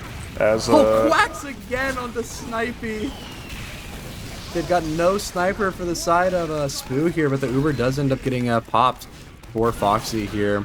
I'm not sure if they popped a save or if they got forced there, but one thing is for certain, that Uber ad is now gone, and they're playing on dis ad here, which means that it's anybody's game, especially Spoo. They could send somebody in to probably just bomb over. I mean, they've got so many players dead. It's such a free game if Biffle wanted to go in and try and get some crazy nuke, but it does look like Spoo team opting to just stack the cap there, get as many people on it as they can, and try and get the time ticking down in their favor. Yeah, I mean, they're playing with Uber ad here, so it's not like they've got to do too much to keep Wrap It Up at bay for now. Mori bombs in to try and pick the med off, and I think kills Spoo off the sticky jump. Not entirely sure, but you know, a beautiful pick from Mori there, of course.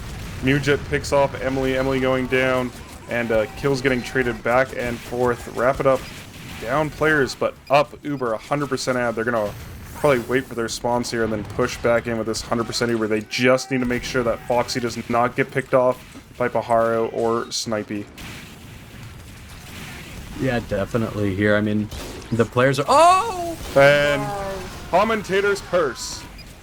Snipey Sorry takes about that. down Foxy, and I believe he took down Blank as well. 5 players going to be dropping on Wrap It Up here. It's just Quacks trying to go, and he finally avenges his medic and takes down Snipey, but at what cost? His med has already died. It's going to be another bout of what is, I mean, 50, 60-ish ad for the side of Spoo team here.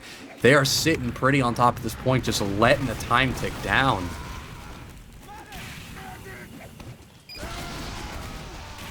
Blake coming up here, 100% Uber ad. No heavy, no soldier. They're going to take the Uber. A nice air blast out of Leaf. Dies, but keeps his medic alive, hopefully. Foxy needs to get out of here. She's all alone.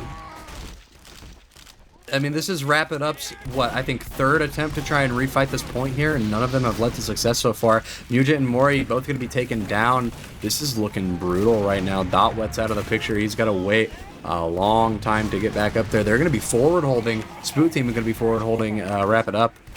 I mean, from what we saw earlier in this game, this has been a huge momentum shift here.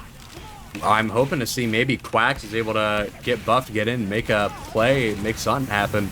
Somebody able to get in onto their med, but we're not going to be seeing much just yet.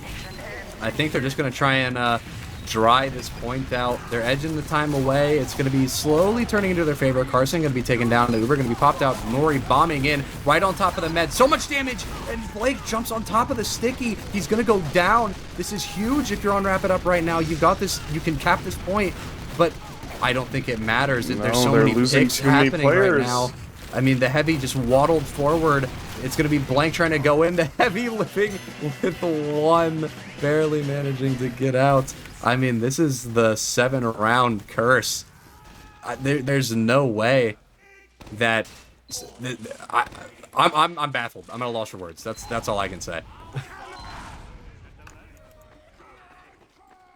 I'm bewildered, some would even say, at how that turned out. I was really expecting that Uber from Rapid Up to turn that round into their favor. But we're going to be seeing a lot of spam coming out onto this mid here. Mori immediately going to be going down, but not before they can take out that sentry. So now is an Quacks has ample time to try and get in, but he is going to be trying to counter bomb onto Biffle here, but it's not really going to do anything for him. It's going to be 3 players down for the side of Rapid Up here. They're just waiting for their spawns. Foxy died, so it's going to be full Uber disad. They're going to have to be ready to send in a sack, which it looks like they're trying to do. It's going to be Blake going down, Pickles and Spoo and Honesty and Snipey. Oh my god! It's going to be everybody. DT getting dropped as well. And next up could be Emily. And there goes Carson, there goes Emily. Oh my wife!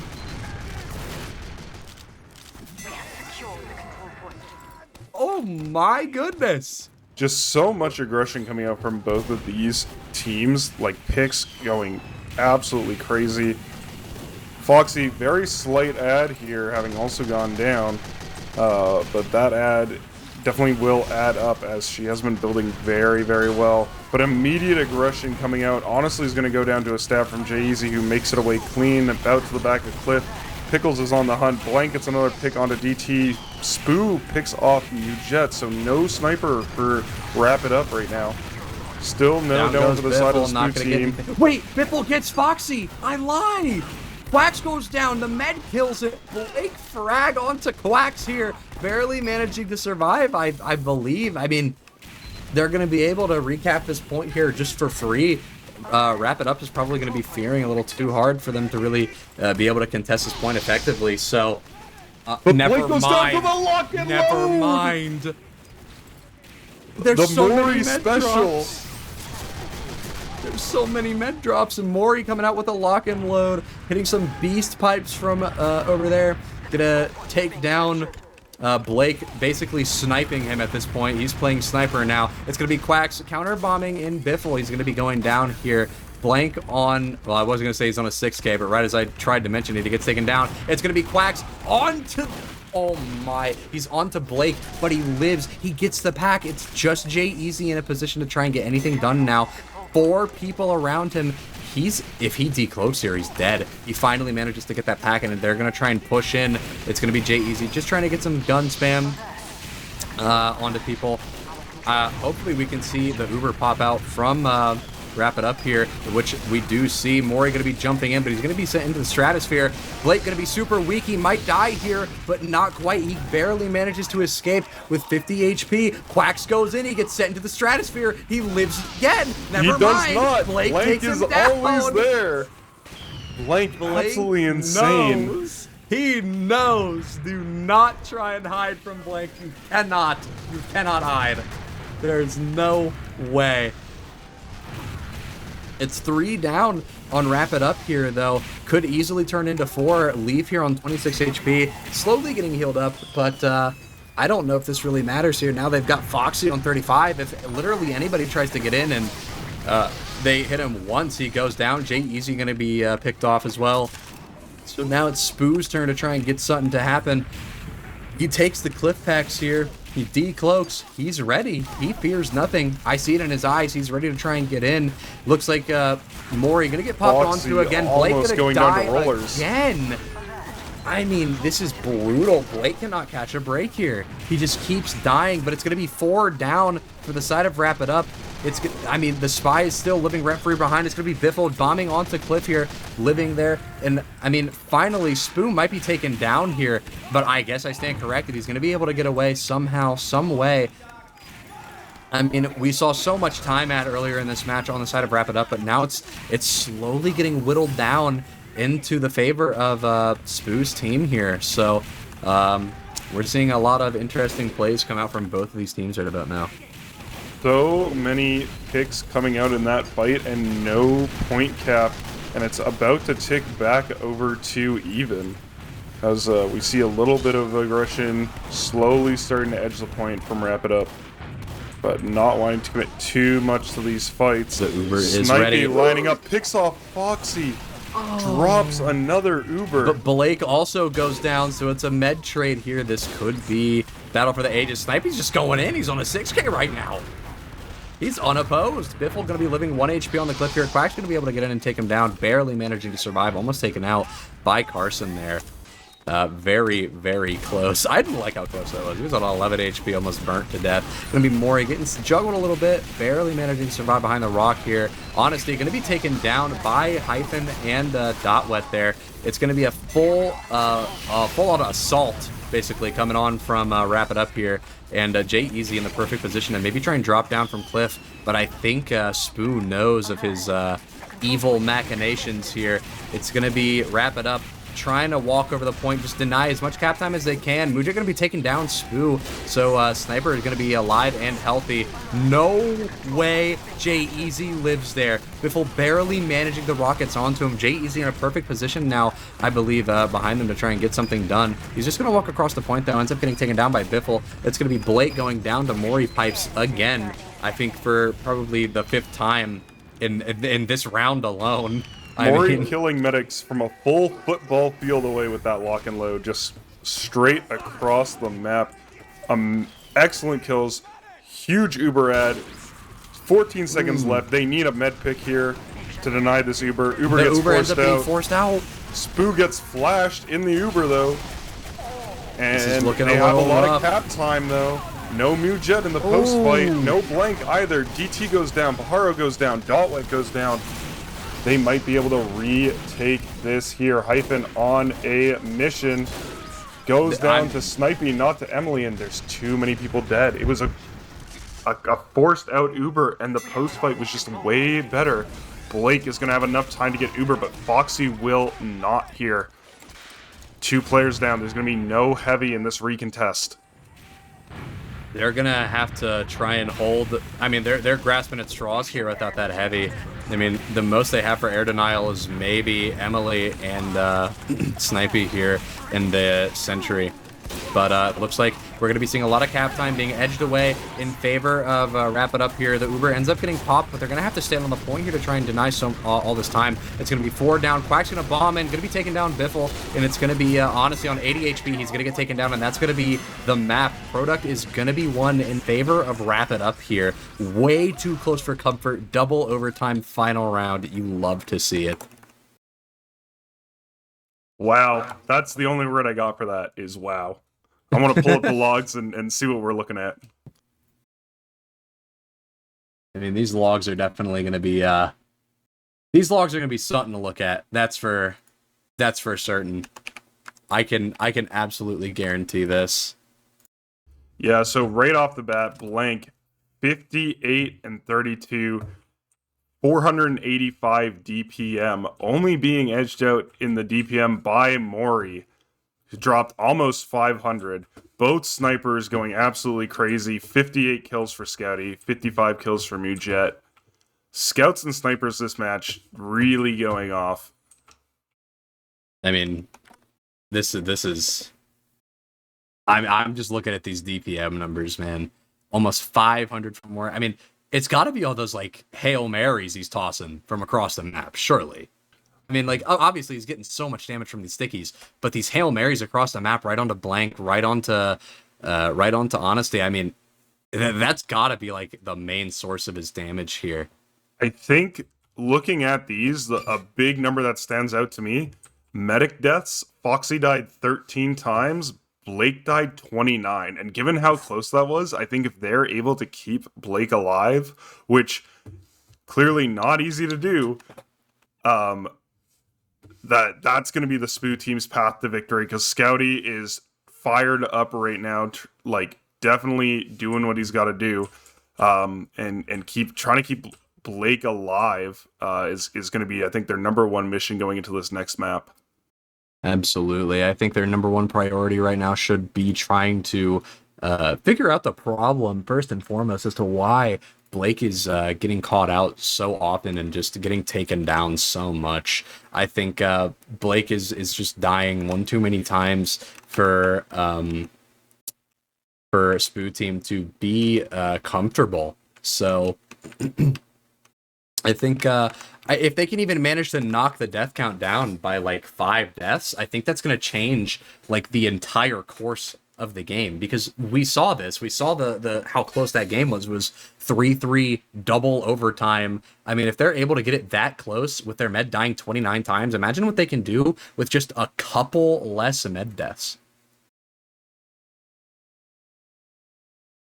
Absolutely. We'll see if they're going to be able to do that on Brute, our next map. Now, I think Mori is going to be feeling very comfortable on this map because this is a good lock and load map. You can very comfortably shoot pipes safely over a point with the lock and load.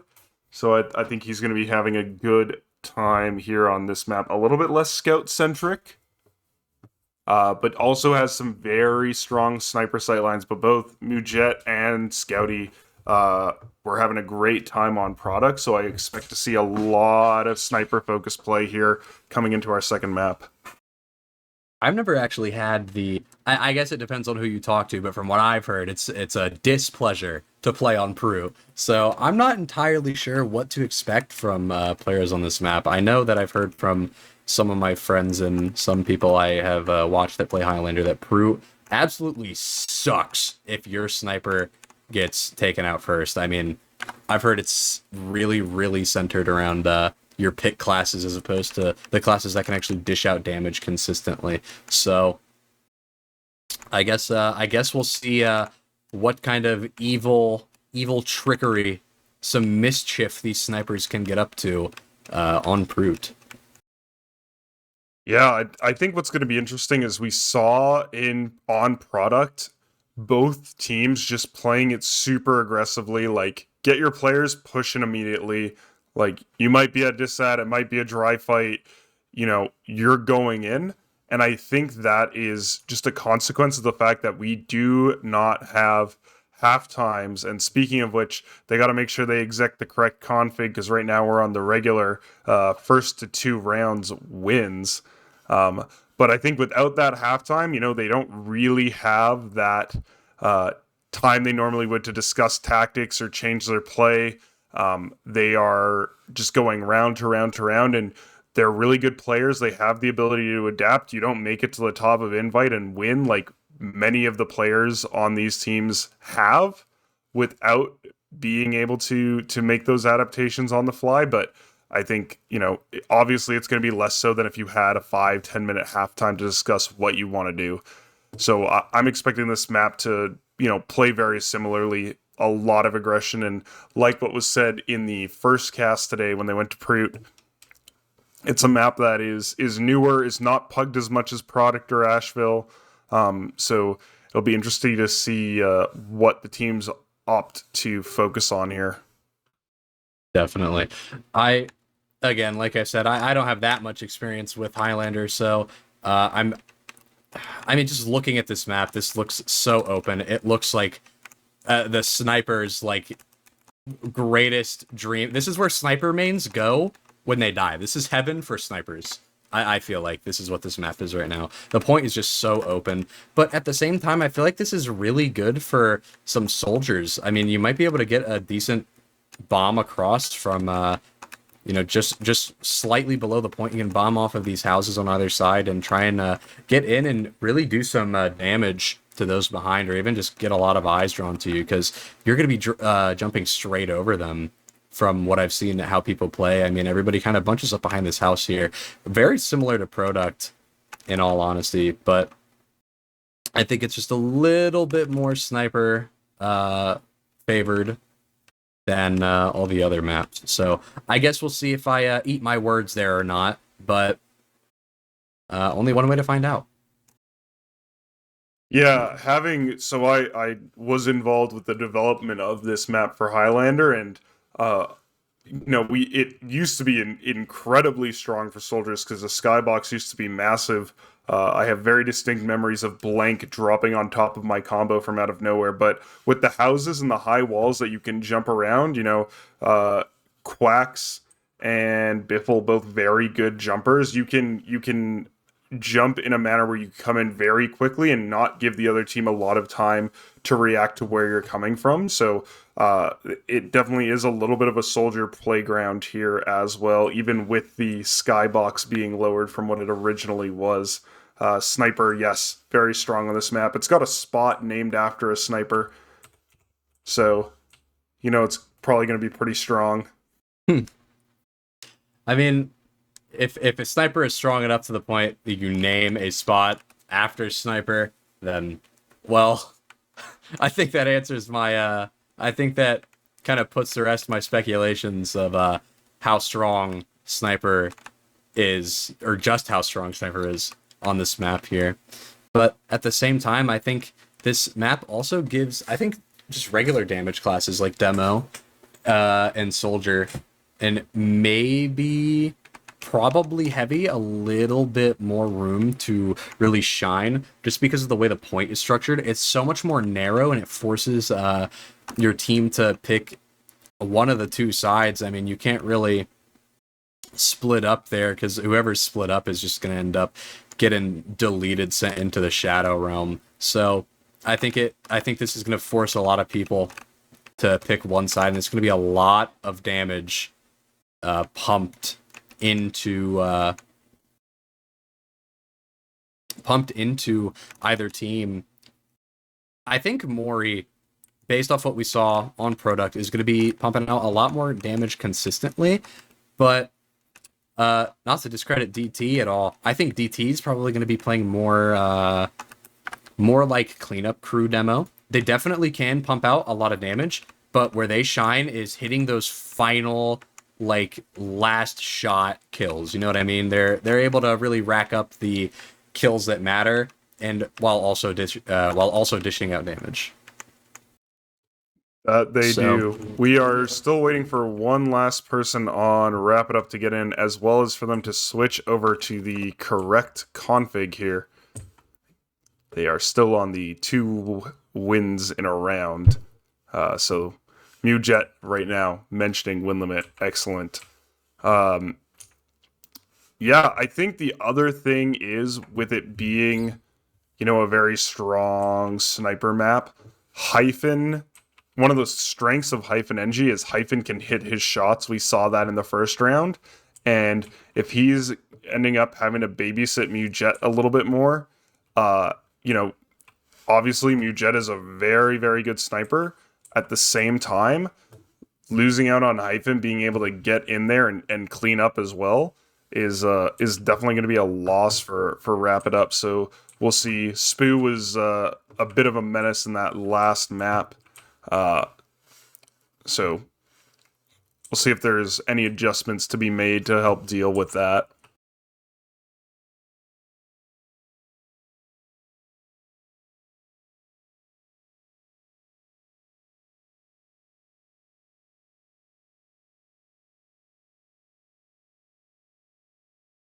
I mean, yeah, I think having the NG not really be able to get in and do as much damage as we saw him doing on Product, especially with that glow stick play that we saw him do initially. I think they're still going to be able to try and get something done like that, but I think losing out on having him able to be in as consistently as he was on Product is definitely going to be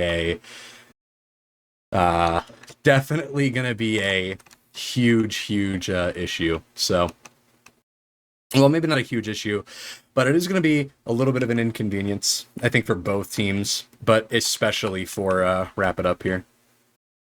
DT asking for a no lock and load gentleman's agreement, and I don't think that's going to end up going through. You don't pick up Mori to have him running the Iron Bomber, right? Yeah. I mean, from what I've seen, from what I've heard and seen today, I don't think people pick up Mori for his Iron Bomber expertise. I think they pick him up because he knows how to throw absolute dimes worth of lock and load pipes across the point into the enemy's faces. So I don't think that no lock gentleman's is going to go through. If it does, we'll definitely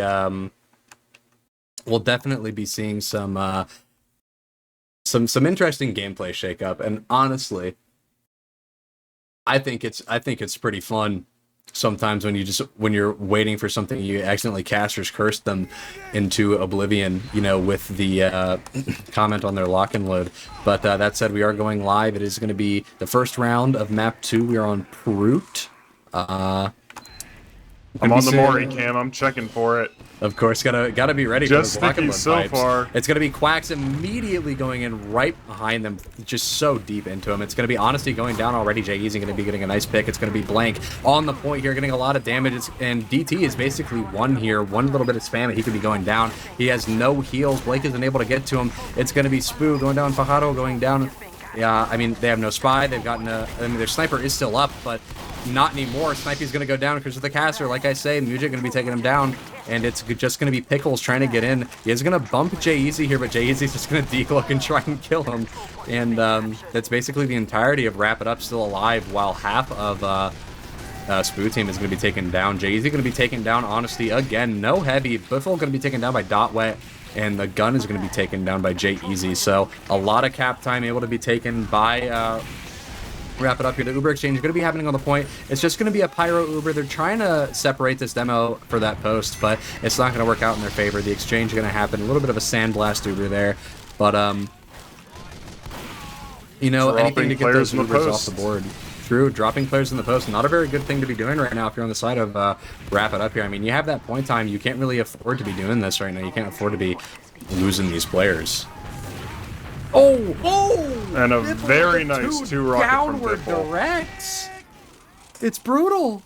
It's brutal. Playing Beautiful behind the bomb. house there is very similar, in my experience, to playing right at the entrance to drop down on Asheville when you drop off bats, where you are in a position where the other team can get right above you and just shoot down at you. It's not a spot you want to be holding for very long.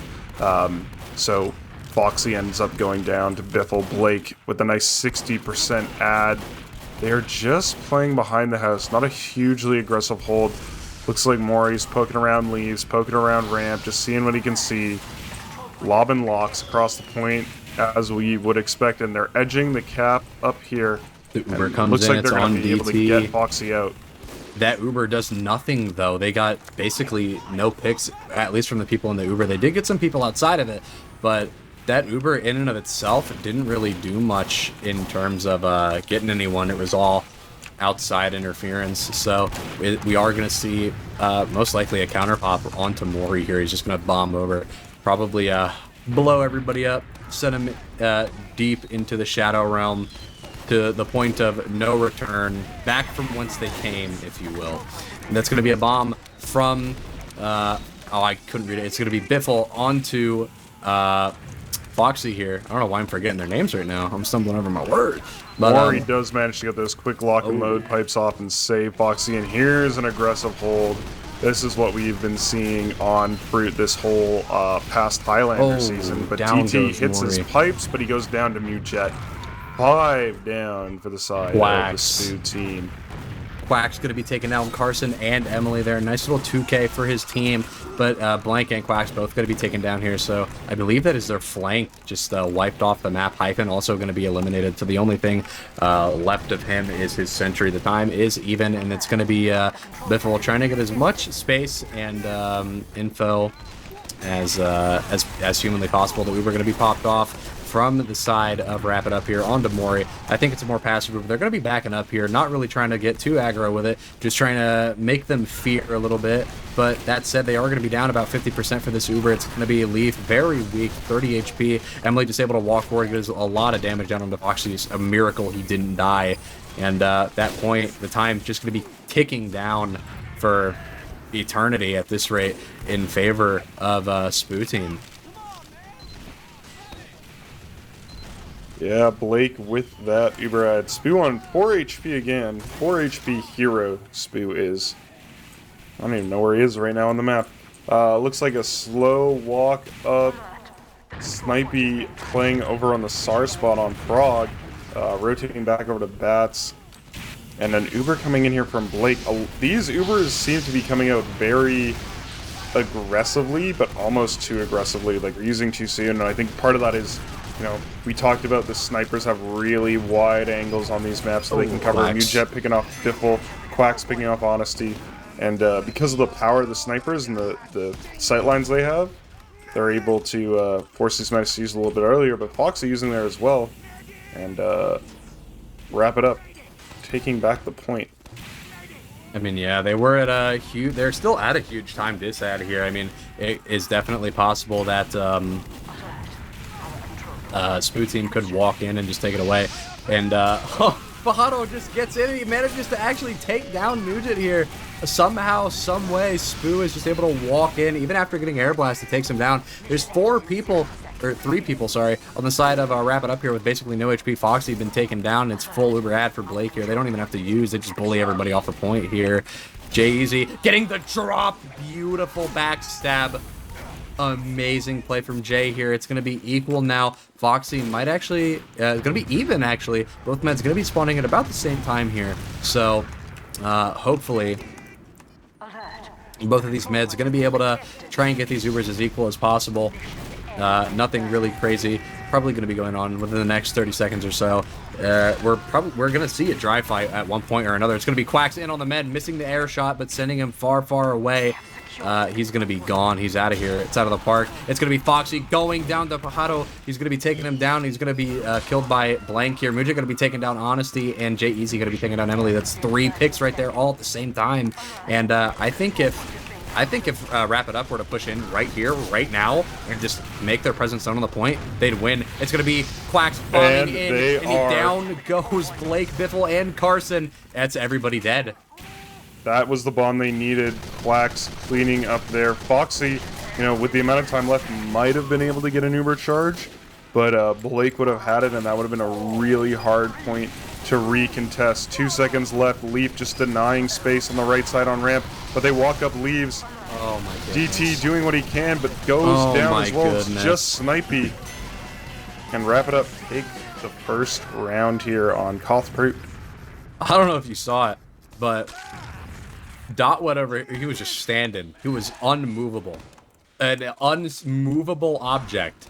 Just standing here, just mowing everybody down from across the point. I think he killed like 4 people, or at least got like 4 assists or something. He was helping kill absolutely everybody. Nobody was safe from that man's Tomislav rain. Biffle trying to get an early bomb here, but I don't think it's going to be doing him many favors. DT going to be taking down the Sentry, and Snipey's going to be taking down Mujit here, so Wrap It Up really doesn't have any pick classes. Both Mujit and their Spire down. Mori's going to be taken out as well.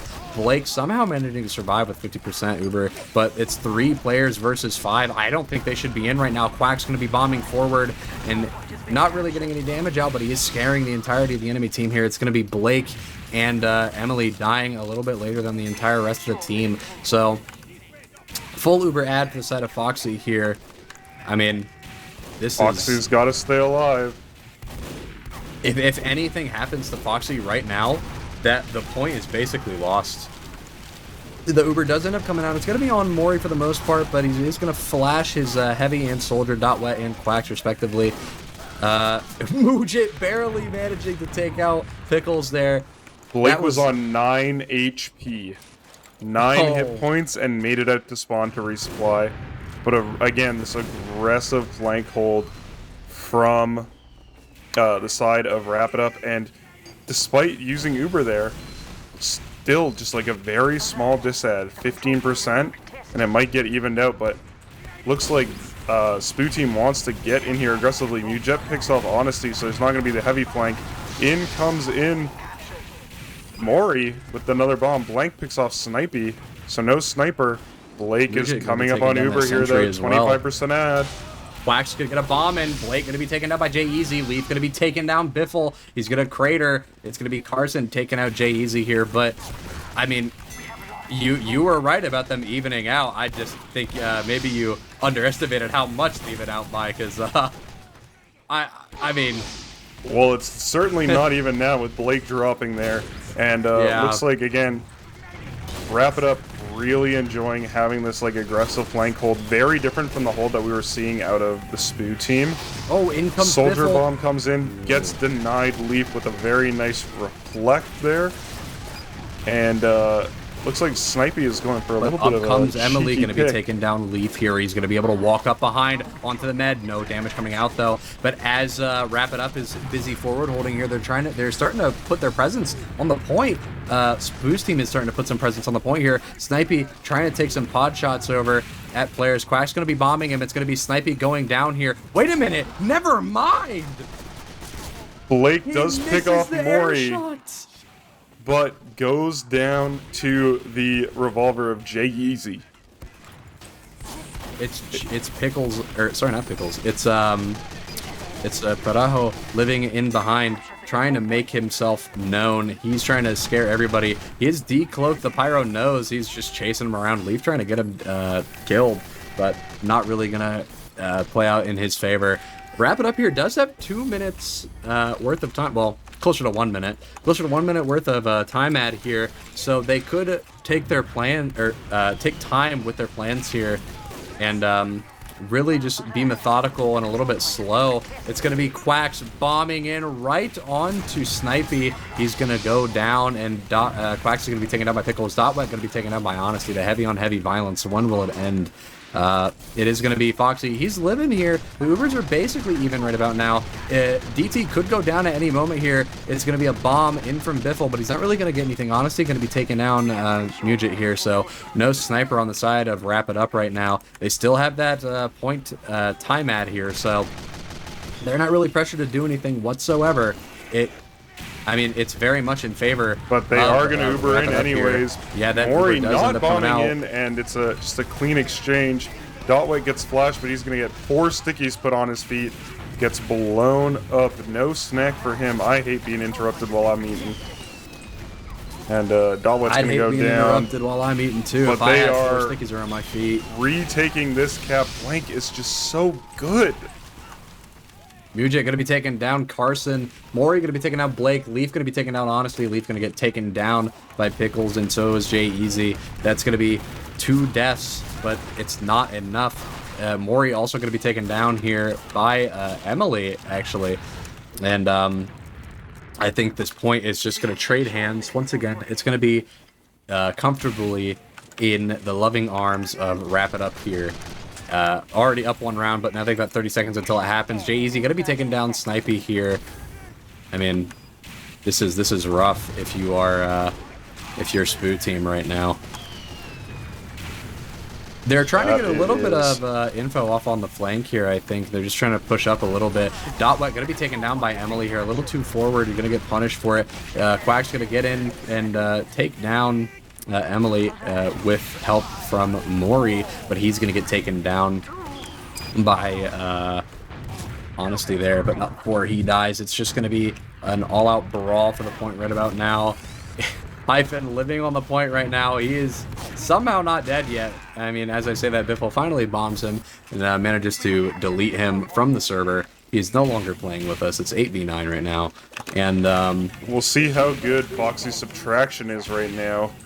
Do they know they have that? It's ticking away, and it's going to even out. So no recontest. Looks like they're just going to go for a nice even exchange.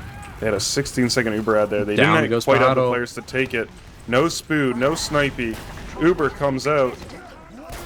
What in Mori the jumps world is back this out, but can they exchange? save Foxy? Really a huge I amount think of Hyphen aggression might on be the going flank. down here. Emily gonna picks get up 2 Dotwet picks. and Hyphen, but the point, It doesn't matter. they're They don't pushing contest flank. the point. They're walking all the way around to the backside of Wrap It Up, but Wrap It Up just says, wait a second, we got 0 seconds left. And they I take don't the think- round. I don't think they noticed at all that they were even starting to get the point capped over there. I think they were too busy pushing up the flank. Maybe the comms are overloaded or something, but what I do know is that that round goes into favor of Wrap It Up here, and we're back on the mid. It's going to be Jay Easy right in position to get a stab. He is going to try and walk up, but he is going to get spotted. He's going to be taken down by Carson here. DT, Emily, and Snipey, all 3 down, but 4 are down to the side of Wrap It Up here. Foxy barely managing to live, somehow surviving, and Mujit in a position to try and get some picks here if anybody is around, but I don't think anybody's in his line of sight at the moment. The point is going to comfortably sit in the hands of Wrap It Up right about now. That mid fight, a little bit scrappy, but definitely going in their favor. And Mujit's going to take down Snipey as well. I think Just the main waiting focus for here is going him. to be on the flank. Almost 80% Ooh. ad here for Foxy. Carson manages to snipe out Blank, so no scout. But I don't think they really need him right now. Doesn't look like there's too much aggression coming up from the Spoo team. Again, sitting behind that house. Mori happy to just lob those lock and load pipes right across the point. Dotwet holding down the flank now. Spots out Honesty, trying to go for a little Down goes sneaky Carson. play. And I mean, Biffle that picks Uber off came Quacks. out. That Uber came out. I mean, they got a handful of picks when it came out, but I don't think it really mattered all that much to them. Most of their kills ended up coming from that post where they were all just a little distracted. I think a little too scared. Jay Easy getting piped all these cloak, then taken down by Honesty, just trying to shoot over at somebody else. How unlucky do you have to be for that to happen? Oh man. And we'll have to see if they're able to force this Uber out of Blake. 50% ad for the Spoo team, and we're starting to see them get a little bit more aggressive. They move from behind the point Down to the goes point. Uber. Blake just sees Blank and immediately right-clicks, not even risking it. Spoo almost Wax is up manages to high. get the He's picks gonna off on take down Foxy, but DTE. heals up. And to think a bomb from Quacks. I'm not quite sure. I missed it in the kill feed. It Wait, went away. Biffle's in Too many behind. kills. Getting all that damage onto Foxy. He's gonna go down. Mori barely managing to not save his med. It literally, like, I'm pretty sure they shot the pipe and the rocket at the same time, and they both ended up dying there. I mean, unfortunate, honestly, for Foxy here. I mean, the Ubers are basically even, so it's not like it matters all that much, but it is going to be Fajardo going down here. He's going to be taken out. Dotwet going to be taken out, Sniping, and Mori's going to be taken down. DT. Odyssey's going to get taken down by Jay Easy. Quack's going to be taken down, I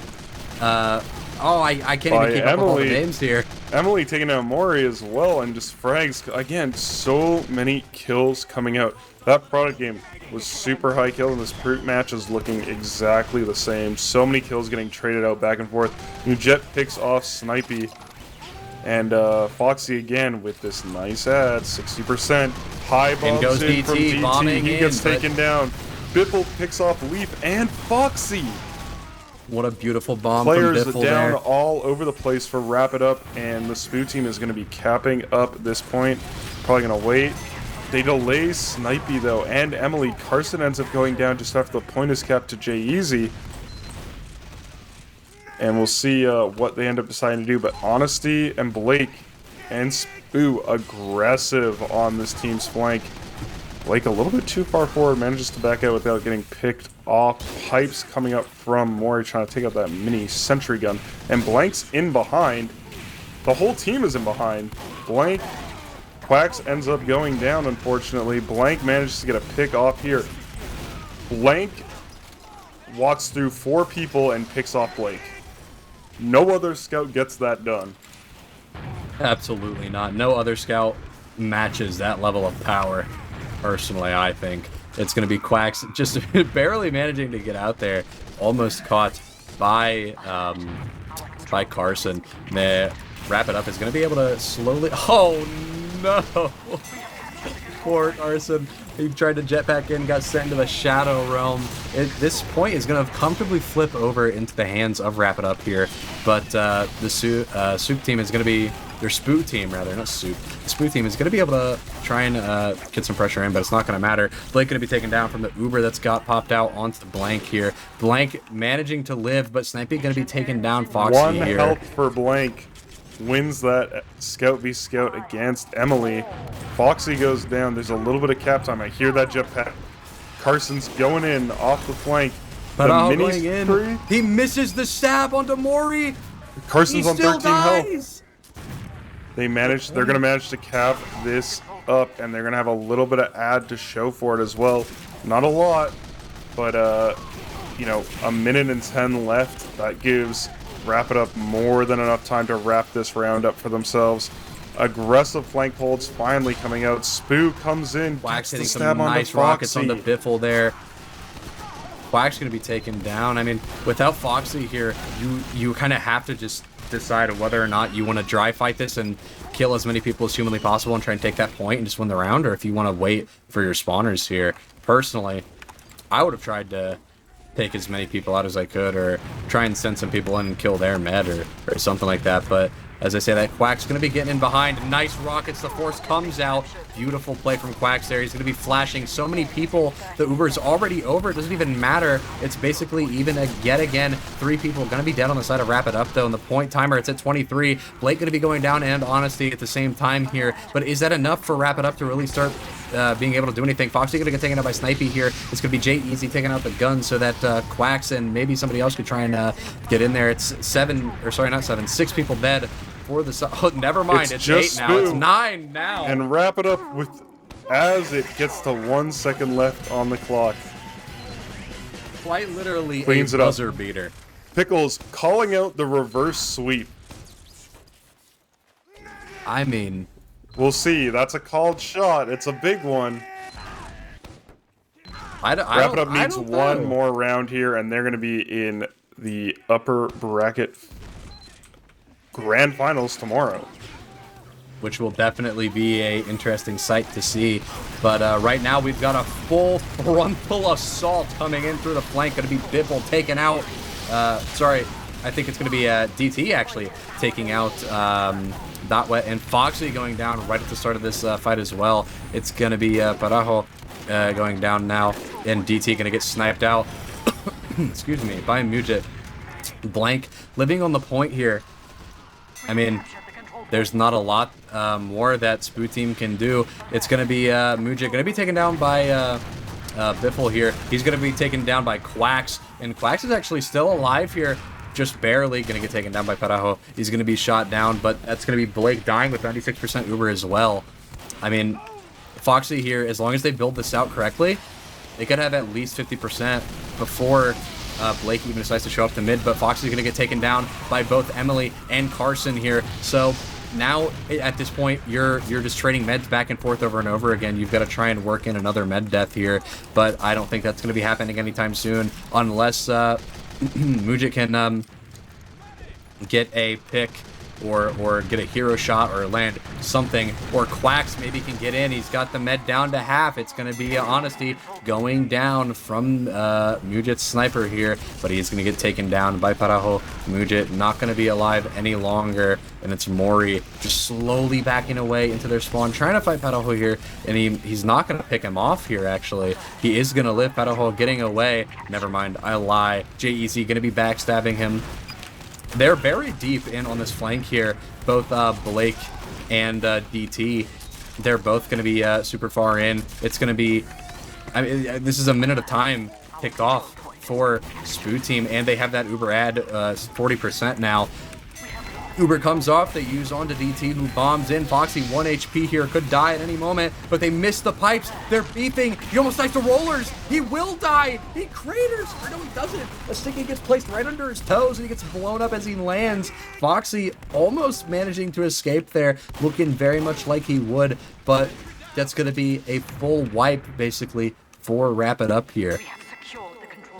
But it was, Foxy channeling their inner Neo from the Matrix there, but just to the end, DT doesn't get cleaned up fast enough, manages to get that last sticky down.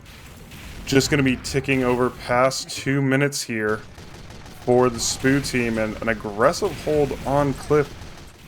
That's going to be Blake Biffle kind of bombing in from alone behind, on trying to get some point damage right to the now, house. just with Spoo for defense. So, a bomb in from Quacks could do it here, but Bombing some from nice anyone could shots get out something from done New here. Jet. It's just Carson and Blake over here. They are going to back out through the house, though, so their window to try and kill the med has now passed. Snipey's going to be taken down by Mugit here on a 4K. Hopefully, we'll get to see that go up a little bit higher. Telly going to go down for Pickles here, so no fast redeployment here. You're all going to have to slowly waddle your way up. The Uber going to come out. A nice bomb from Quacks, getting that force out, and the Uber is going to be mainly focused on Leaf and Mori here on the side to Wrap It Up. 4 players dying immediately outside of this Uber in favor of Wrap It Up right now. I mean, all Wrap It Up has to do is make sure that Snipey gets taken down, but that doesn't happen. Quacks is going to get deleted, sent into the Shadow Realm here. And in comes Spoo from behind. Oh my. Manages to get the pick on the New Jet. Manages to gun down Pataho Dotlet. with 1. Pataho manages to get to the pack, but it's going to be Blank taking down Biffle, and it's going to be 5 players, 6 players now down for Wrap It Up here. They've got to get out of here. There's nothing more they can do at this point. They just need to wait for this respawn wave. I mean, you're at 45 seconds. You've got basically 50 seconds worth of time. You got a minute almost. You can take a second, regroup and figure out what you want to do. Quack's going to get deleted immediately. So any hope they have for a bomb is now kind of sent to the wayside for at least another couple of seconds. Unless they want to send Mori in, which probably wouldn't do them any good. It's going to be Biffle bombing in. He's going to get taken down. It's going to be Parajo going in. He's also going to get taken out. It's Carson in behind. He's the only hope of Spoo team, but he is not going to be able to take down the med. Flames do not do that much damage. He is going to get deleted as well. And the point is now going to switch cool back as a over. cucumber. Doesn't realize Blank is right under his nose. And he's going to have that delayed death. Not going to be up very soon. Foxy, 90% Uber ad over Blake, 30 seconds left. Blake will maybe get to build here if there is some cap time on the point, but if they don't get any cap time, Blake is not going to have any Uber for this fight. Glow stick for Hyphen, Ubered in, glow stick for Hyphen, gets the pick on the Blake, gets the pick on the goodness. DT. He just doesn't miss. Do they know that standing Pickles on is the edging point. that time away, though? This could be big for Spoo team here. They might be able to try and turn this around with all that cap time, but I don't think that's going to happen. Dotwet is just too powerful, standing on top of the point with full HP. He's actually going to get taken down. I stand corrected. Pickles going to be taking him down. A lot of coordinated damage coming in. Quack's going to bomb in, send everybody into the sky, but a lot of the players on Wrap It Up are going to die as well. This is going to be time ticking down in favor of Spoo team, but this is match point right now. If Wrap It Up is able to cap, they take home map 2. So they can cap and they have time to build this Uber up. They just gotta play it, chill, keep their players alive, look for good picks. Pajaro's down, Emily's down right now. Double Honesty's bomb about to in. go down. Mujet serves, doesn't make it out. Biffle walking around the back here. DT But caught 3 and could down. die at any Snipey is moment down here. as well. No sniper for either team. Biffle Biffle getting picks in off behind him, Mori taking as out well, Mori. but Blank picks off DT. It's 2 up. Emily and Blake and a Dream. Oh no. Capture is This is coming looking through bad. here, If though. you are on the side of the Spoo team, there's nothing you can do. That's going to be game. And I believe that's the series for Wrap It Up here. They're going to take that home 2-0 for the series. Very close showing on Product. Maybe that wasn't their strongest map, but when it came to Prute, my goodness, did they come out gloves off, swinging. They chose that they weren't going to play around anymore. They came in with a vengeance. They said, we are not having a repeat of Product. We are 4-0ing you today.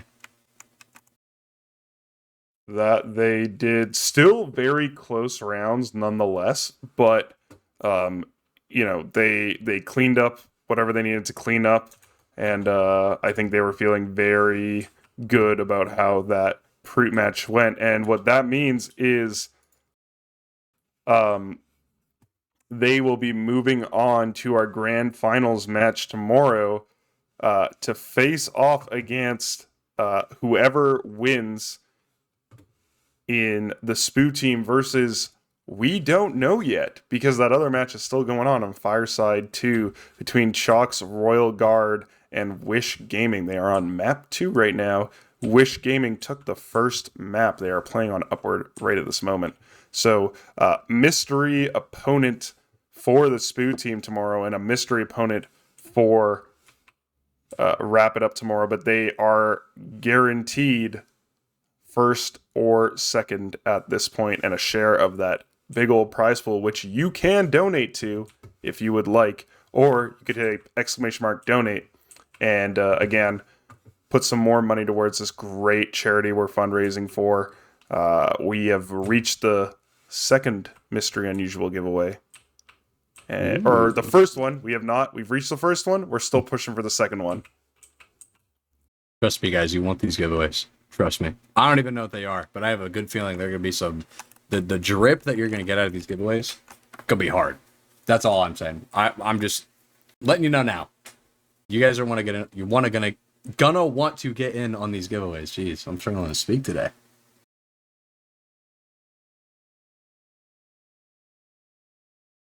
But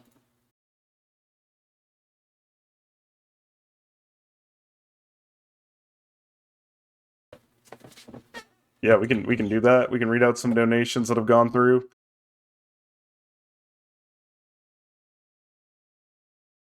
Waiting for these donations to get put up here. Read some of these things out.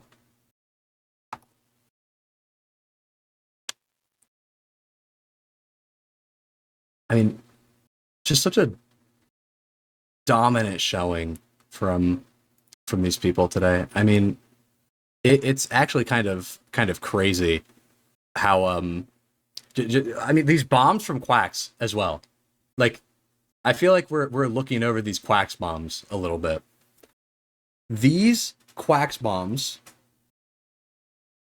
have like almost single-handedly dropped like 5 or 4 of those players at any given time on the side of Spoo down to like half or lower HP, and he's just softening them up perfectly for Mori or anybody else to just walk in and just completely delete and disintegrate them, like as if it like just, they're not even real.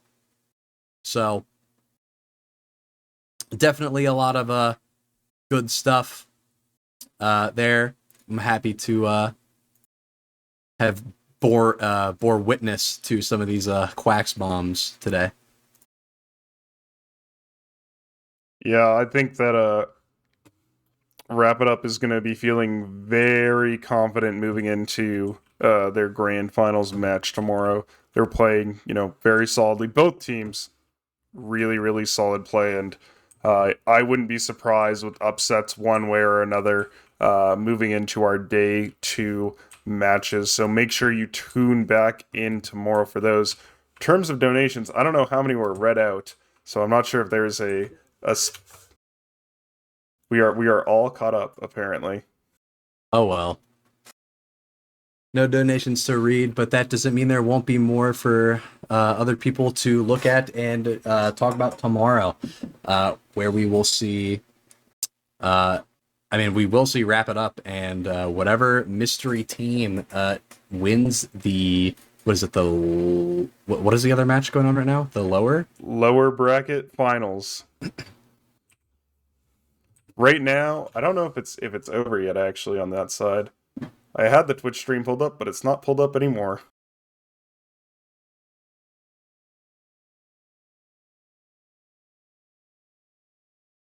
So I'm hearing it's either going to be. It'll be Carson Wish and Wrap It Up versus. Why am I forgetting all the team names?